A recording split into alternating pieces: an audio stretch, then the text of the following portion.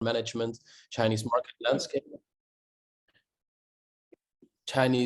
landscape, and also tips for fashion jewelry brands in general. So, okay, let me first start off by introducing our Wave showroom. So firstly, let me talk about my business partner, Yiru Ding. She is the founder and CEO of Wave showroom. So basically, sorry, yes. This is Yiru. Yeah. Hi, I'm Yiru. Nice to see you guys. Okay. nice to see you again, you. Yeah, so basically with a degree in international fashion retailing from the University of Manchester, she has a strong educational background in fashion, which allows her to tackle any problems related to the sales and also the after sales process as a whole, and offer tailor-made solutions to each and every buyer who we are working with. By going on business trips throughout China on a monthly basis, she has developed a strong relationship with our company's 1,000 plus retailer network, which simultaneously results in a deep understanding of their local market. Because as you know, I mean, China is such a big, incredibly huge market. So that also means that cities like they have different preferences because it's such a big market. Like for instance, what the retailers and their customers prefer in, for instance, Beijing is totally different from the retail market in let's say Chengdu or Chongqing. So after Yiru single-handedly setting up the sales department, she always sets high service standards for the team to follow unconditionally. And therefore now at the moment, she mainly focuses on the business development of the company on a national level. So with her admirable, there's no substitute for plain hard work attitude. She keeps pushing the boundaries, earning both respect and praise from industry peers and also from buyer shops and also from brands actually. So that's like a brief introduction about Yiru. And then a brief introduction about myself. I'm actually originally from the Netherlands, but I have been living and working in Shanghai for the past 12 years already, which if I say it out loud, it's quite a long time already. Doesn't feel that way because, you know, I mean, like living in China, especially in Shanghai, it's such a dynamic city. It just, you know, time flies, really time flies. It's been 12 years already. Yeah, so I started my international career here in Shanghai, and I got actually a really nice opportunity to start working in the fashion industry at an early time in 2012. And then, yeah, during that time, I was actually responsible for the preparation and execution of numerous domestic and also international projects, which included sales events organized in Shanghai, but also in Paris and Milan. Having worked with hundreds of international designer brands, I can truly say that I have contributed to the sustainable development of said brands in the local market here, and really created market awareness and also sales for the brands in the Chinese market. So, I mean, it's not a coincidence that I have been working and living in Shanghai because I studied international business with Chinese language major. So I already had like a kind of Chinese language base, like a foundation. So that's why I also thought at the time, already a long time ago, I thought it was like smart, you know, to learn Chinese because at that time, especially the Chinese market was like booming crazy. So that's why, you know, I studied international business with Chinese language major, and therefore I can fluently communicate both in Dutch because I'm from the Netherlands, but also in English and also in Mandarin as well. So, you know, with the language talents that I have, including the enthusiasm and genuine love for fashion, yeah, you know, it's just a really right mix to start doing what we have been doing so far. So, yeah, that's the introduction to both of us. So let me see here. Okay, so let me tell you a little bit more about our Wave showroom, about our company. So we have been established in 2017, now exactly 5 years ago. We are based in Shanghai, and actually we have a very simple mission. Our mission is just to develop the sales and strengthen the awareness of fashion designer brands in Greater China by providing a multifunctional on and offline B2B showroom platform offering the highest level of service. So, I mean, I guess for a lot of showrooms, this mission is kind of the same. However, I believe for Wave Showroom, it's very important that we focus on the highest level of service because in the end, you know, we are a service provider. And we just need to make sure that not only our brands, but also our buyers and everything in between, our suppliers, etc. And of course, you know, our company employees, that everybody is, you know, satisfied with the service that we put out. And this is something that we put a lot of focus on. So below you will find several points that basically kind of describe our company and our company's background and our company's philosophy. So first of all, we have a rich experience, both between Iru and myself. We have 15 plus years of local fashion industry experience, which obviously comes in quite handy. Besides that, you know, we provide an advanced order platform. Advanced order platform means basically that we can provide on and offline wholesale retail cooperation models. So in the next slides, I will also go into more detail about this. So besides that, we also have an extensive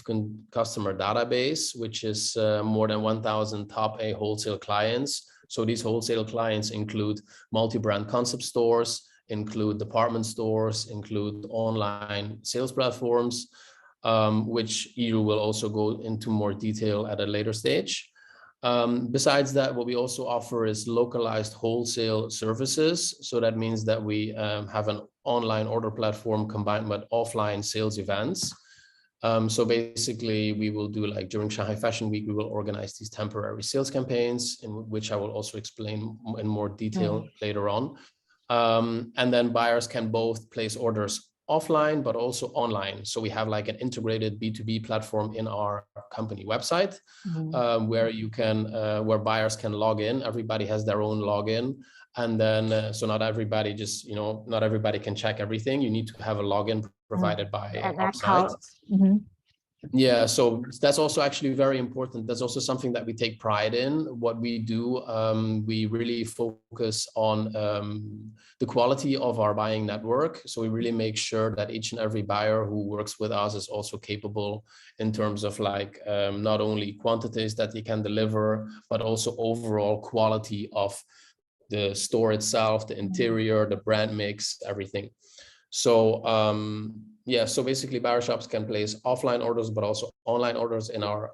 B2B platform integrated on our company website. So then besides that, we also provide localized retail services. So what we can do is, for instance, set up the fashion brand's own web shop or offline pop-up events. So these pop-up events can be both wholesale and retail. Depends on, you know, the preference of the brand. Then besides that, number 6 is carefully curated brand mix. So what we do is we make sure that we focus on the local market demand and also, you know, the suitability of the brands who we represent to the local market. Because in the end, you know, for us and also for the brand, it's important that it's the right fit. We need to make sure that the brand aesthetic, the price point, etc., is in line with the market demand is. And in China, you know, this market demand can shift quite fast. So, you know, we are quite flexible in that as well. So number 7 is that we also have a leading PR network. Because, you know, a fashion showroom shouldn't only be focusing on sales, but can also focus on PR, meaning that, you know, the brand needs to have promotion in the local market in order to generate sales as well. So this is an important aspect of our business as well. So we have a leading PR network where we daily interact with top local celebrity stylists or fashion magazines or suppliers who do like fashion events, etc. So number 8, what we do is we also offer professional importing procedure so that we can safely and efficiently import all goods into China. That means that buyers who buy from us directly, and we will buy from the brand and we will import the goods. So that's something that we provide as an additional service, which we believe is very important and also very inconvenient, not only for the brands, because we are the sole contact person, but also for the buyers as well, because we're the sole contact person for them as well. So this is maybe a little bit subjective to say, but we have an excellent overall service. We have been voted by industry peers as the best showroom platform in Greater China. We do believe this is because we provide such good after-sales services. We really make sure that the buyer is satisfied with the services that we provide and also with the brands that they are selling, because in the end, what is the most important part is the sustainable development of the fashion brands we will present in the Chinese market. So we need to make sure that the customers are loyal to the brands that they buy and sell, and that's what also makes our business successful, and that's what makes the brand's business successful and the buyer shop business successful as well. So overall, we are a reliable partner. We usually have like every season around 80% brand cooperation resigning rate. That means that we every season we have at least like 80% of the brands that have been working with us the previous season. Which are very high numbers, and we are very satisfied with.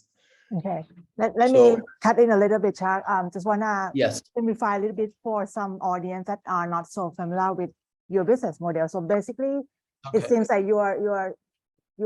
range of service is quite various, or even more like variety than other showrooms that I explained before. So you have like wholesale business model, you're working as kind of like representative or distributors, right? And you also have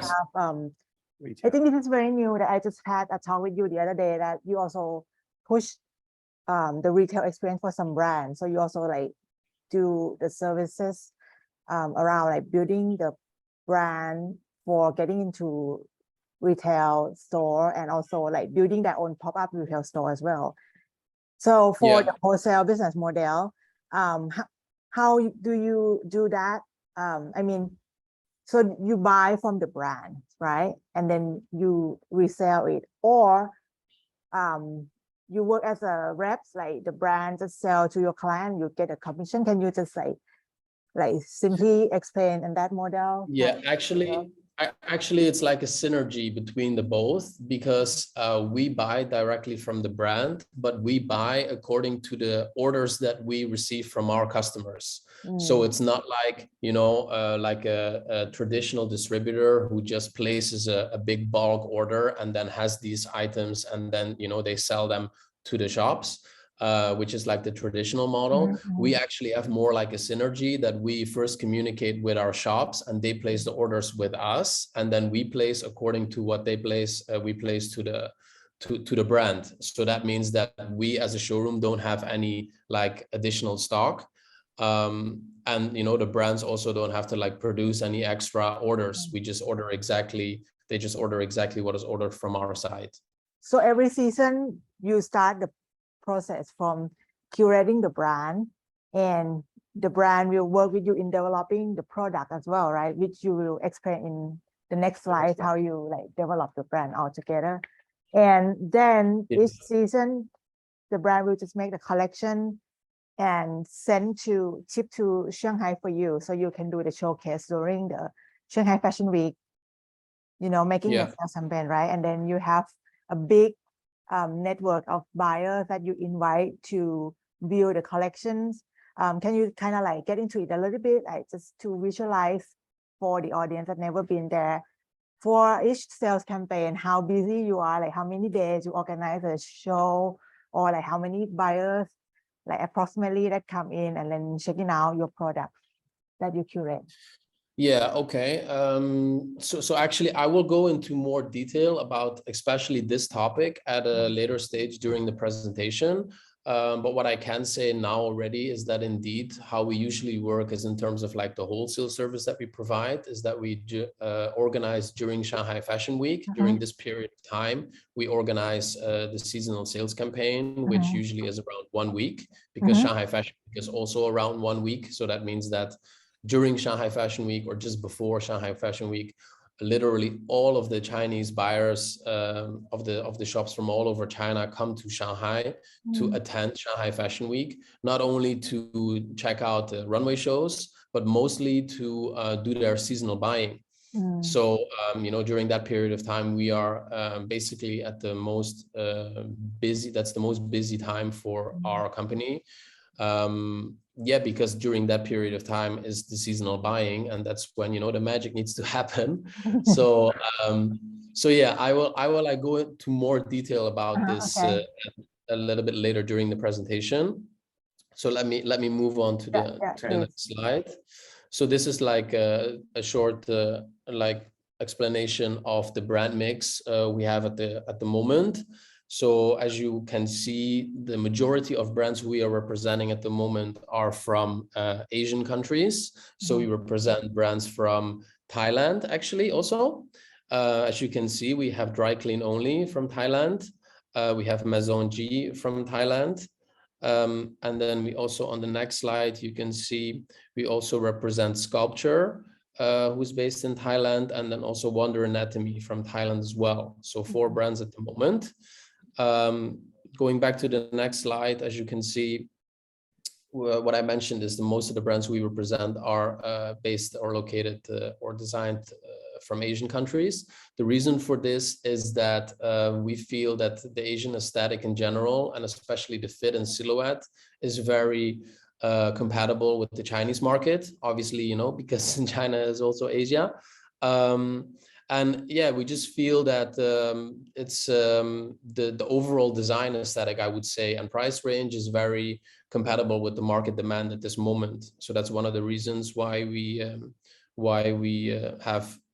represent most of the brands we represent are Asian brands. But besides that, we also have, for instance, Baum und Pferdgarten, who is which is a Danish brand who was established in 1999. It's a very established brand in Europe. We are very happy to be working with them already from last season. Who are selling quite well in the Chinese market.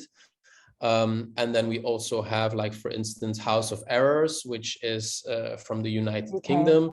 It's a fairly new brand from 2020. As you can see, it's quite street, but the brand itself, they have very high ambitions. They compare themselves to, for instance, Louis Vuitton. You know, they set the bar very high, and we actually see also a lot of potential for this brand in the Chinese market. So besides that, we also, for instance, represent Mikio Sakabe from Japan. Mikio Sakabe is already a very established brand in their local market. Mikio Sakabe has actually been working with us already from the start of our showroom since 2017. So we have, you know, really seen the brand grow in the Chinese market immensely. Not only because of their sales in ready-to-wear, but they're also designing shoes as well. So their shoe design has actually been very popular in China during the past couple of years. And yeah, we are doing very decent sales for them. And as Tansha mentioned earlier, we also do pop-up events. And we have recently done a pop-up event for Mikio Sakabe in China, in Shanghai. Which was retail oriented and mainly focused on really pushing the brand awareness in the local market, making sure that you know, our goal would be to have each and every Chinese person wear a piece of their clothing and wear a pair of their shoes. So that's what we have been doing for this brand. Yeah, and then besides that, maybe also a brand that you might know is Roman Chic. Roman Chic is a brand from South Korea who has been working with us also for several years already, and is doing very well in the Chinese market because of their overall style, their overall price point, and they already have like quite a big following, not only in terms of buying network, retailers who know the brand, but also retail consumers. So people who go to the buyer shops to buy the products, they also already are very aware of this brand of Roman Chic. So yeah, let me move on to the next slide. Mr. Shah, I have a question. Yes. Sir, yes. So from your brand list that you're seeing now, so what's the perspective from Chinese market when they're looking at Asian-based designers or European or international based designer, which one moves more, or what's the actual perspective about all those, the designer's origin? I mean, like, honestly speaking, in terms of like the origin of the designer or the origin of the brand is not as important as the overall aesthetic and overall price point of the brand. So if the brand has a very nice aesthetic and is very suitable to a buyer shop's local market and the price is right for them, then it doesn't really matter where the brand is from. However, I will say that during recent period, we have received some requests from buyer shops saying that, okay, if the brand would be able to produce in China and then send from within China, that would be an advantage.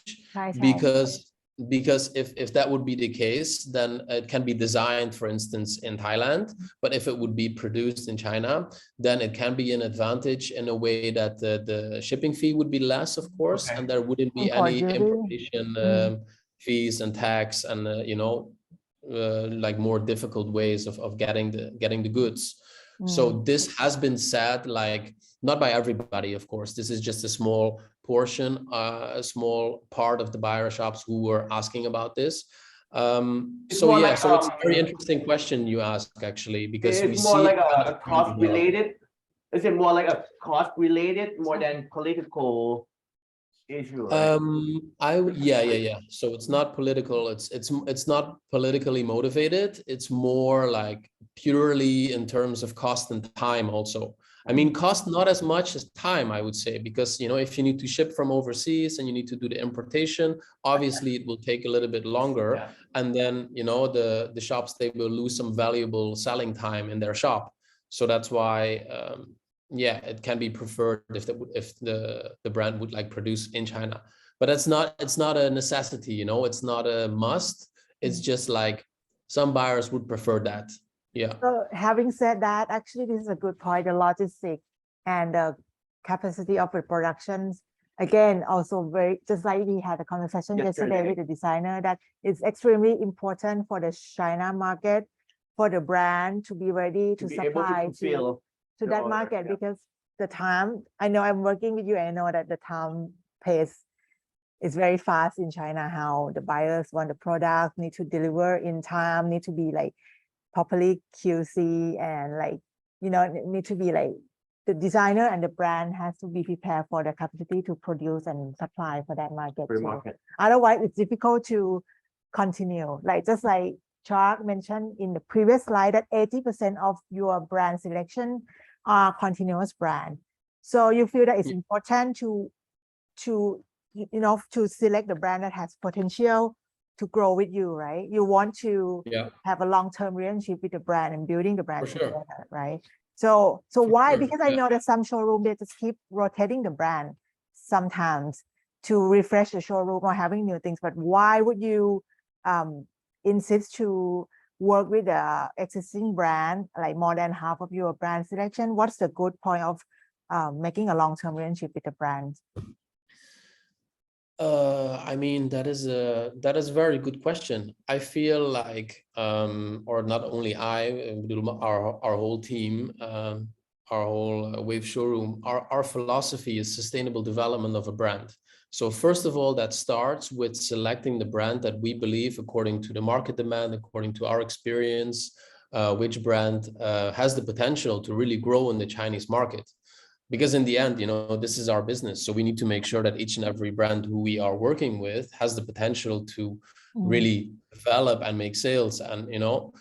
because otherwise it's no use to work together. So that's, I would say, the first part. The second part is just that it's important that,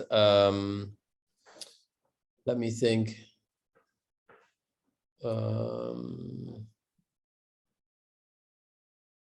It's also the time and effort that you spend with each brand for each season, right? Like if you and also sorry, it took me a little bit of time, but it's like very important also, not because China is such a big market. It's not like, okay, this brand, we believe in the potential, but for instance, the buyer shops, they want to see another collection. They want to see the next season. So, which is also understandable, you know, because for instance, some brands, they are very good at spring, summer, some brands are very good at autumn, winter, some brands are good at both.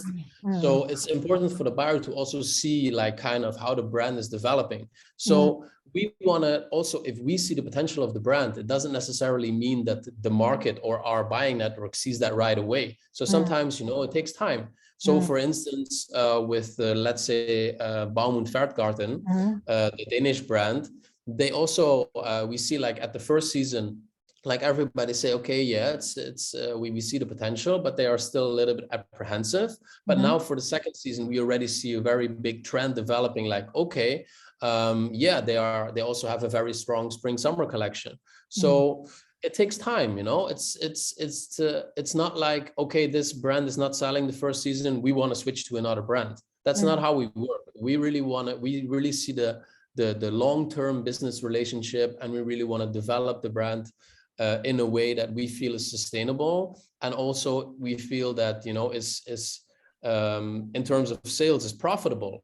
So when you only work with brands for a really short period of time, I don't know, it doesn't really represent the whole potential of the brand in the Chinese market, I would say, just because it's such a big market, you know. Okay. So I would say that's actually the main reason why we why we have like this high resigning rate, and also why brands believe in our basically our philosophy, that we are not, you know, looking at the thing that is in front of us, we are looking at the big picture, and we want to make sure that we develop the brand in a way that is sustainable and in a way that is very profitable in the long run. Okay. Thank you. That's really nice. That's the showroom really like believe in you, the vision, and want to grow with you over time. Yeah, that's great. Exactly. Sorry for interrupting you. I will let you go. That's all right. Right. Yeah. I'm not sure if 1.5 hours is enough for us. Let's go with it. So yeah, I'll let you continue. Okay, no worries. But thank you. I really appreciate also, you know, that you take the time to ask questions and understand our business model, because in the end, yeah, you know, we are very appreciative for this opportunity to highlight our company and, you know, the services that we provide, but also to highlight the Chinese market in general, because, you know, it's just, yeah, it's very important for you to understand. Okay. Cool. So this I can go through quite fast. This is just like a slide where we put several pictures of the showroom sales campaign location, which is like during Shanghai Fashion Week, as I mentioned earlier. So during Shanghai Fashion Week, we have like a space of around between 400 to 500 square meters, where we display samples of the brands we represent. So as you can see on the top side of the slide, there are 4 pictures, which is all the same venue, because we have been using that venue for several seasons. And then below, the slides below are all different venues. So we have been showing in Soho, we have been showing in Jing'an Park building, which is a really nice building. We have been showing in like a very cool lane house on Changlo Road, in a very nice kind of office building called Paramount Metropolis. And then also we have been showing for spring summer 20 season, we showed at the Xintiandi at the Taiping Lake, which is actually opposite, which was a space which was directly opposite of the Shanghai Fashion Week venue, where the runway shows were organized. So so now actually for the upcoming season, for actually next week we will be showing in a very beautiful lane house space, which is like newly renovated. You will see a picture later on, which is a really, really nice space, which we will be showing the collections of the brands we represent during next week. So okay, let me go to the next slide. So this is actually nice to see. So you will have an idea of how like a showroom sales campaign, how it looks like. This is a video of, I believe, the autumn winter 20 season. So I will show this to you, so you will have an idea how it looks.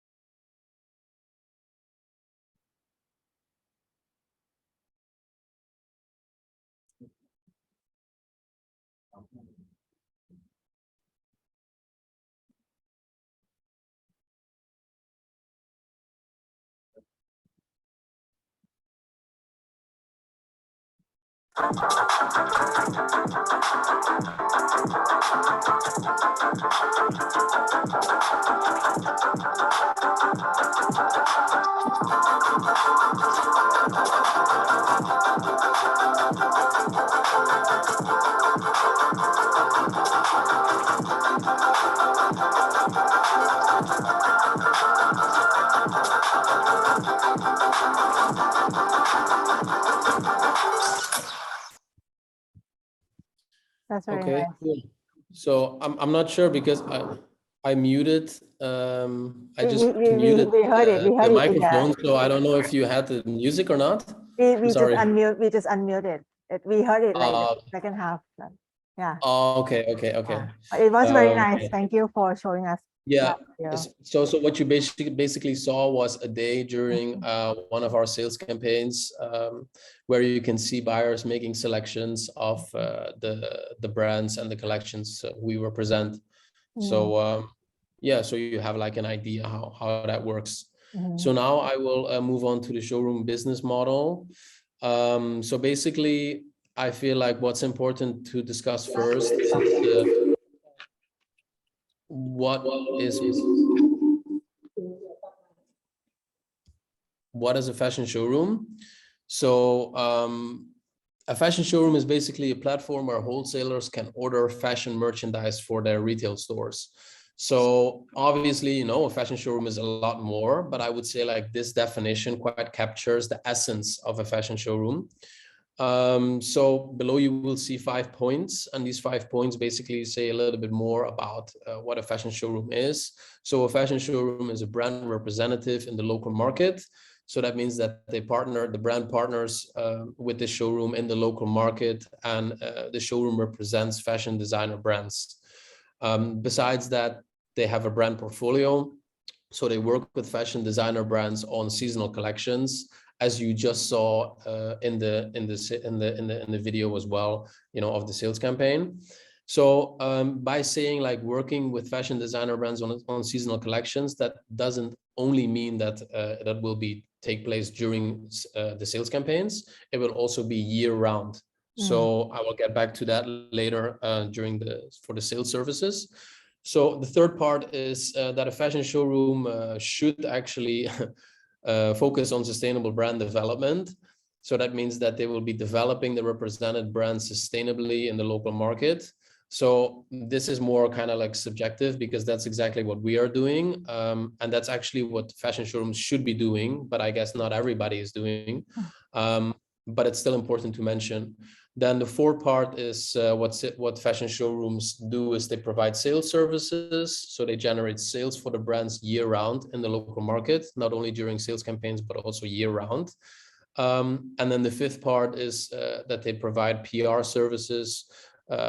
which basically create brand awareness for the brands in their local market. So so this is basically like a general explanation of what a fashion showroom is. So let me move on by asking why a brand should work with a fashion showroom. So let me tell you like why it's advised to firstly find a local partner before entering a new market, and before the brand starts to develop in their local market, both in terms of awareness and sales. So the first part is actually that the local fashion showroom has an understanding of the market, especially in China, because China is such a huge market. It's so big. There are so many different market preferences in between, between cities in China. So it's important that you find a local partner who will have a deep understanding of their local market. Because, for instance, for a brand from, let's say from Thailand, who is not aware, who has never been to China, or who has been to China but doesn't have any resources there, it's very difficult to really promote and start selling your brand in that said market. So that's why it's better to have it's advised to have a local partner who will have deep understanding of their local market. Honestly speaking, this doesn't only go for China. This actually goes for the whole of the world, the rest of the world as well. It's always good to have a local partner. So the second part is that this local partner has a significant market reach. Obviously, you know, they have been doing it for quite some time, so they will have a large customer database, which will be directly available to the brand. So if you don't have a local partner, then you need to do everything by yourself. And obviously it will take more time, it will take more effort, and it will also take more cost to really realize what you can have actually with a local show, with a local partner right away. So the third part, excuse me. Yes. Sorry for timing in. So a question: would the brand also participate in how you choose the retailer to place the product? Yeah. Yes. So how it works? Yeah. So how it works actually is that for us, we have, for instance, a buyer shop from our buying network who is interested in buying the brand. Then they will place an order with us. Then afterwards, we will send this order to the brand, and then along with like a brief shop analysis in which we will state like the brand's location, the brand's brand mix, some pictures of their store design. And then in the end, we provide them with our advice saying like, okay, you know, we suggest that you work with this shop, why, the reasons why. And then in the end, it's up to the brand if they decide or agree to work with this shop. So they can either accept the order or reject the order. That's up to the brand. I have a quick question. What if you receive a huge order for that particular retail store, and it happens that the brand order doesn't want to put the product in that particular retailer, maybe, you know, for the reason of the brand positioning, or, you know, other reasons. What would you? Yeah, then I mean, obviously, you know, we are the local partner, so we are the most familiar with the market itself and also with that particular customer. So we will provide enough information for the brand to really make how you say that, calculated decision. So in the end, if they decide, okay, you know, even though this is a big order, I don't want to sell there because it's not according to my brand identity, or, you know, the brands that they are selling are not in line with my positioning, then we accept that, and then we respect that, because in the end, you know, we also need to listen to the brands, and if they feel like this is not the right stockist for them, then we need to respect that as a partner. But of course, you know, we will provide them with as much information as possible to perhaps see if they still want to work with them. But if not, then not, of course. Thank you for your answer. Thanks. Sure. Okay. Yeah, the third part is actually what's important is that the local fashion showroom will be like the sole contact person in the market. So because of this one contact person, it will maximize efficiency in communication, which will also just be very convenient for the brand as well. You are just, you know, communicating with one party. You don't need to communicate with each and every shop that are buying your products, your brand. So that's why, you know, we just make it very efficient in terms of communication. Then the fourth part is that the fashion showroom, the local fashion showroom, is an experienced service provider. So they're responsible for the development of numerous brands in the local market. So they have kind of like diversified ways how to make sure that they can tailor make certain ways of selling the brand to attract the most sales as possible. And then the fifth part is to protect the brand identity in the new market. So this is actually the question, kind of like what I just answered also to your question, is that the showroom needs to make sure that the brand is stocked in the right retailers. So on the one hand, of course, you know, you also need to see sustainable development in terms of sales. So you need to make sure that you also are actually selling the brand. However, you need to also make sure that you're selling the brand in the right stockists, because in the end, if you don't have like a good management on that part, then the brand maybe for the first season will sell really well and do really good. But then because everybody is selling it, you will get kind of like a pricing war, or you will get like all different kinds of issues. which will lead to the downfall of the brand. And then like a brand can collapse very fast, like within like 2-3 seasons, the brand is gone in the local market. And that's just a shame. And then that goes all the way back to what we are discussing already at the beginning, is that a local fashion showroom should really focus on the sustainable development. So that's why making sure that the brand is stocked in the right retailers is a very important part of that. Okay, if you have any questions, just let me know. Otherwise, I will move on. Let's move on. Yeah. Okay. So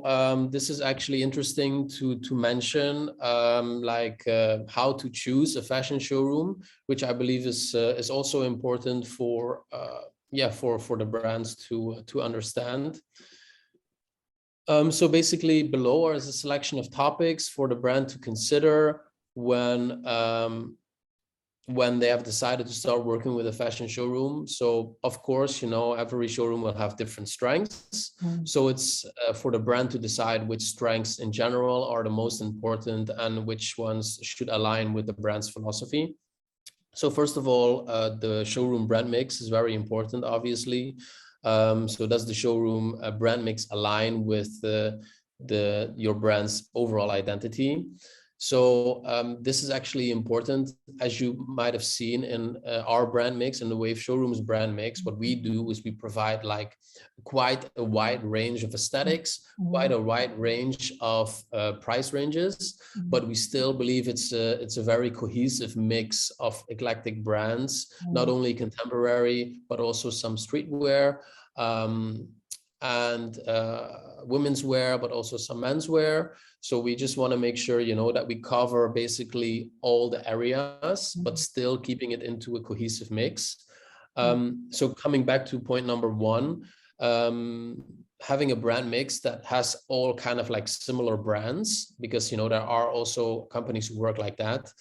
might be difficult to really sell and really show uniqueness in your own brand. So that's why it's advised to really check out if the showroom brand mix is like quite diverse, because then also it will show that the showroom has a kind of like diverse buying network as well. And it will also show that if you work with this showroom, they will also push your uniqueness and not only just focus on the things that is similar to other brands. So moving on to the second part is what's important is the showroom buying network, of course. So does the buying network align with your brand's overall identity? So this is obviously quite sensitive information. This is not information that usually showrooms would like provide you with right away, which is understandable. I mean, this is like very valuable information and valuable resources of the showroom itself. However, what they will do, what we also do as Wave Showroom, we provide like a selection of shops who we are working with. And just to have like a general idea, okay, what kind of caliber stockists, retailers, department stores, multi-brand stores we are working with. So the brand has an idea, a general idea, which is important. Number three, which is also important, is the territory of cooperation. So what regions does the showroom cover? Basically, for us, for Wave Showroom, it's actually we cover Greater China. So that includes China mainland, Hong Kong, Taiwan, and Macau. But some showrooms only cover like one city. Some showrooms only cover like a region within China or only China mainland. So it's important for the brand to also know exactly what territory of cooperation is being discussed. Then the fourth part, which is also very important, obviously, is the overview of available services. So for a brand, it's very important to know what is the general scope of the services of the showroom. So that can include like sales services, PR services, design consultancy, etc. So it's important to understand what services that the showroom provides for a brand to really make sure to make a selection and make sure that the showroom that they choose is in the end also the showroom that provide the right services for them. So the fifth part is about terms of cooperation, which is obviously also a vital part of choosing a showroom. So you need to know, exactly, you need to know what terms are involved when cooperating. So some showrooms, they work with entry fee, with commission fee, with PR fees, with design and consultancy fees. So I will not go into a lot of detail on this part because that really depends on each and every showroom. However, you know, if people who are attending this this presentation are interested in knowing more about us, we also have like the contact information at the end of this presentation as well. So let me move on to the. Chuck, I have a quick question for the first topic about the showroom brand mix. So basically, you mentioned that you kind of like curate a cohesive mix of the brands with you know, variety of categories like accessory, menswear, women's wear, and you kind of like pick a different brand with a different strengths so that they're not competing each other. But in the meanwhile, I think those brands that you select still have to be in the same kind of like they complement each other. Not complementing, but like in the same segment or in the like they have to be, you know, each showroom just represent a different direction of aesthetic or how each showroom like tap in the type of clientele, you know, like for your showroom, you probably consider yourself as a curator of like high street contemporary brand, right? So even the brand within your showroom are different with the different strengths, but they have to share some of the common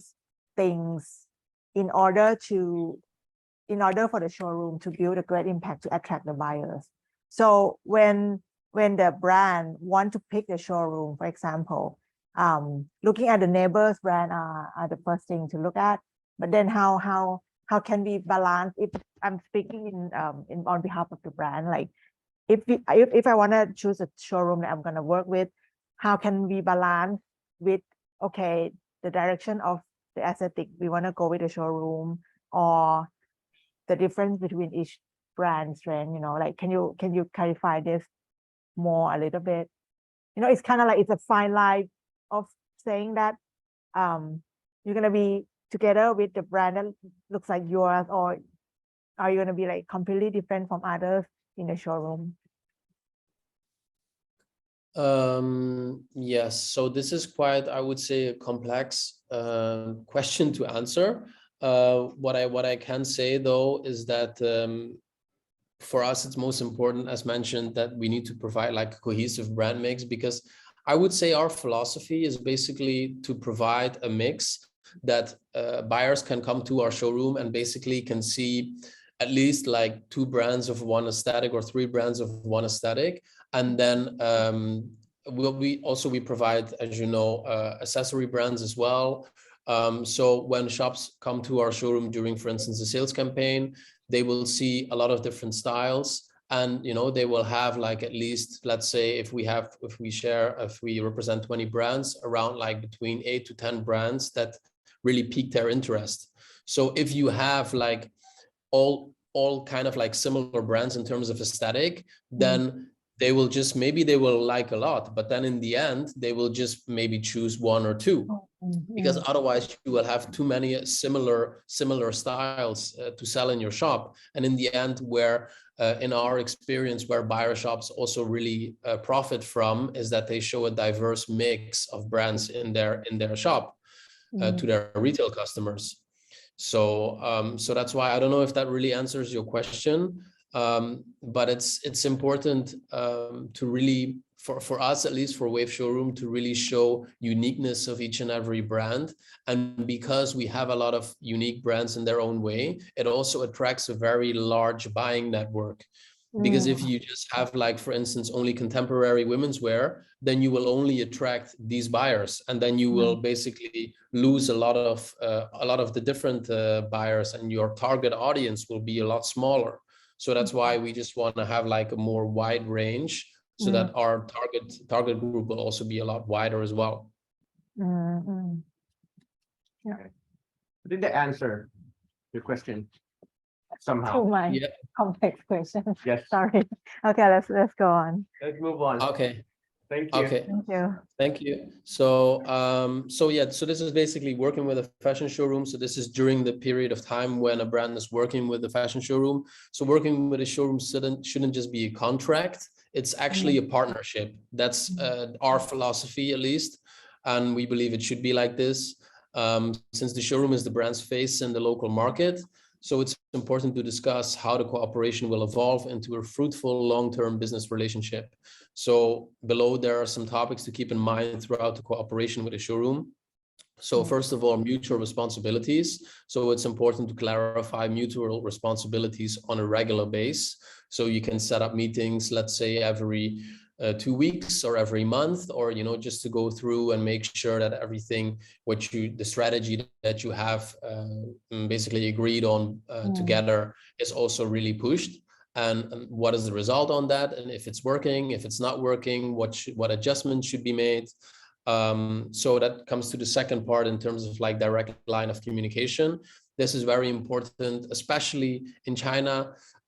because it's such a dynamic market. I mean, just to give you an example, we receive messages on WeChat. I don't know if you're familiar with the app WeChat, which is like used by basically everybody in China and also actually overseas as well. So we get messages from our buying network at midnight, 12 o'clock, 1 o'clock, just asking about like, can I reorder this brand? Can I place an order of this? So just, you know, it's like a 24/7 hour business. So we really need to make sure that there is a direct line of communication between the brand and between the showroom and the brand. So you can be like very flexible and be like very hands-on. So this is very important because, you know, if you're not that communicative from the start and throughout the cooperation, then it might affect the sales as well. So, and the third part, which is important to mention, is to keep an open dialogue. So it's important to discuss new strategies, to discuss design ideas, to discuss service additions. So for instance, if a brand is working with Wave Showroom purely on the sales part, then afterwards they feel like, okay, you know, we want to do a little bit more in terms of PR, which we actually applaud, because PR promotion is really a tool to push the sales in the Chinese market as well. So, you know, we can discuss with the brand throughout the cooperation what services we can add to the current cooperation. Besides that, we receive obviously, regular market feedback in terms of like the design of the brand. So then we also know what kind of designs work, what kind of designs don't really work in our buying network. So, you know, it's important to keep an open dialogue and see how to mutually develop the brand in the Chinese market. And the fourth part is basically what I also mentioned just now. It's reviewing the market feedback. So you really the brand needs to listen to the feedback of the market, and the showroom also needs to listen to the feedback of the market, of course, and act accordingly. So if a certain aesthetic or certain prints or certain colors or etc. is not working, then, you know, there needs to be an adjustment really fast, and just need to make sure how to make it in a way that the brand's identity is still maintained, but it will be more suitable to the local market. And then the last part, what is important, of course, is to build mutual trust. So basically, working towards mutual trust should be the goal of working together and trusting each other's capabilities. So, you know, having said all the above with responsibilities, communication, keeping an open dialogue, market feedback. So if this is all kind of like intertwined and synergized, then you will simultaneously build mutual trust, because what the showroom is getting from the market, they are informing to the brand, and then the brand is adjusting it to the local market, and then the sales is starting to grow. So that will build mutual trust. Yeah. Okay, so I think this is all clear. So let me move on. This is actually just like a side note, which is also important to mention, is that there are basically showroom versus trade show. So even though there are similarities between a fashion showroom and a fashion trade show, they are actually two completely different business models and shouldn't be mixed up. So below you will find some distinct differences for your reference. So the left side is fashion showroom, the right side is fashion trade show. So the fashion showroom is basically a service provider, whereas the fashion trade show is just a location provider. So that means that, you know, the fashion showroom, they will do all kinds of like sales services, PR services, design consultancy services, whereas the fashion showroom just will provide a space. And this space, the brand will rent for a certain period of time, usually during Shanghai Fashion Week. And then they will show their collection, and the brand needs to go there and do the sales themselves. I need to follow up on the sales themselves. The fashion trade show just provides a space, basically. So then the second part is in terms of sizing. So for a fashion showroom, usually on average in China, the brand mix will range between 10 to 30 brands. Whereas the trade show usually like average they don't have any limit, that's for sure. And they usually have between like 80 to 200 brands. So the size is a lot bigger, the scope is a lot bigger. That's why I guess, it's also more difficult to provide any additional services because it's such a big, big size. Then number three, what we already mentioned before is that the fashion showroom has a brand selection, which is a carefully curated brand mix. However, the fashion trade show just provides a brand selection. There is no curation of brands. Basically, every brand who pays the fee that you pay can join. Exactly. So then scope of services, as I mentioned before, fashion showroom, they provide sales services, PR services, design consultancy service, and more. However, for the scope of services of a trade show, they basically provide the location, and they will also obviously promote the event itself. So they have their buying network, so they will also promote the event. But that's basically all that they will be doing. So this kind of trade show in China basically is more suitable for local brands, for Chinese local brands, whereas a fashion showroom is more suitable for international designer brands, actually. So last but not least, the location of the space. Usually a fashion showroom is located more in the city center, whereas the location of the space of a trade show is usually out of the city center. The reason for this obviously is that, for instance, in Shanghai, there's no such a big space that can inhabit, let's say, 200 or sometimes even 300 brands. So they need to go out of the city where they have a bigger space that they can use for their trade show. That's another good point. That's another point is, showroom will work with the brand throughout the year, not like trade show. They will just provide the location and work with you for just a certain period of time. Yeah, that's exactly right. Yes. Yeah. So that could also be another point, actually. Thank you. Sure.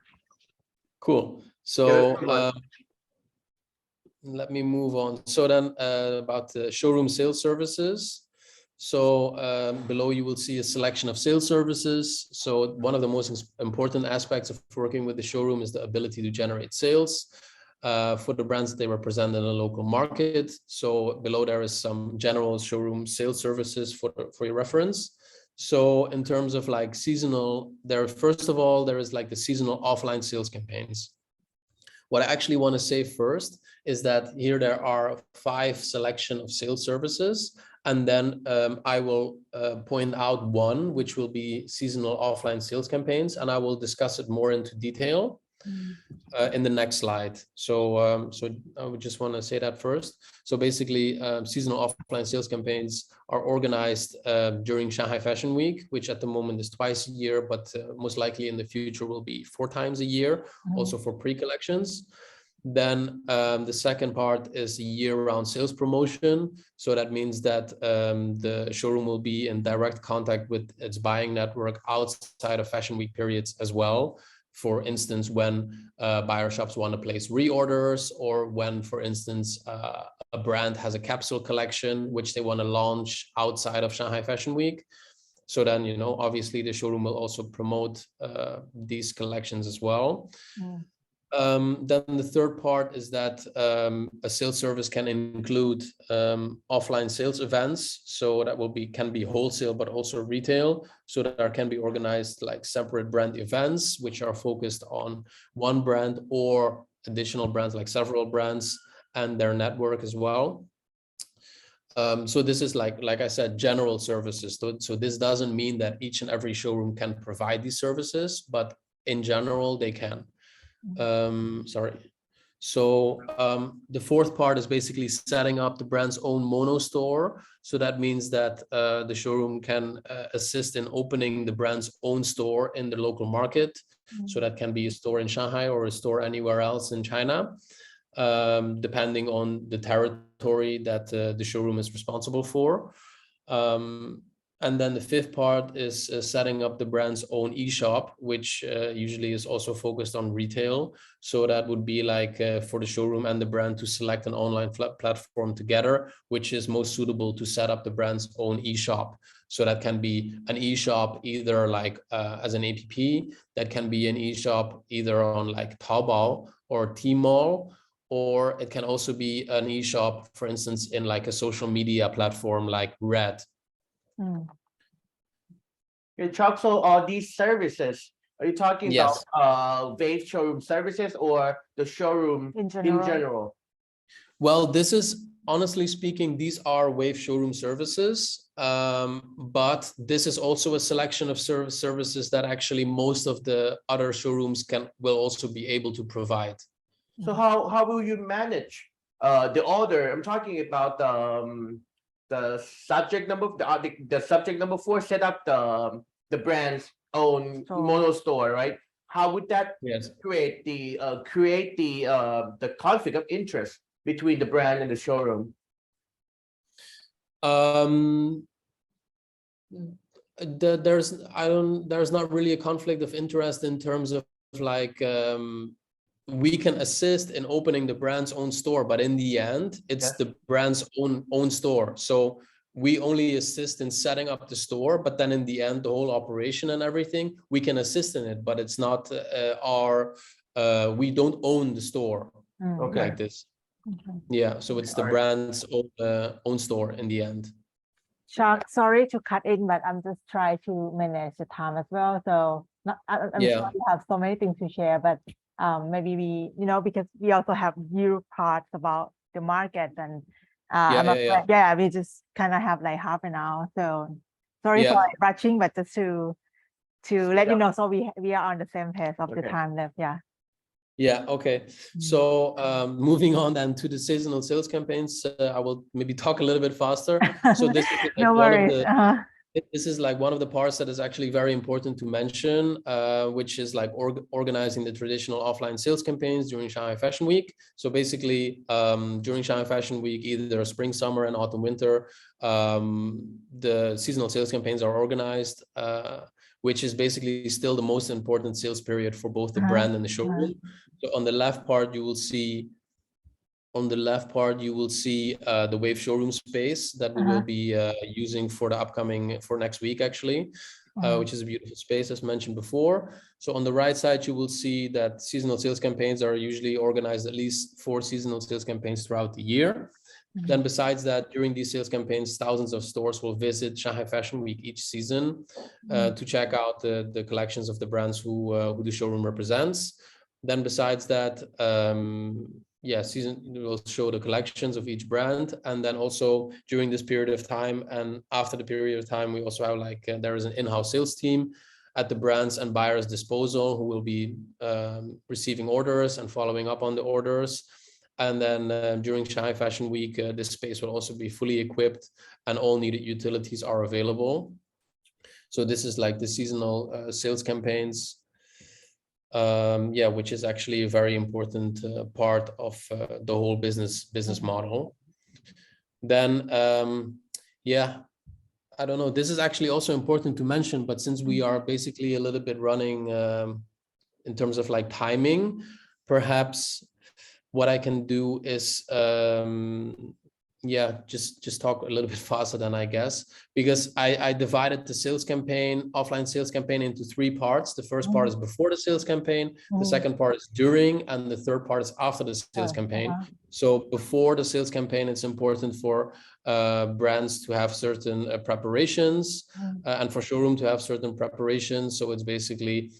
the brands need to provide the collection materials such as lookbook, line sheet, inspiration, and then the showroom needs to translate and upload all the brand material and provide it to their buying network. So the brand will provide them with the the pricing, and then the showroom will also set the pricing according to the brand's preferences, and also including, like, for instance, tax, importing tax, etc., to make sure that everything is covered. Then besides that, obviously the brand and also the showroom will be promoting the event. They will be promoting the sales campaign on their social media platforms. And then the brand is responsible for sending the samples to Shanghai, so the showroom can show the samples, the physical samples, in their showroom during the sales campaign. Mm-hmm. So in terms of, like, during the sales campaign, that's actually very simple. The responsibility of the brand is to make sure that the brand material provided is correct, and if there are any last minute changes, they need to inform the showroom right away, so the showroom can act on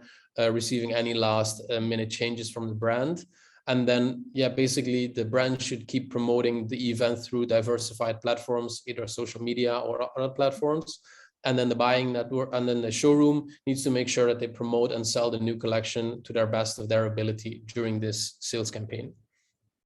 This is actually like, yeah, kind of like logic. And then after the sales campaign, it's important for the brand to check. It's important for the showroom to send all the orders to the brand along with the store information, etc. Then the brand needs to check the orders thoroughly, making sure, you know, that they confirm the orders. Once they confirm, they will send the order confirmation to the showroom. Then the showroom will receive the deposit of all the brands paid by the buyer shops. Then the showroom will pay to the brand, and the brand will start production. And then before the brand finishes their production, they will inform the showroom, so the showroom will chase the balance payment of their buyers and then pay the remaining amount to the brand, and then the brand will send out the goods according to the shipping instructions that the showroom provide them with. So this is actually quite complex, but I hope I kind of clarified it and summarized it in a clear way. That's very clear. Because yeah, we don't have that much time left. Yeah. But thank you for making a summary for your working process. That's very yeah. So yeah, actually, it's if also, as I mentioned before, if there are any more detailed questions, we are actually more happy to answer them. After the presentation, you can send us emails. The contact information will be in the last sheet of this presentation. We'll provide your point of contact right after the session. Sorry? We'll provide your point of contact at the end of the session. Oh, you can just write emails. Is that okay? Yeah. Okay, perfect. So in terms of PR services, it's also actually very important that, you know, as mentioned before, that the brand is not only pushed in terms of sales, but also in terms of PR. So I think what is actually important now is just to mention that celebrity endorsement and celebrity exposures, including KOL and influencer exposures, are very important material to have for a brand in the Chinese local market. So basically, services for that would be like sample loan or product seeding to the most trending local celebrities or most trending KOLs and influencers. I believe in Thailand, this is actually also a very big industry and big part of the fashion industry actually at this very moment. Yeah, so because we are aware of PP, who is actually also the actor who is actually also very famous in China. Yeah, and BBK. Yeah, so sorry. So PP is actually like one of the top celebrities in China also at the moment, and we have actually one brand who we represent at this moment, Sculpture, who has had several exposures from PP, and their sales just went up really fast because PP has a lot of fans in the Chinese market. So that just goes to show that you know, PR promotion, especially using celebrity exposures or KOL influencers exposures, is very important. So actually Iru will also discuss a little bit more about that later. So the other parts I won't discuss them now at this moment. let me move on to the endorsements. So in terms of like what I just mentioned about celebrity exposures and KOL exposures, is that it's important to make a selection for the brand, make a selection of preferred celebrities to endorse the brand, or make a selection of preferred KOLs or influencers to endorse the brand, because you need to make sure that their identity and their kind of like the way how they market themselves, how they position themselves is in line with the brand identity as well. This is very important. Besides that, it's also important that there are styles that are selected that are being promoted. So you don't need to necessarily promote the whole collection of a brand. You can just promote like certain styles and really focus on those styles that have identity and have like a signature identity or signature style, signature print, or logo of the brand that is really pushed in the right way. So then you will have this awareness really fast. Also for the brand, it's important to make sure that there is available stock of these selected styles, so that when the brand takes off, you also have stock to sell. And then besides that, what's also important to have is a strong brand story. So having a strong background and following in the brand's own market can also really tell a story to the Chinese consumers as well, which is also obviously important to have.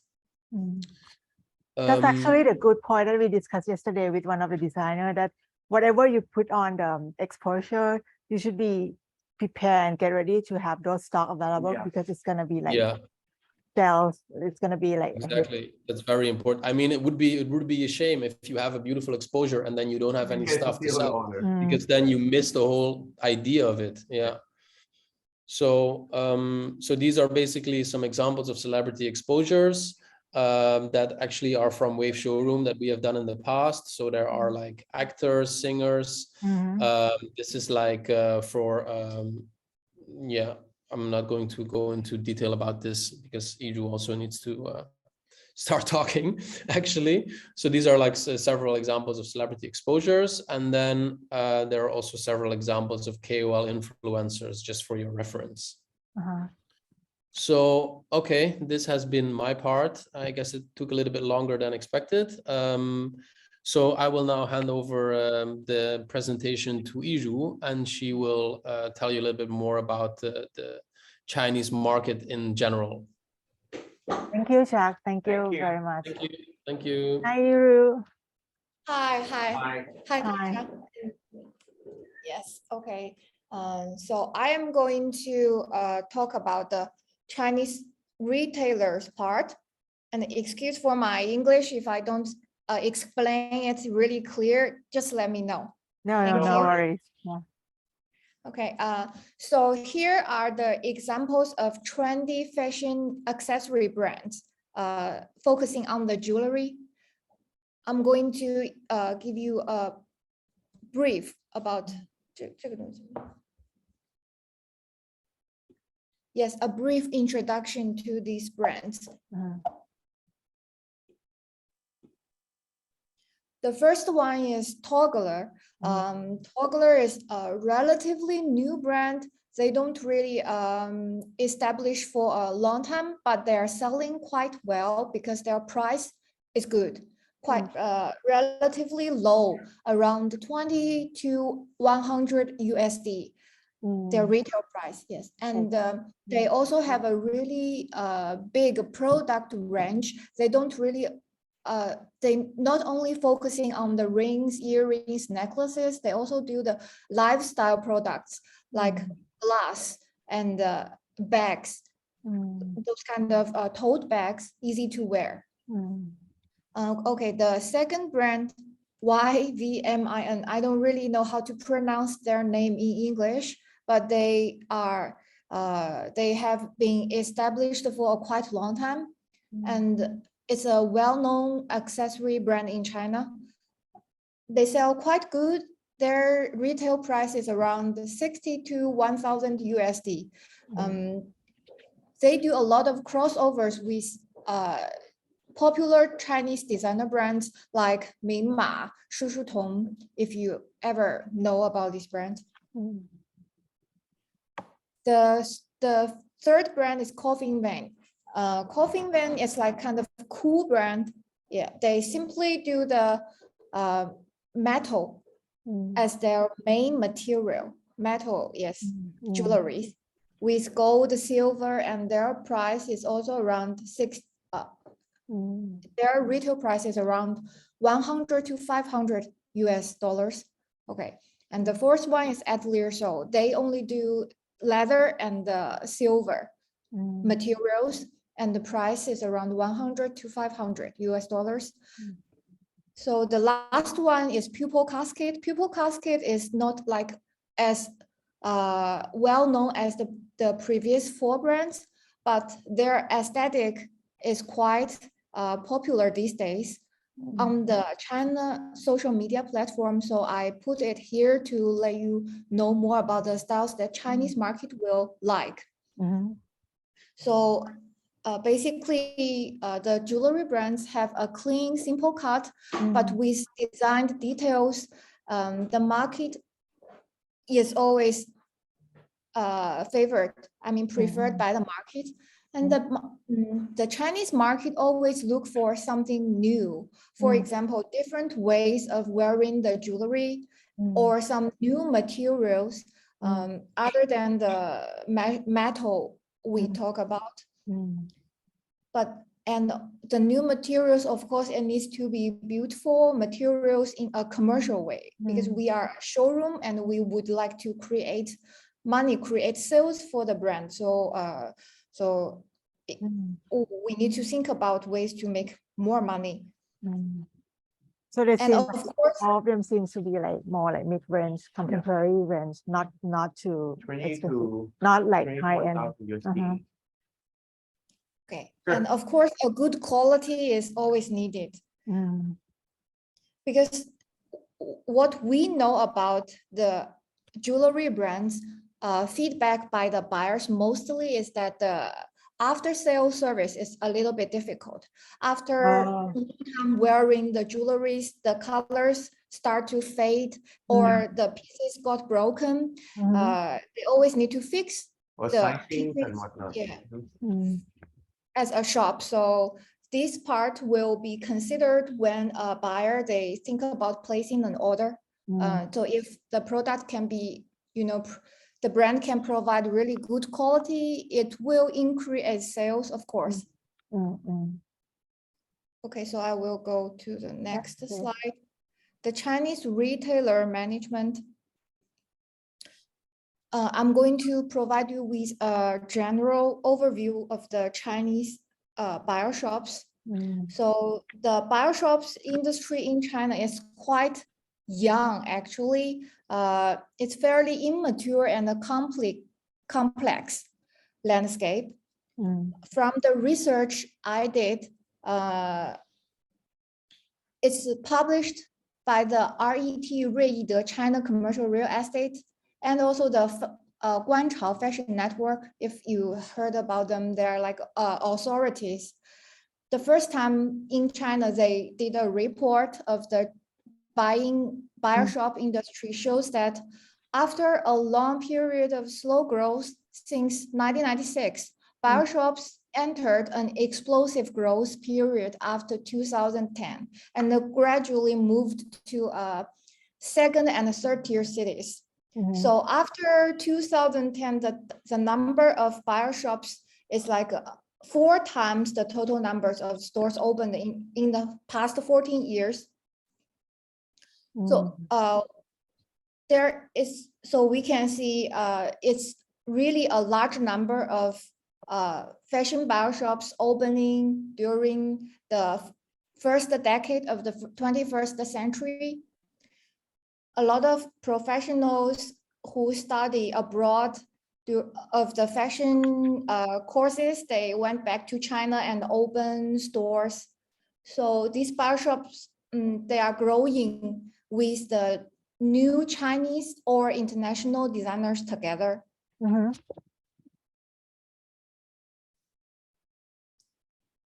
And the Chinese bio shops, they have extreme growth,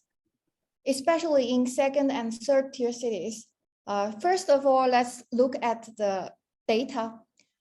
published by the Autumn Show and Shitang Shanghai. these two are like the biggest trade shows in Shanghai. The data they showed is like the total turnover in 2022 spring summer is expected to exceed 4 billion yuan, and with 9,000 buyers presented. And Shitang also published that they have received a total of 200 million orders yuan, and that's from the bigger designer brands, and that part of sales take up around 50% of their total turnover. So we can see the numbers is quite big. But we have a question, why buyer shops are becoming so trendy in China? We need to learn about the Chinese customers, because in the end, it's the customers, they drive the buyer shops to place the orders. So, okay. And the customers from the middle class of China, they got more purchasing power because the economy is growing and everything is getting better. So people start to they pursue their personality when buying products. They don't really pursue big labels. They just want to be distinctive, want to show their different personality of things they wear every day. This is the reason that the consumers, they want to be different, and buyer shops, so that buyer shops, they start to grow more and more. And the consumers, they want to show their personality, meaning that the designer brands have big opportunity in the Chinese market. That makes sense, right? Yeah, that makes sense. So when you say the customers who are in the middle class of China, so is that defined by the geographic area as well, like first tier city, second tier city, third tier city, or they're all like mixed in all city tiers? Yes, actually the first tier city already have a lot of people, rich people, and the market in the first city is kind of saturated, but the growth and the potential from the second and the third, fourth tier cities are huge. People from those part of cities, they are kind of less rich. Can I say that? Yeah. Yeah, and their fashion sense start to be awake because of the 传播 of social media. Because of the like the broadcasting. Yeah. Because it's always like from the top to the bottom, the things need to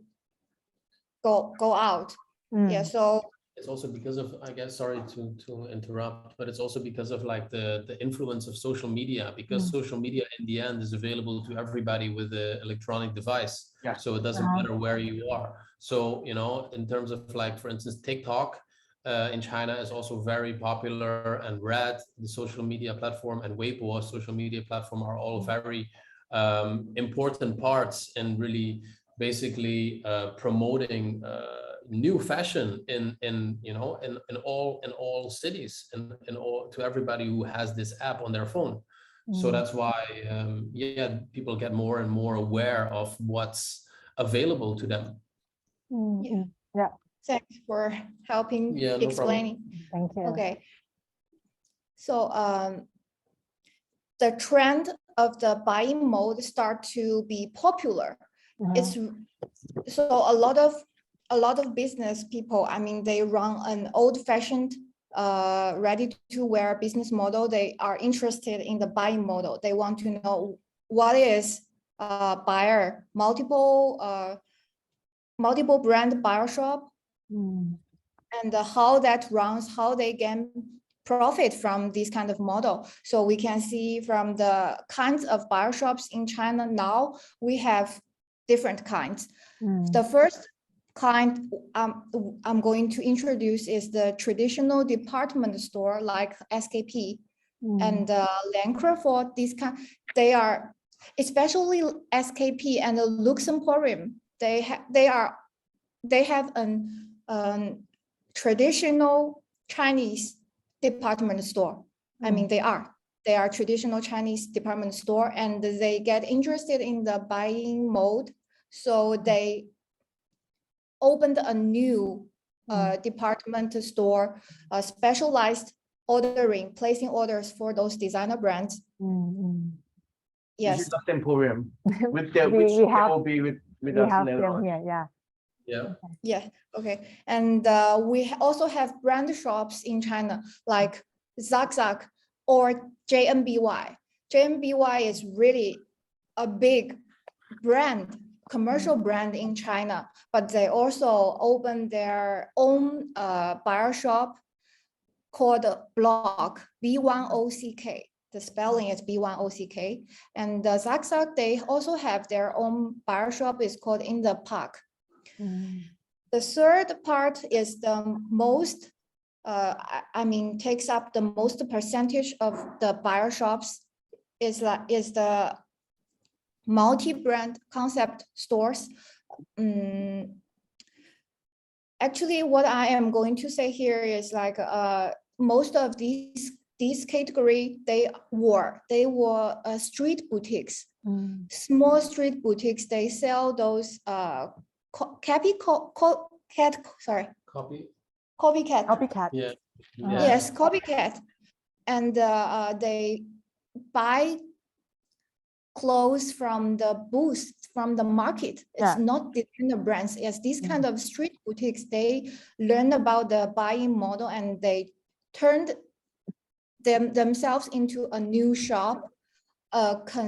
concept store, and they order from designer brands. These kind of people, they take the most percentage from the buyer shops, from all the buyer shops in China. Yes. And what we know now, famous shops like S&D Junshan, but yes, S&D Junshan. S&D now is already a big chain store. Yeah, they have several shops. I mean, like around 10, 12 shops in China. Yes. And for the bullet point 4 and 5, I want to talk about the special part of the Chinese buyer shops.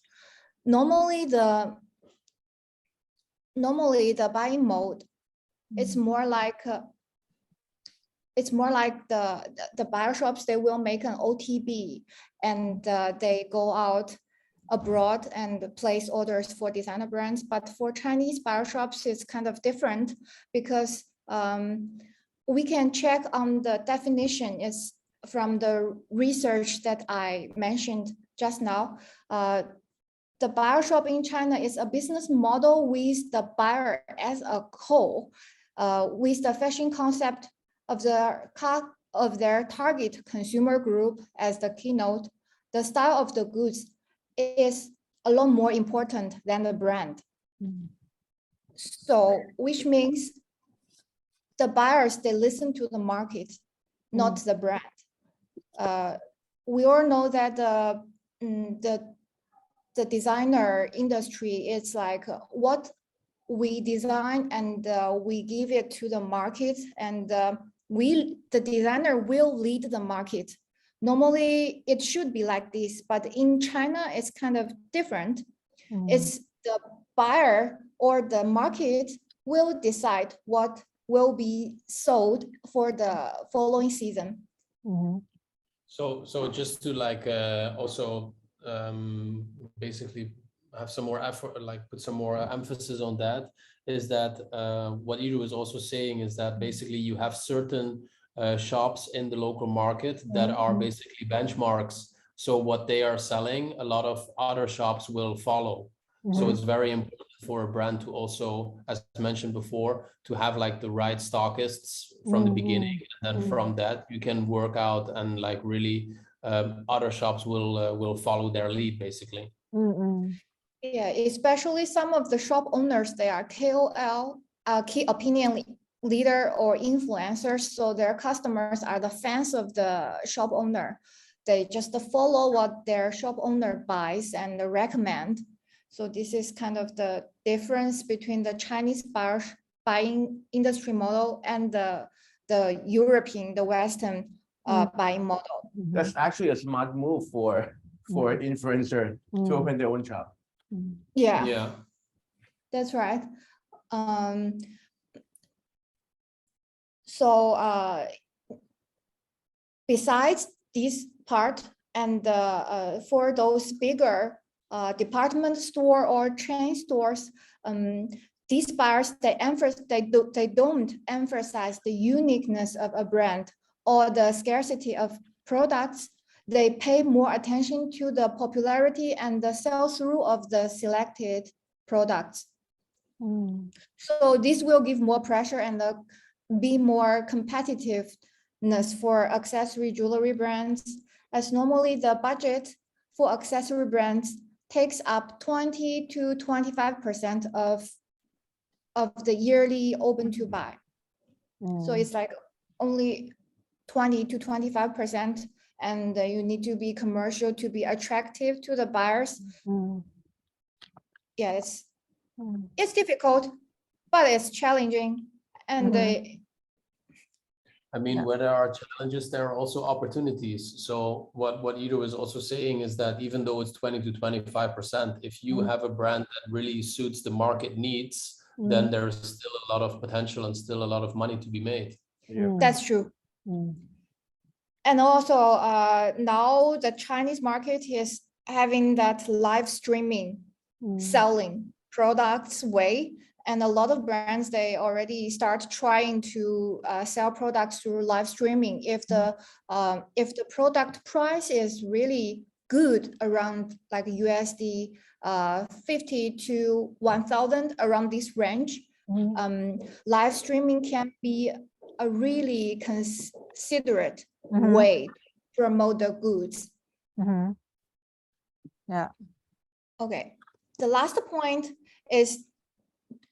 for the buying model, is also a Chinese buyer thing, because Chinese buyer is really specialized, focused on reorders. I was a buyer before, but the shop I work with, they don't do reorders. Reorder is the topic that we started the showroom business, and I realized that most of the buyers, yes, from the second, third, fourth tier cities, they really enjoy the reorder topic. Why is that? That is because, that is because evolved from the traditional Chinese clothing trade mode. Buyers, they will place style numbers of initial orders is large. From the initial order, they select a lot of styles, but less quantity. And after they start selling the goods, the market will generate the best selling style. So they will have one or two best selling styles, and then the buyers will give an in-depth quantity reorder, only focusing on the best selling style. So they can make more money. This is because of the traditional Chinese Chinese clothing, fashion industry. They really rely on the reorder, and the reorder is the way they make money. So so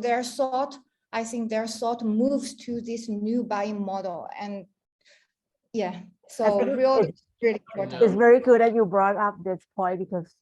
later on, when we have Monica, our guest, joining in, she will be one of the topics that she will be talking about. Is also about the hero product from each brand. That's it's gonna be always a seller. Yeah. You know. Do you have time for Yeah. Q&A session? Well, just curious that if you have other slides left afterwards, because Yeah. our Yeah. time is running Running out out. of time a little bit. Yeah. Okay. Yes. So, Actually, the last part is now it's quite fast, I believe. yes. Yeah. Okay. This is like a landscape percentage of the buyers in China. So Wow. mostly the buyer shops located in the eastern part will be more developed. I mean, the industry is relatively more developed than the western part. But now it's like everything is increasing and people are really curious about the buying industry. So more and more companies, individuals, they start their own buyer shops. This number is still growing till today, even though the COVID situation is like bouncing back, good, bad, but the buyer shops number is still growing. Wait, so you mean that in the, sorry for interrupting. So you mean that in Yes. the east side, like Shanghai or other city, they are more mature with how they adopt the fashion trend and everything, right? They are more like fashion forwards than the west side of the country. Is that what you mean? Actually, the demographic is just talking about the number of buyer shops, the amount of buyer shops in each region. So that means that in the eastern region, the amount of buyer shops is 41% of the total. So it doesn't necessarily have anything to do with like the style or the aesthetic or like the maturity. It's mainly just discussing how many shops there are in that particular region. Okay, so that doesn't reflect that each region has a different, like you're not meaning that the east side have a more mature market for the fashion industry, you know. I mean, if you say it like that, then of course, indeed, the eastern market is more mature because they also have more shops there. So that makes sense, indeed. Yeah. Yes. Yeah. Sorry, Okay. please go on. Yeah. No worries. And so the first chart shows the composition of the buyer shops located in first tier, second tier, and third tier cities of our customer database. Yes, this is only our data. Yeah. Okay. And the second chart shows the square meters of the buyer shops we work with. And normally the most percentage is around 50 to 200 square meters of the buyer shop. So they can carry around 20 to 50 brands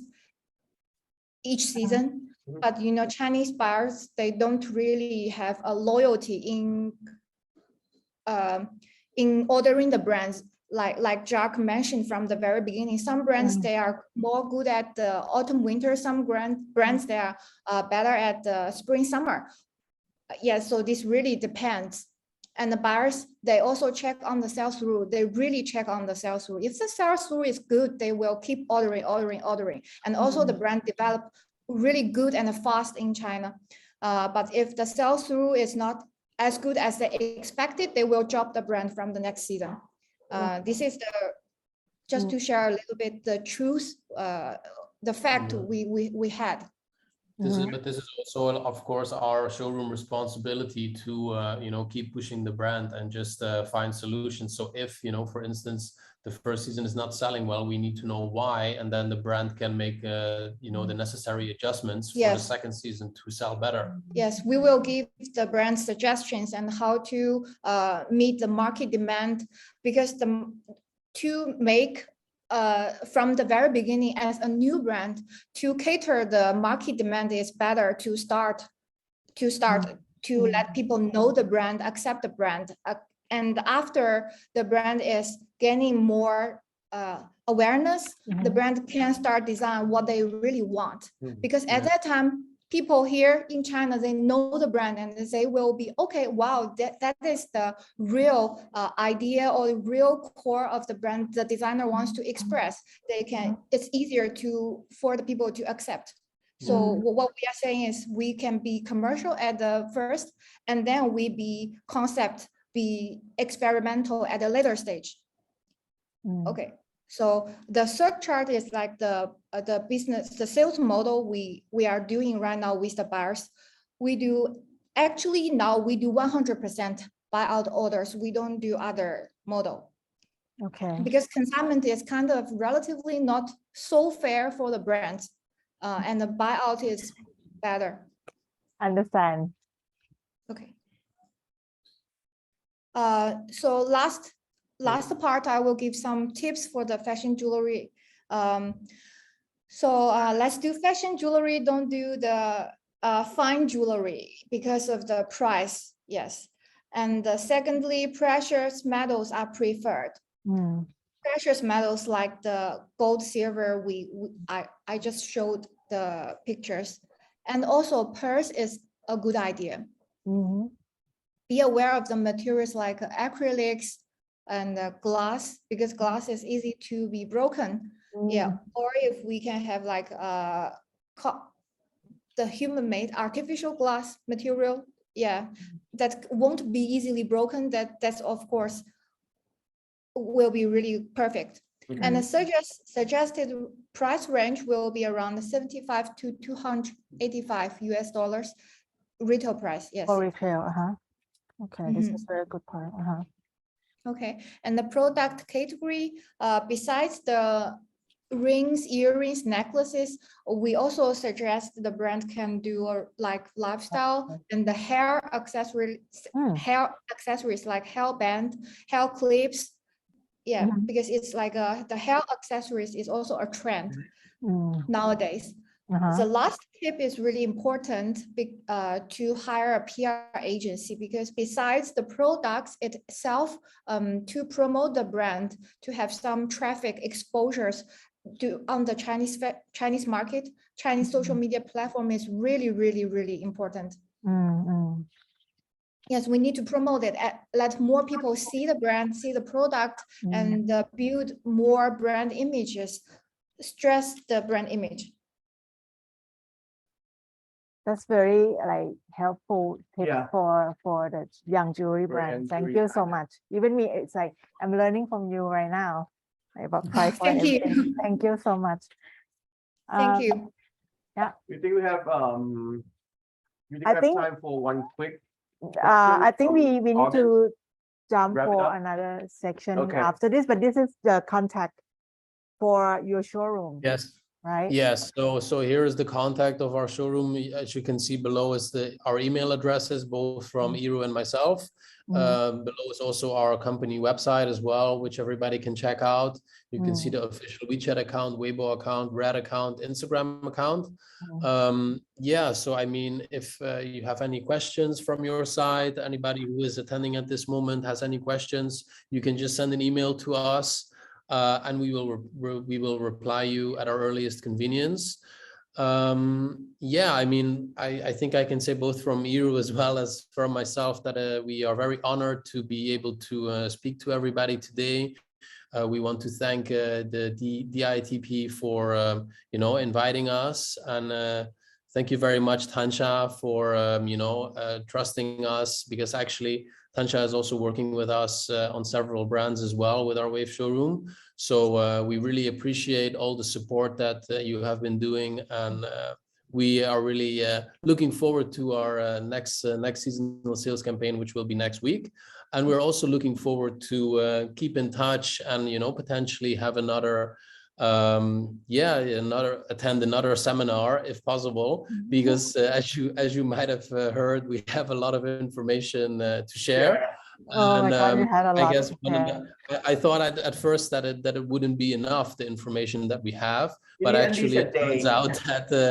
that in the end, a lot of things that I actually still wanted to say, I didn't have the chance to. So anyway, I hope that the information that we have provided as Wave Showroom, both Iru and myself, has been sufficient. And again, if you have any questions, you can just let us know through email. Yeah, but thank you so much, Chuck, and you are very knowledgeable, and the experience that you share are very valuable. We very appreciate that. Even me, have been working with you for many years, I'm still learning new things from you and you today. So I believe all the audience also gain so much information and knowledge from you guys. Thank you for your time, and good luck for the sales campaign. Good luck for all the brands that you carry, and hope you take some rest because I know you go to bed late every night. So please take some rest after the sales campaign. So I'll talk to you later. I will jump into another section. Thank you so much. Okay. Thank you very much. Thank you. Bye you. Bye Chuck. Thank you. Bye bye. Bye. Bye bye. นั่นมากเนื้อหา น่าเสียดายมากมีเวลานิดเดียวจริงๆมีคำถามจากทางบ้าน เดี๋ยวเก็บคำถาม เดี๋ยว แล้ว เก็บไว้ เราไป Q&A ตอนหลังเลยเพราะว่าเป็นคำถามที่เป้กับพี่ได้ช่วยกันตอบได้ใช่เดี๋ยวยังไงจริงๆตอนเนี้ยเรามีคือเมื่อกี้เราเป็นเซสชันที่เราให้ buyer เข้ามาพูดคุยแล้วต่อเนื่องเลยเนี่ยเราได้รับเกียรติจากone of the top buyers เลยในเมืองจีนเนี่ยมาเป็น guest speaker ที่จะมาแชร์ด้านจากที่เขาทำงานก็คือจริงๆมันต่อเนื่องกันจากโชว์รูมสู่ buyer และดีมากเลยที่คุณช้ากับคุณยิวเขาเริ่มเกิดวิธีการทำงานของ buyer ก่อนหน้านี้แล้วเพราะฉะนั้นตอนนี้เราก็มีคุณโมนิก้ามีอยู่ในสายนะคะคุณโมนิก้าเป็น senior merchandiser manager จาก Lux Emporium ที่เป็นห้างใหญ่มากคือจริงๆแล้ว Lux Emporium เนี่ยเมื่อกี้คุณยิวเขาได้พูดขึ้นมานิดนึงแล้วว่ามีห้างที่เป็น traditional retailer หลายอันที่เป็นยักษ์ใหญ่แต่ว่าหลายๆ retailer ตอนนั้นนะก็เริ่ม develop พวก concept store หรือ multi label store แล้วก็ขยายไปหลายเมืองแล้วโดยที่ Lux Emporium เนี่ยก็คือเป็น one of the biggest department store ที่อยู่ในเครือของหวังฟูจินกรุ๊ปซึ่งเป็นเครือ retailer ยักษ์ใหญ่เลยแล้วคุณโมนิก้าเนี่ยก็เป็น leader ในการdevelop merchandise plan สำหรับส่วนที่เป็น multi label store concept store อะค่ะก็เดี๋ยวจะเชิญคุณโมนิก้าเข้ามาพูดคุยน่าจะรออยู่ในสายแล้วjust can you pull up Monica are you here yet I believe you already joined a few minutes ago so it's มีป่ะคะคุณโมนิก้าอยู่ป่ะ Okay let's pull up her screen Hey Hi Monica Hey Hi how are you Sorry for keeping you waiting I really appreciate you I no know worries. Our staff told me that you already joined a while ago, so you probably heard what we talked with Chuck and you regarding how the showroom business work and how they work with the buyer. So that's a very good introduction to your part actually, because it's like continuously flow into your. So thank you for your time. I already introduced you to our audience a little bit what you have done, but maybe you will give some introduction about yourself a little bit here briefly. Yeah, and I'll pull up your screen. Okay, sure. Hello everyone. I'm Monica. I'm from Lux Emporium, China. I'm very glad to be here and to meet you guys. It's a pleasure. So Monica actually worked in the industry for a long time, and she is also another knowledgeable person that will share with us the business model of multi-label store and the buyer shops today. So let me ทีมช่วย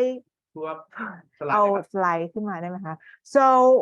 we have some topics to share with the audience today. First of all, the first part, I will let Monica to introduce the Lux Emporium store a little bit because that's the best way to explain how the multi-label store business model work. It's like Lux Emporium can be the good example to introduce this business model. And then Monica, you can explain a little bit about as a merchandiser and a head buyers, how do you work with, getting new brands in your store, how you allocate the product mix in each location. I know that Lux Emporium have tons of branches. So how do you manage to work with the OTB, open to buy budget, and how you select the brand and kind of integrate all the product lines into your retail experience. So that will be the first part that you're going to be talking about. And the second part is kind of the tips and the knowledge from your insight, how you're going to advise the brand or the new, the young designer to prepare for getting into China market. So here, I'll start with, So now I'm putting up on the screen the multi-label store business model. You want to share your slide about the Lux Emporium store? Yeah, sure. Yeah, let me show my screen here. Okay. Okay. Yeah, I think yeah. I saw this presentation already. Yeah, me too. But I'm very excited to see it again because oh my God, it's like it's like, very yeah. eye-opening for me. Yeah, let's start. Okay, please allow me briefly introduce Lost Emporium. And Lost Emporium is the fashion trade company. We are the subsidiaries of Wang Fujing Group. And Wang Fujing Group is the largest state-owned retail company in China. Actually, the history of the Wang Fujing Group is quite long. We established from 1955. Yeah, it's almost the same age as the new China government, so it's a quite like long history company. And Lost Emporium, actually we have like several business models, and we have like I mean several categories, like ready to wear, sneaker shop, we have like shoes and bags, and also jewelries, and cosmetics, and living at home, and also art toys, which are quite popular in China now. So with all these business models, we shuffle the different categories into different stores. So for in Lost Emporium, we have different store models, like buying system department stores, which is around 6,000 square meters, located in Beijing, and we have many multi-label stores, around like 1,500 square meters to 2,000 square meters for each store. And also have like small like we call it like a mini shop in many tier cities, around like 500 square meters. So overall, now we already have around like 15 stores in China. And in the coming years, we plan to have more. And our target is by the 2026, we target to open more than 60 stores in China mainland. Yeah, that's the plan we have. Okay. Different tier of the city, right? Pardon? This cover all different tiers of city. I know that you have store in Beijing, which is a first tier city, and the rest is like the second tier and third tier mixing in your. Yes. Yes. Yeah, well, it will mixed. It will mixed. So actually, the map of Lost Emporium by 2026 will cover all the major cities in China. So yeah, with around I mean over 60 stores. Yeah. Okay, and hereafter is our current brand mix. As you can see that our team curate the leading fashion brands all over the world. So yeah, we're quite proud that we built quite solid and the partnerships with so many brands. But consider that we have like quite big development plan in the future. So we hope this brand matrix is getting bigger and bigger.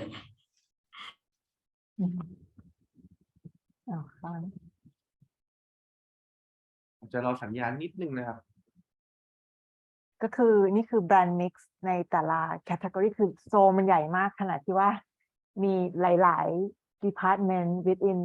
ในสโตร์เลยมีทั้งแบบ luxury contemporary มีซึ่งไม่ใช่แค่นี้นะจำได้ว่ามี มีอีก new development มีแบบ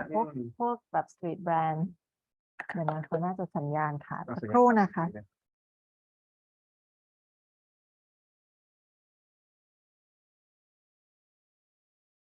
หลุดไปแล้วสักครู่นะคะระหว่างนี้นะครับระหว่างนี้ผมขอฝากข่าวนิดนึงนะครับ ทุกคนครับเดี๋ยวหลังจากเซสชั่นสุดท้ายของวันนี้นะครับเราจะมีการแจกนะครับแบบสอบถามนะฮะแล้วก็อย่าลืมนะว่าเรามี voucher 2,000 บาทนะครับผมถึง2ใบ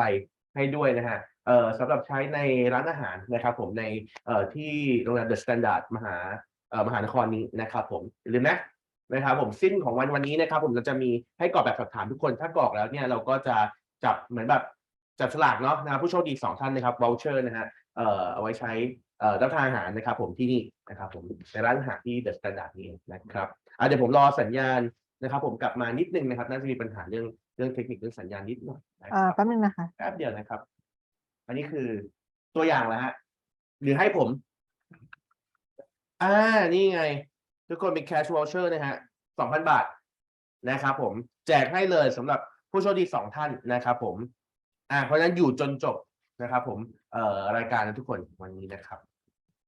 โอเคเขากำลังพยายามเข้ามาติดต่อกลับมาแล้วนะน้องปูนฝากดูว่าเขา access เข้ามายัง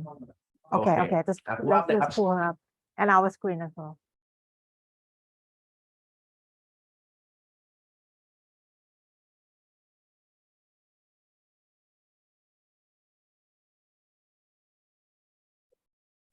เดี๋ยวไม่เป็นไรเดี๋ยวพูสกรีนของเราขึ้นมาก่อนได้ไหมเด็กขอให้คลิปอยู่บนจอตลอดเลยได้ไหมคะค่ะขอบคุณค่ะโอเคสักครู่นะคะทุกคนระหว่างที่ติดต่อนี้นะครับแล้วก็เราจะประกาศผลนะทุกคนผู้โชคดีนะฮะบน IG นะครับผม BLING 22 DITP นะครับ BLING 22นะฮะ DITP นะครับแล้วก็เราจะติดต่อกลับไปหาผู้โชคดีแล้วกันเนาะนะครับผม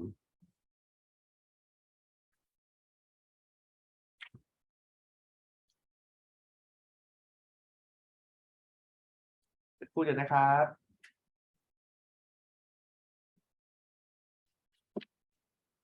จริงๆเมื่อกี้ขอจำแบกไปคำถามที่โอเคมีคำถามจากทั้งน้องปูน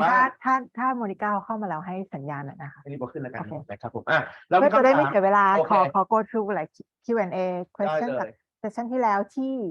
คิดว่าอาจจะช่วยตอบได้ในบางส่วนเพราะว่าได้ทำงานกับชาร์กมาสักพักหนึ่งนะคะมีคำถามจาก audience มาว่า do buyers care how many years the brand are established before they decide to place an order if the brand are completely new like 1 or 2 years so for example do they have a chance อันนี้บอกเลยว่าไม่ความอายุของแบรนด์ไม่ได้มีผลขนาดนั้นเพราะว่าอย่างที่ชาร์กกับยูเขาพูดอะค่ะว่าทุกซีซั่นนะโชว์รูมหรือว่า buyer เองก็มองหา new potential brand อยู่แล้วบางทียิ่งใหม่เนี่ยเขายิ่งเป็นแบบคนยิ่งจับตามองใช่แต่ว่าพอยคือมันไม่ใช่อายุว่าเราเก่าหรือไม่แต่เราเก่าพอที่จะไปหรือยังก็คือถ้าเราคิดว่าแบบแบรนด์อย่างที่เมื่อวานเราคุยกันเรื่องแบรนด์ identity แล้วก็การ develop product ที่แบบชัดเจนนะคือถ้าเราเคลียร์หรือชัดกับแบรนด์เรามากๆแล้วอะแล้วเราพร้อมลงสนามอะแปลว่ามันยังไงมันก็ attract buyer หรือว่าคนซื้อเข้ามาอยู่แล้วไม่ได้ matter ว่าอายุแบรนด์ขนาดไหนอาจจะไม่ใช่แค่นั้นด้วยอาจจะพูดในส่วนของcapability ในการที่จะผลิตในการที่จะ fulfill order ด้วยนะครับไม่ได้จะเป็นในการที่จะผลิตด้วยใช่เพราะว่าอย่างของweb showroom อะค่ะเขาก็มี carry แบรนด์ใหม่มากๆจากเมืองไทยคือเมซงจีนะ for example ก็คือจริงๆเป็นยังดีไซเนอร์ที่ยังมากๆจริงๆคือเพิ่งทำแบบคอลเลกชันขึ้นมาแล้วก็ product สวยงามอะไรเงี้ยแบบถ่ายรูปดีอะไรเงี้ยก็คือสามารถแบบเข้าไปขายคือทีแรกแล้วก็ได้เซลล์อย่างเงี้ยที่คุยกับน้องเขาก็เลยรู้สึกว่าก็อย่างอันนี้ก็เป็นตัวอย่างที่ดีแล้วก็อยากจะ encourage ให้แบบรุ่นใหม่ๆดีไซเนอร์รุ่นใหม่ๆหลายๆท่านที่แบบว่าอยากจะเริ่มทำแบรนด์หรือ even แบบทำในช่องทางออนไลน์ Instagram อะไรเงี้ยคือถ้า product เราดี communication strategy แบบภาพเพิ่มอะไรเราชัดเจนอะเรามีตัวแทนเรามีพาร์ทเนอร์ที่ดีในต่างประเทศเนี่ยเขาก็สามารถ introduce เราได้ใน first stage แล้วก็ถ้ากลัวเรื่อง brand history ก็เอาไอเดียของพี่ปุ๋ยเมื่อวานใช้ในการเล่าถึงคุณป้ามาม่าอากงอาม่าครับผมก็ไล่มาก็ทุกคนก็จะมีรูทของตัวเองอะค่ะโอเคMonica is back now Monica you here sorry hi welcome back welcome back yeah I'm back sorry yeah the line is just cut off no worries or we cannot see your face so not sure if you turn on the camera Can you please turn on the camera? Okay, cool. Yes. Okay. Okay. Is it okay now? Yes, but we don't see your We face. see the screen. Yeah.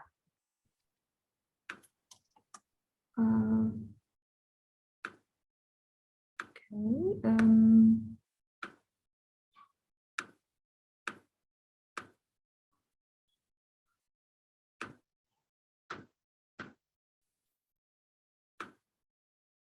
It's okay. We see the your yeah. Okay, Yeah. here we are. You wanna yeah. I see your screen now too. Okay. Okay. So this is a Okay. category of the product that you focusing on in overall store of Lux Emporium. Yeah, that's the current brand mix of Lux Emporium, and as you can see that actually we divide each category into like different subcategories. It is because that we are grouping like different subcategories into different stores and to build more I mean like a strong image to the customers. Like outerwear, we have like several brands and we put them together and to let the customers to easy to shopping in our stores. Okay, and also we have like outdoor, and also like actually outdoor is quite popular in China now. And also like the China Power designers. Also that's the shoes bags categories and the same logic, and we divide it into same different groups. Okay, and that's the home and living part. And also we have like eyewear and jewelry section in those stores. And the Bloom label actually is a small garden. It is a more like a fragrance and perfume and beauty. Yeah, it is the beauty part. Okay, that's the development plan of Lux Emporium by 2026. And yeah, as I briefly mentioned before, we have like the buying system department stores, which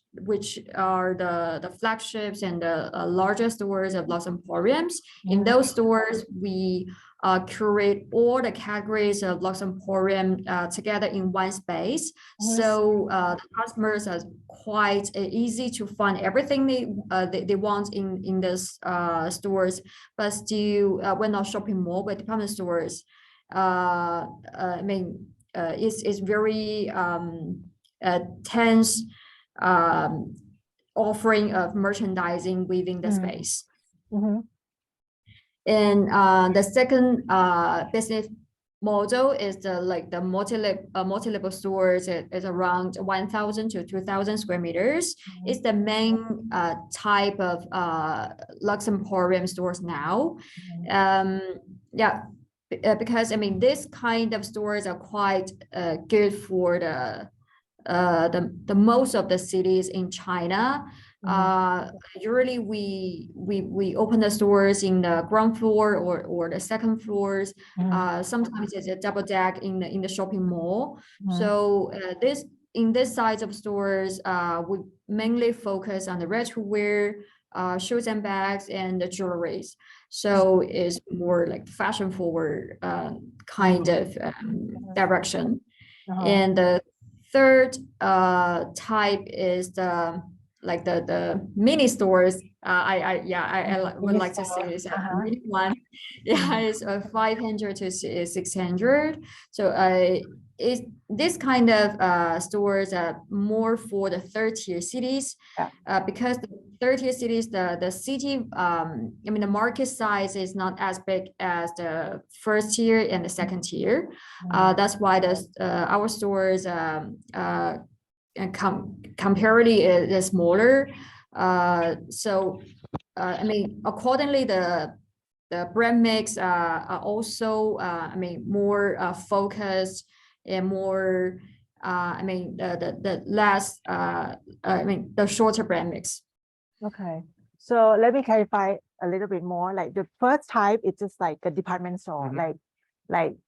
so that's mainly in the very big property, right? Because square meter is huge, and it's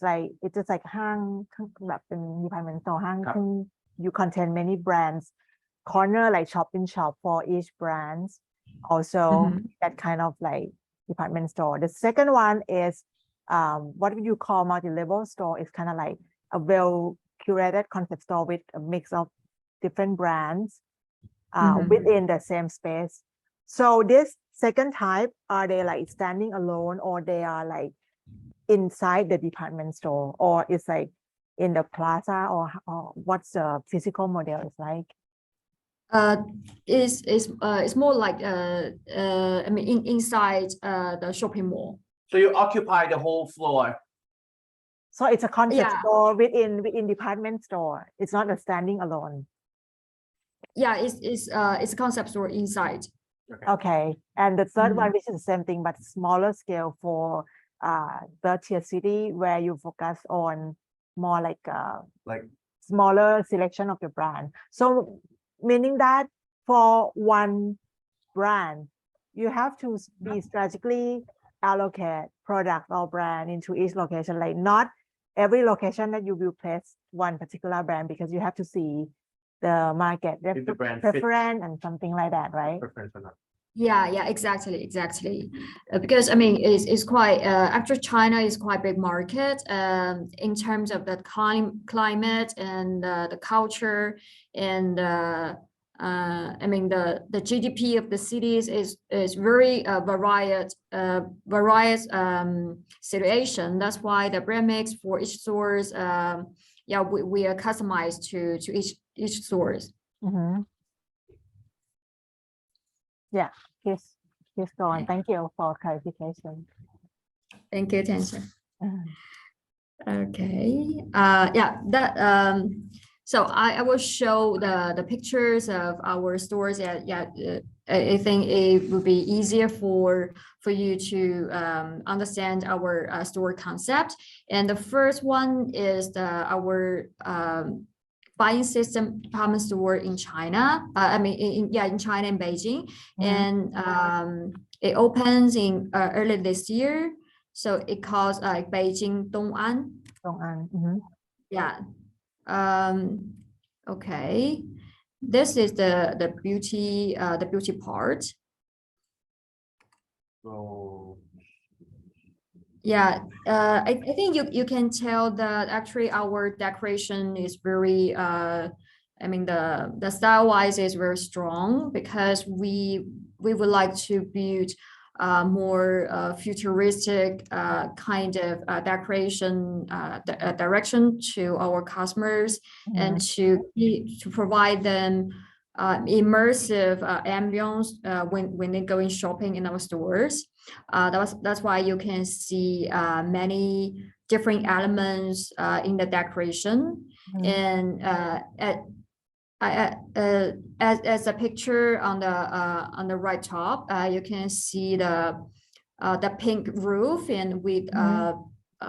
blue lining. Actually, the color wise, we pick from the Chinese history, like the Song Dynasty. So actually, we pick some element, historical element from Chinese culture, and to mix them in the future concept in this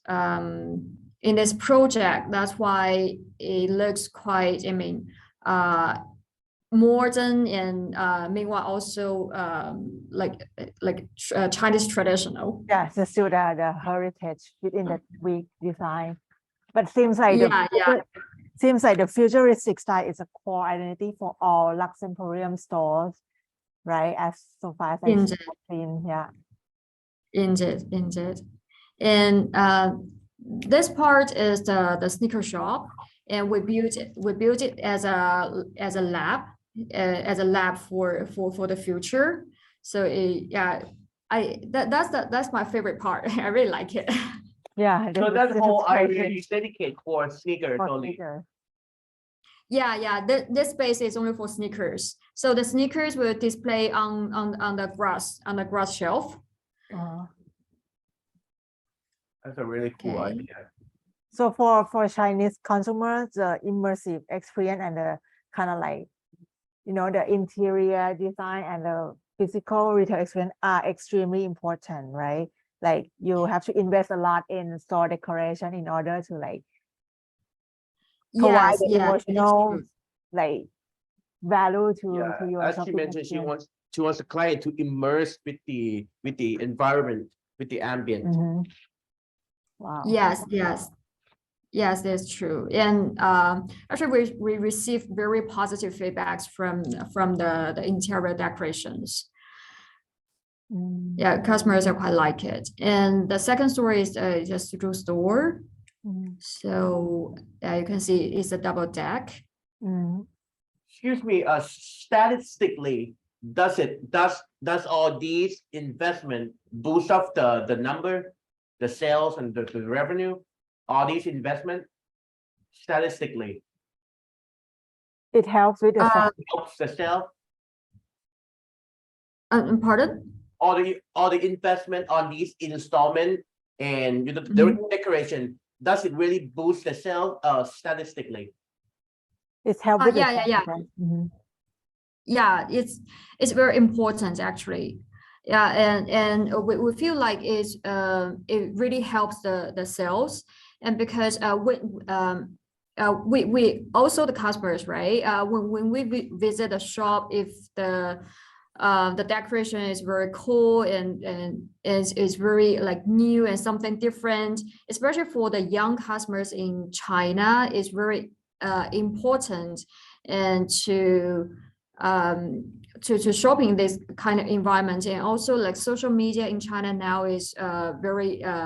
fast developing, and not only the key opinion leaders and also now the key opinion customers, that this kind of concept is very it's very important now. So all the customers, they want to post like the beautiful stores and post the nice shopping experience on the social media. So actually the beautiful interior decoration is also help us to make good marketing in the social media platform. That's why I see that actually this kind of investment is very important. Okay. All right, thank you. Thank you. Yeah, that's a shoes bags area, and this is the jewelry area,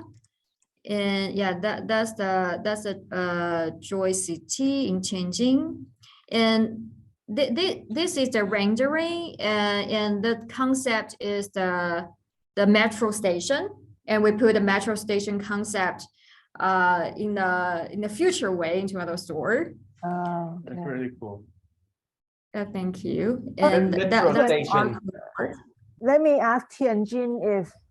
considered as a second tier city or third tier city? It's the second tier city. Okay.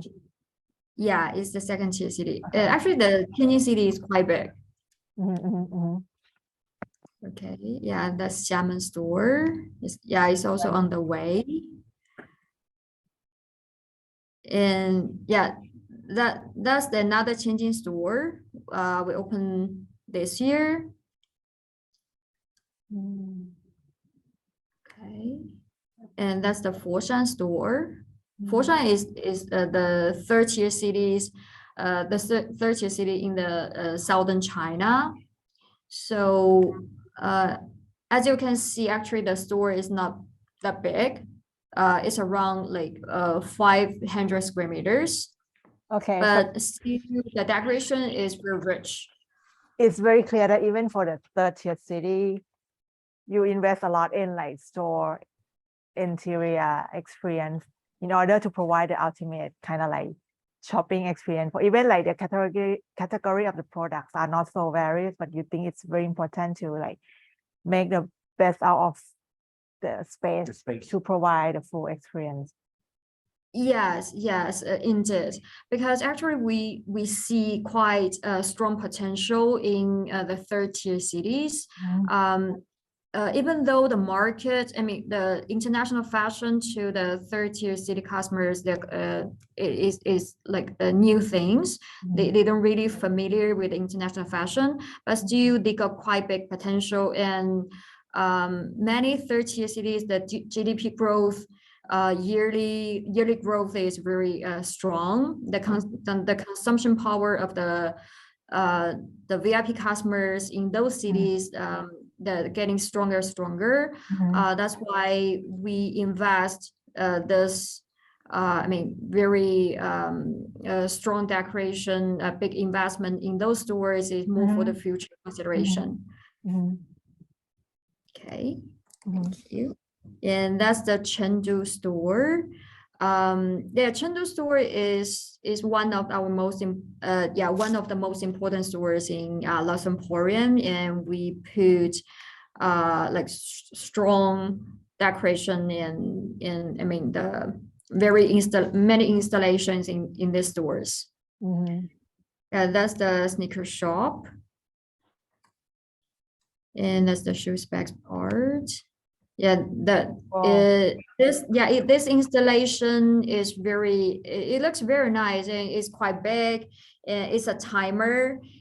because actually this concept in the store is like a parallel universe. So you can see the one part is pink and the other one is blue, so the timer is like keep counting the time, and to remind the customers that you are in the parallel universe is quite cool concept. That's why a lot of like KOL and KOC take pictures and in front of this installation in our store. Okay, that's the ready-to-wear, and that's the denim bar. Okay, that's the outerwear part. That's the Hangzhou store. So Chengdu and Hangzhou are both big cities with a great potential of high spending power. Although in geographically, Chengdu and Hangzhou are not the first tier cities, but I think now in fashion industry is definitely the first tier cities, because the fashion sense of the customers, and also in the cities already have many many leading luxury brands already entered this market in the cities. So actually the volume is already there. That's why it's quite strong in terms of fashion. Okay, and this is Changsha. That's the jewelry part. Wow, that's very futuristic. This store looks very nice. We really like it. We're proud. And that's Taiyuan. Taiyuan is the third-tier cities in northern China. So there you like put a big range of outerwear. So Taiyuan is kind of like in the northern, or? In Taiyuan is in the northern part. Okay. Yeah. That's a Xining. Xining is also in the northern part. Is quite near to Tibet. That's what it is. It's also mainly outerwear and sneakers. So not only the product mix in each location, that will be different, varies depending on the geographic location, but also the theme of the decoration has to go along with the product line as well. Like I saw you put on the screen the skiing themes for Xining. Yes. So exactly. Right. Thank you. Wow. It's quite different. I mean, because still China is quite big market. In northern China, outerwear is very important item in winter, and it drives like big sales volume. That's why for all the northern part, stores, outerwear is a very like big section in the store. So let me get back to the product category again. I had a question while you showing previous slides. So I saw some of the category that you highlight up like pants or outerwear. So meaning that you consider this specific category as a big potential for the sales, right? Or why don't you have other categories like dresses or shirt or blouse? Can you explain a little bit what's the big potential for pants and outerwear in your main category? Sure. So for outerwear, as I mentioned, because of the geographically is very important for the northern part of China, and because we have like many stores in this part, that's why we really pay attention to this kind of brands and merchandise. So we build for all the stores in northern parts, we build especially this section in our store. And the other reason is now actually skiing is quite popular in China now. So we also consider to develop the outerwear part along with the skiing and train in China. And for the pants, actually pants is our the denim section, the pants section is based on our observation to the market. We feel like actually now the offering of pants which fit Chinese customers' demand is quite few. Because like for some European brands, actually their offering are more, the fitting wise is more like European. They're very tall, they're very thin, and the proportion wise is different from the Asian. And that's why we see the potential here and to offering the customers to easy to choose from the pants brands that the fitting and the material and the styling is good for them. That's why we do the denim bar in our store. So you mainly based on denim products, right? Like lots of them. Okay. Yeah. That's why we called it like denim bar. Denim bar. Okay, so you have a specific concept for that category that you think is a big contribution to the sales then. Now I don't see that it is the sales wise is not like the very big contribution, but I think is quite a good offer to the customers, because when the styling is very easy for them to find the good matching pants within this section. So the shopping experience wise is very helping to the customers to saving them time. Okay, got it. Because maybe client, they're looking for sneakers and they want to buy a pair of pants too, but they always go together, like talking about streetwear, right? Sneakers. Yeah. So that's why we have like sneaker shop. So our salesperson will lead the customers and to for instance, you choose one pair of sneakers and you want to get a matching pants, so they just lead the customers to the pants section, to a denim bar. So they can easy to choose. Pretty much. That's right. Because streetwear is really became a thing. It's a big thing in China. It's a big thing in China. It's quite big thing. Yeah. Let's move on to the next slide, please. Okay. Thank you. Yeah, that's the Jinan store. It's also a double deck.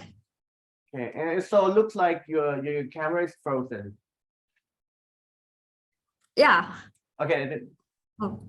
really? You have bad connection, maybe? Okay, Okay, it's moving you're now. back now. Okay. Okay. Yeah, sorry for that. Okay. Okay. Yeah, that's the Zhengzhou. Mhm. Yeah, we call it moon the space Okay. because the concept is moon. Mhm. Is there any Yeah, reason that's- behind all these decoration theme? You mean this one? I mean, all the location. Is it any reason why you select this theme for this particular city? Why this city has to be related with the different universe and like stuff like that? What's the reason behind all these designs? Okay. Actually, when we develop a store, it's a co-working between project team and the buying team. Because when we select the store, first thing we will consider or what kind of categories fits the city, fits the market, and we are studying the business opportunity first. And after that, based on the brand mix, we make the design. That's why you can tell, even though the main direction is like the futuristic decoration, but still for each stores is slightly different. It's because of the different brand mix. Okay. Okay, that's Tianjin. And that's Xi'an. And here is the new project of Lost Emporium. As you mentioned, actually streetwear now is very important theme in China, and also the ski wear is super trendy in China. So we developed a separate project for the Moon the Space skate park project. So the first two stores are in Shenzhen and Chengdu. Shenzhen is the first tier cities, and Zhengzhou is the second tier cities, but with very strong skateboard culture in the city. That's why we choose these two cities. Okay, that's the Shenzhen one. Yeah, that's the shopping mall. It looks very cool. So,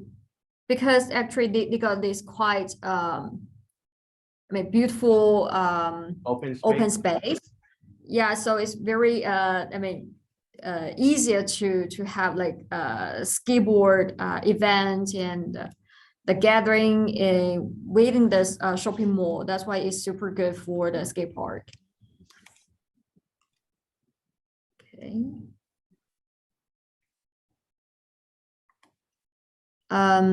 Yeah, that's the arrangement for the skate park. The skate park beside our retail store. So for because Lost Emporium will target to build a immersive ambience to the customers. That's why for each skate park, MTS skate park stores, we target to build this kind of skate park site along with our stores. So it's easy to have this kind of a good shopping experience. That's Wow. very cool. So it's even more than just design experience. It's like activity experience That's that right. emerge with the shopping experience. That's right. So when do you expect this project to be complete? The first store will open at end of this year. This year. Wow. Yeah. In Shenzhen, right? The first one, the first one is Zhengzhou, and Shenzhen is coming after. Yeah. Okay. Yeah, that's Zhengzhou.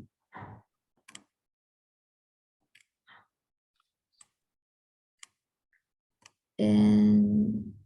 yeah, you can see that our store is here, and the skate park site is over there. So it's quite I mean, near to each other. So we also plan many marketing events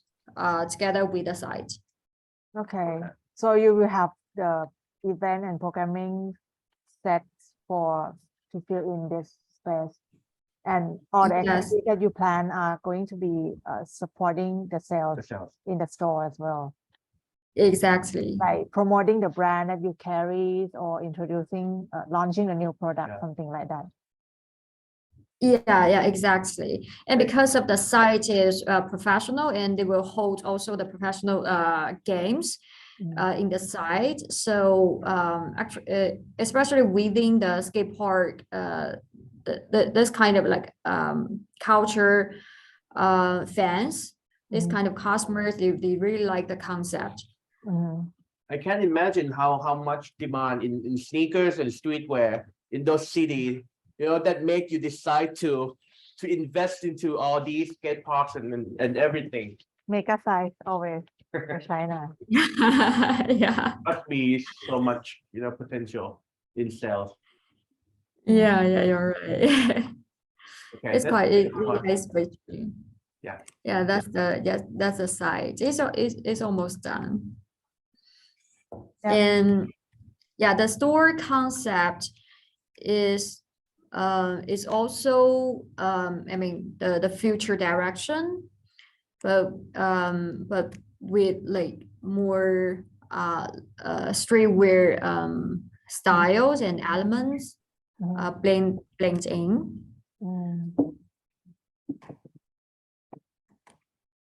Okay.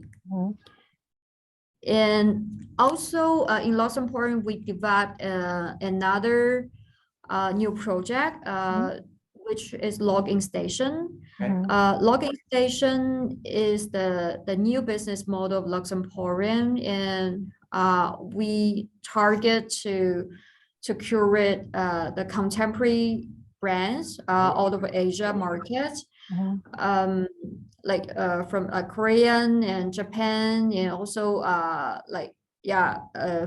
from the other countries of Asian, but mainly focus on the contemporary part. Why do we have a strategy to push more Asian young designer brands into the new concept store? Are they like, how do you see the movement of the young Asian designers? This project is we consider first is actually the supply chain part. Actually, the Asian supply chain is very competitive rather than the European part, and also the pricing. I mean, the actually contemporary parts in Asian market, we think is it's very potential. So also the culture wise, we feel like I mean China is a Asian country. Actually the culture wise, the customers now they are more and more interested in the Asian brands. That's why we see the potential here. And you will be also promoting the local Chinese brands in this as well. Yeah, we will also consider. So that's why we make the circle like the whole Asian part. That's our like the benchmarks for Luxembourgian, like Shibuya, Paco, La Bon Marché, and Samaritan. So just to give you an idea that and where our target is. Like Samaritan and Hankyu, La Bon Marché. That's all. So it's very pretty clear for the positioning of Luxembourg. And I know that you had planned to 2026 that you are going to expand like 55 locations from now. I think like so it's quite a lot. So yeah, that's very interesting, and I would like to go deeper a little bit into locations and tier of the city, so the audience can understand, because now we know you have so many locations and everywhere have different theme and concept to curate the product, or even the theme of design experience and how you provide a shopping experience. So maybe I will pull up my screen for the topic that we want to go to, and maybe you can, okay. So basically, we've been talking about the tiers in China, the tier cities in China since the morning. So just wanna providing more, not sure โทษนะคะอันนี้เขาจะเห็นเต็มสกรีนป่ะคะเพราะหน้าเราบังอยู่เขาจะเห็นตัวหนังสือผลป่ะมันก็เอาหน้าเราลงก็ได้ Okay. So this is what we prepare a little bit to explain about the first tier city, second tier city, and third tier city. Just like you told me, Monica, before, you explained that basically the second tier cities are mostly the capital city of all states, right? Yes. Yes. And the first tier city is basically the city that the biggest one, like Shanghai, Beijing, Guangzhou, and Shenzhen. And now I heard that there's kind of like the upgrade version of first tier city, including like big cities, Chengdu, Hangzhou, Wuhan, and Nanjing, something like that. And the third city are like obviously the smaller one that we just like put on the list. So I can see that Luxembourg store had many branches in all of the tiers. So let's talk about the first tier city first. The market preference, how is this identified, or how it's differentiated from other tier city? What is the key consumer behavior in purchasing the fashion or luxury products? Okay, thank you, Tasha. Yeah, you really do your study. It's from yours, actually. This is what you explained to me before. So I would like to share this with the audience as well. Yeah. Okay, thank you. Actually, the first tier cities are the largest cities in China, and we only have few. And the first tier cities is not only big cities, but also I mean the GDP wise is super strong. And these cities actually the market is not only for the citizens, but also actually it's a window. I mean for fashion it's a window for the China home market. That's why for I think almost all the brands when they get into China market, their first choice of their stores or the retailers, they prefer the first tier cities because of the customers, they really have the sense of fashion, they have the knowledge of the fashion, they got their own ideas of fashion. So it's quite I think it's quite a welcome atmosphere for the new designers when they get into China. But still I want to mention that actually now I think China is one of the important market in the world, and I'm very happy to see that more and more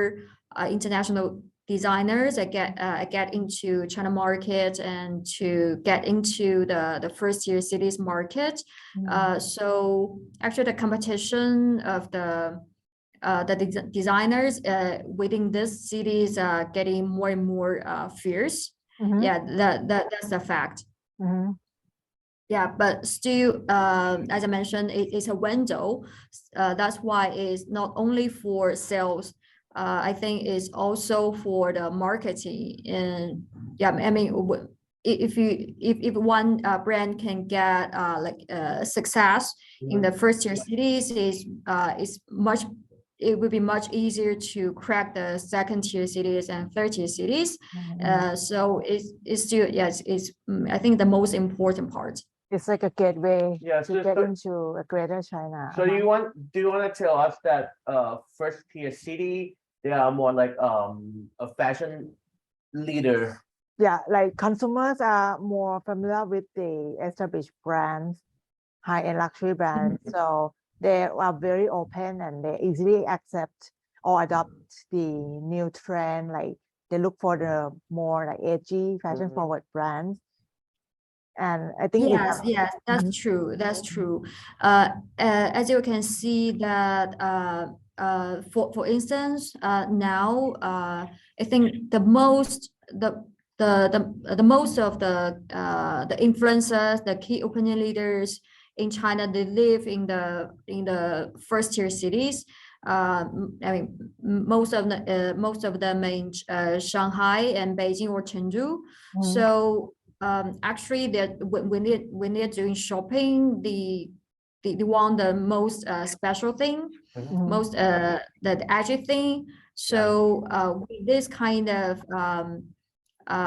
environment, also the customers they want something special, something niche. So yeah, that's true. So comes to the second tier city. Let me go back to the first slide a little bit because I believe many audience cannot read. Like the slide is not so clear on the screen, but the first tier, which is Beijing, Shanghai, Guangzhou, Shenzhen. The second tier city, Xiamen, Fuzhou, Wuxi, just long, but let's say it's all like capital cities of all states in China. Okay, thank you. Thank you for like making it more. Okay. So basically these locations, following the first tier city, the second tier city, I believe the market is also getting more mature now. The customers are more open to the new brands. And could you explain a little bit how the difference of the market preference they are from the first tier city? As you can see that actually in China we have like so many second tier cities, and most of them are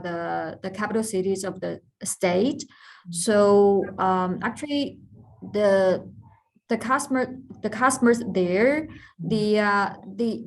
also have like some certain knowledge of luxury brands, so they know the brands, but I mean the cities are not as big as the first tier cities, so they are still eager for the big for I mean they know the big brands, but they don't have like much access as the first tier cities. So they're still fan for the big name, but some of them I mean they travel to the first tier cities and very easily, and they know they already know the brand, so they're getting more and more mature. Now we can tell that some like designer brands get good feedback from in the second tier cities as well. So in this aspect, we think actually the market, I mean the second tier cities market is growing very fast. So like us, our Lux Emporium, we introduce more and more designer brands into the second tier cities, but not a niche one, more commercial one. Because I mean, yeah, because I mean they're not completely ready, but they are fast developing. That's why we think that like more commercial designers in the cities is the right time. But I mean we think along with the fast development in the future, and they will show their potential and the growth very soon. I'm just curious that for the brands that you place them in both first tier cities and second tier cities, the items wise, like merchandise wise, you don't need to place the same product in both tier of city, right? Even you introduce the same brand, but are you like selecting the same product range or No. No. Okay. When we do buying, for instance, for the first tier cities, we'll more focus on like the seasonal items and the runway item, and yeah, to give the customers every season very different image of the brands and the newness of the brands. And for the second tier cities, actually we will put more proportion of the iconic items. More a heritage of the brands mixed with the newness. And because the market need time to be educated, and they still need time to know. To understand deeply the brand culture. That's why we do this kind of like mixed buying strategy. So more commercial piece, more like the iconic item from those brands to introduce the brand first in the second tier city. Yes, especially for the designer brands, actually. That's a good point. Coming to the third tier city. Okay, let me go back to the list of third tier city a little bit. So it feels like there are tons of first tier city, smaller city that people can see on the list. So what's the criteria of picking the brands or choosing the product there for those smaller cities? For those smaller cities, the third tier cities, actually I think they would be around 40 to 60 30 cities in China. These cities actually they are not familiar with international fashion. They will have very few brand boutiques in their cities. That's why for us it's important to introduce the big names into the market. And now because of the lack of the knowledge of fashion, they prefer the like big logos and big names, very iconic items. So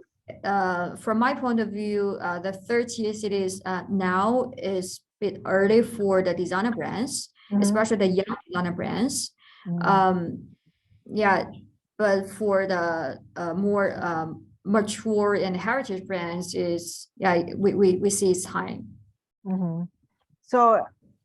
it doesn't mean that they have differences in spending power, right? People have money everywhere, but just the way they perceive the brand and the behavior is different.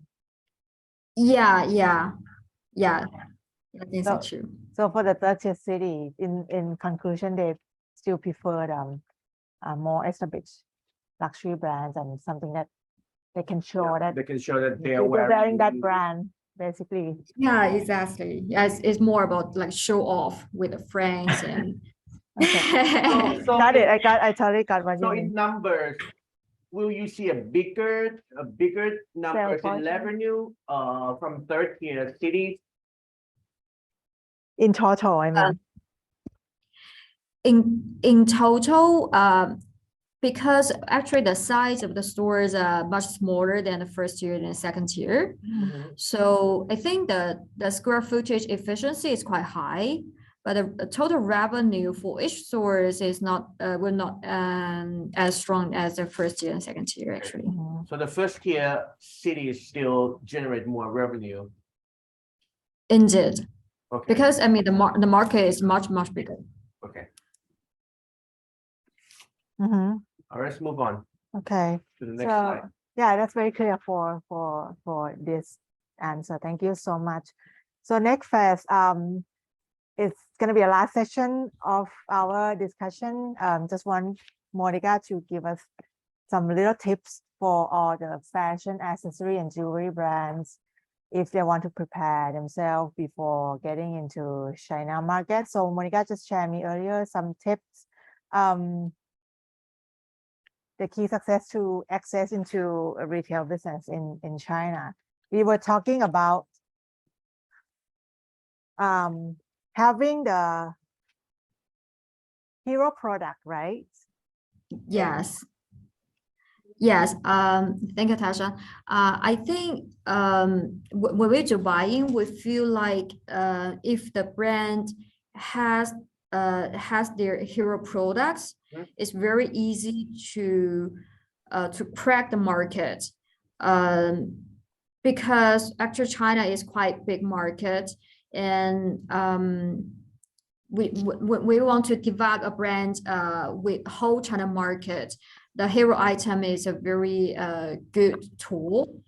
to introduce the products to the customers. And also, actually, the social media now in China is fast developing. Social media is not divided into different tier cities. Actually, the whole Chinese customers, they see the same content. So if we got hero items, so it's very easy and it's very fast to spread all over China market. And I mean, the profit will be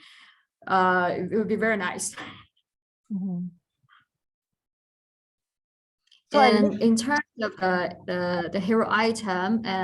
we see here is an example. Actually, it's a Chinese. It's a French-based. It's a French-based brand called 13th Mazo, but the team is all in China, and they developed this kind of cartoon. The cartoon image on their clothes, and this cartoon image is very successful in China, so we called it a hero item. So although this designer is very young, but now in China they're very popular. It goes everywhere, and the sales performance is very good. And this brand is a local designer? Yeah, the teams are local. So it seems like if the brand builds some strong visual identity that can be easily remembered and penetrate the market with that iconic piece or some identities that people can get it right away, can recognize right away. So that's the best way to register the brand into their mind before like introducing the whole brand story or the culture. Yeah, indeed. And also, as we discussed, actually, China got different cities. So for one hero items or like hero image, we can develop for quite a long time. That's why it will be very beneficial to the brand and the retailers as well. Okay. And this theory also apply to all the consumer in every type of city, right? Including the first tier city and big city as well. Yes. Because actually they started from the first tier cities, but because of the item is very popular, that's why it spreads very fast into the second tier city and third tier cities. This kind of route. The hardest part is how to make your icon impact to the market. Okay. Yeah, because the impact of the market, they did very good, and also they did marketing like seeding to the celebrities, and that so to the influencers, so they make the strong products, and meanwhile with a successful marketing campaign. Okay. So to put it together and to bring the successful. Okay. Also, we want to talk about another advice that you suggest to us earlier. The right distribution. The right distribution channels. So can you explain a little bit more what's the good strategy if the brand plan to penetrate the China market? What would be the best distribution strategy from the beginning for the small or middle-sized brand? I think for the small and the middle-sized brands, when they get into China market, firstly, it's very important to choose the right distribution channel. The right distribution channel means that with like the good retailing environment and with a good buying strategy, with good location. And because I believe that location is very important, and it's a window to the customers to know the brands. So if the location is right, it's very easy to spread within the customers. So the city-wise, I suggest to start from the first-tier cities and also the new first-tier cities, which we see like around like 15 cities. They are the new first-tier cities. So when we get the brand awareness within these major cities, the second-tier and third-tier cities customers and retailers will come to you automatically. So that is very important. And also I noticed that actually in China the e-commerce platform developing super fast. Yeah, we're very proud and is very good, but still from my point of view, I think fashion, especially the young customers, the young designers, it's very important to have the proper presentation in the physical stores, because I mean fashion is more about experience. So when the customers cannot feel the products, they cannot touch the products, it's not easy for the customers to understand it and to get in love with it. So from our experience, many times we receive the feedbacks from the customers to see that that's a product, and when we saw the pictures, it's quite different. So it's more like when we do the virtual buy, is very different from our experience in the physical showroom. So it actually is the same logic to the customers. And from brand side, I think if the collection with good design can present in a good way in the physical stores, it will be much efficient to get the customers to know and to understand.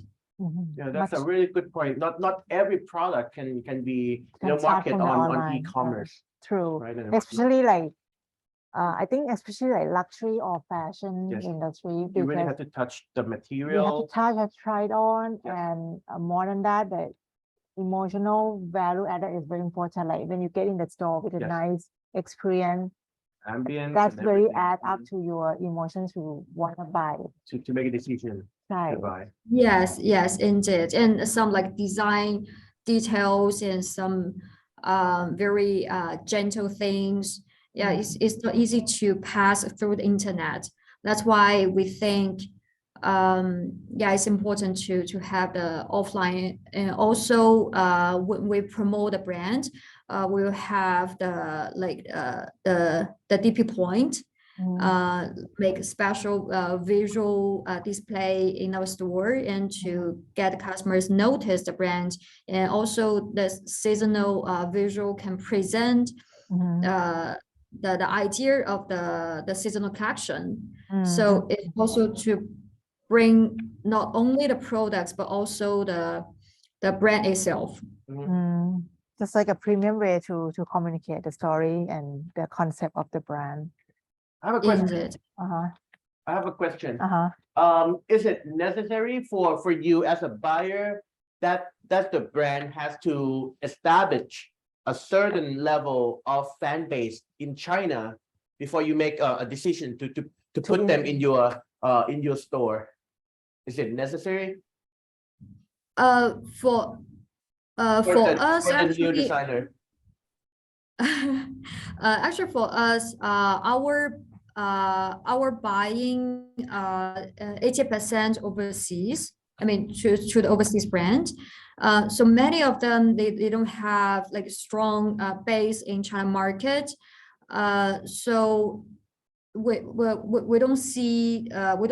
it's an important consideration to us. But still, when we decide which cities to put this new designer brands, actually, if the brands don't have like strong base in China, usually we consider only the first tier cities because they have like more fashion knowledge and they know they know I mean more they got open-minded. more know-how. New fashion. Yeah, because I mean the first tier cities customers they're looking for something special, so we're looking for this kind of thing. But for the rest of the cities, we may not to introduce many like very young customers. Young designers. Okay, that gives so much encouragement to the young designers. Because when they penetrate the big city first, and when it's already established, the rest of the city will follow anyway, and you start to introduce that to other locations. Cool. Yes, that's true. Thank you for the answer. So lastly, just need to hear a bit of your advice for the jewelry business. I believe there are many audience here who are like jewelry brand owner, designers, and I want to hear your point of view of the emerging of the market for the costume jewelry, like fashion costume jewelry. Like just to tell you a bit of what we discussed earlier with other speakers, they introduced a lot of potential market about kind of like not the fine jewelry, but more like costume, more like fashion, edgy jewelry. So how do you soft luxury? How do you see those market? How do you see the potential for this category of the jewelry? Actually, we see quite potential in China for the jewelry part. That's why we also put jewelry section as an independent section in Lux Emporium, and the feedback is quite good. But I mean, still, I feel like the chance is more in the first tier and the second tier cities, because of I mean the more they more prefer the decorative things. And but for the third tier cities, they still prefer like the gold and the very value metal. So I think the fashion costume part, is quite good, good thing to the first tier city customers. Yeah. And the price point is also very important. Indeed. The price point, is very, it's very important. Also because we see actually in China mainland, more and more jewelry brands are rising up, and they put a very competitive pricing to their products. That's why I think now the customers they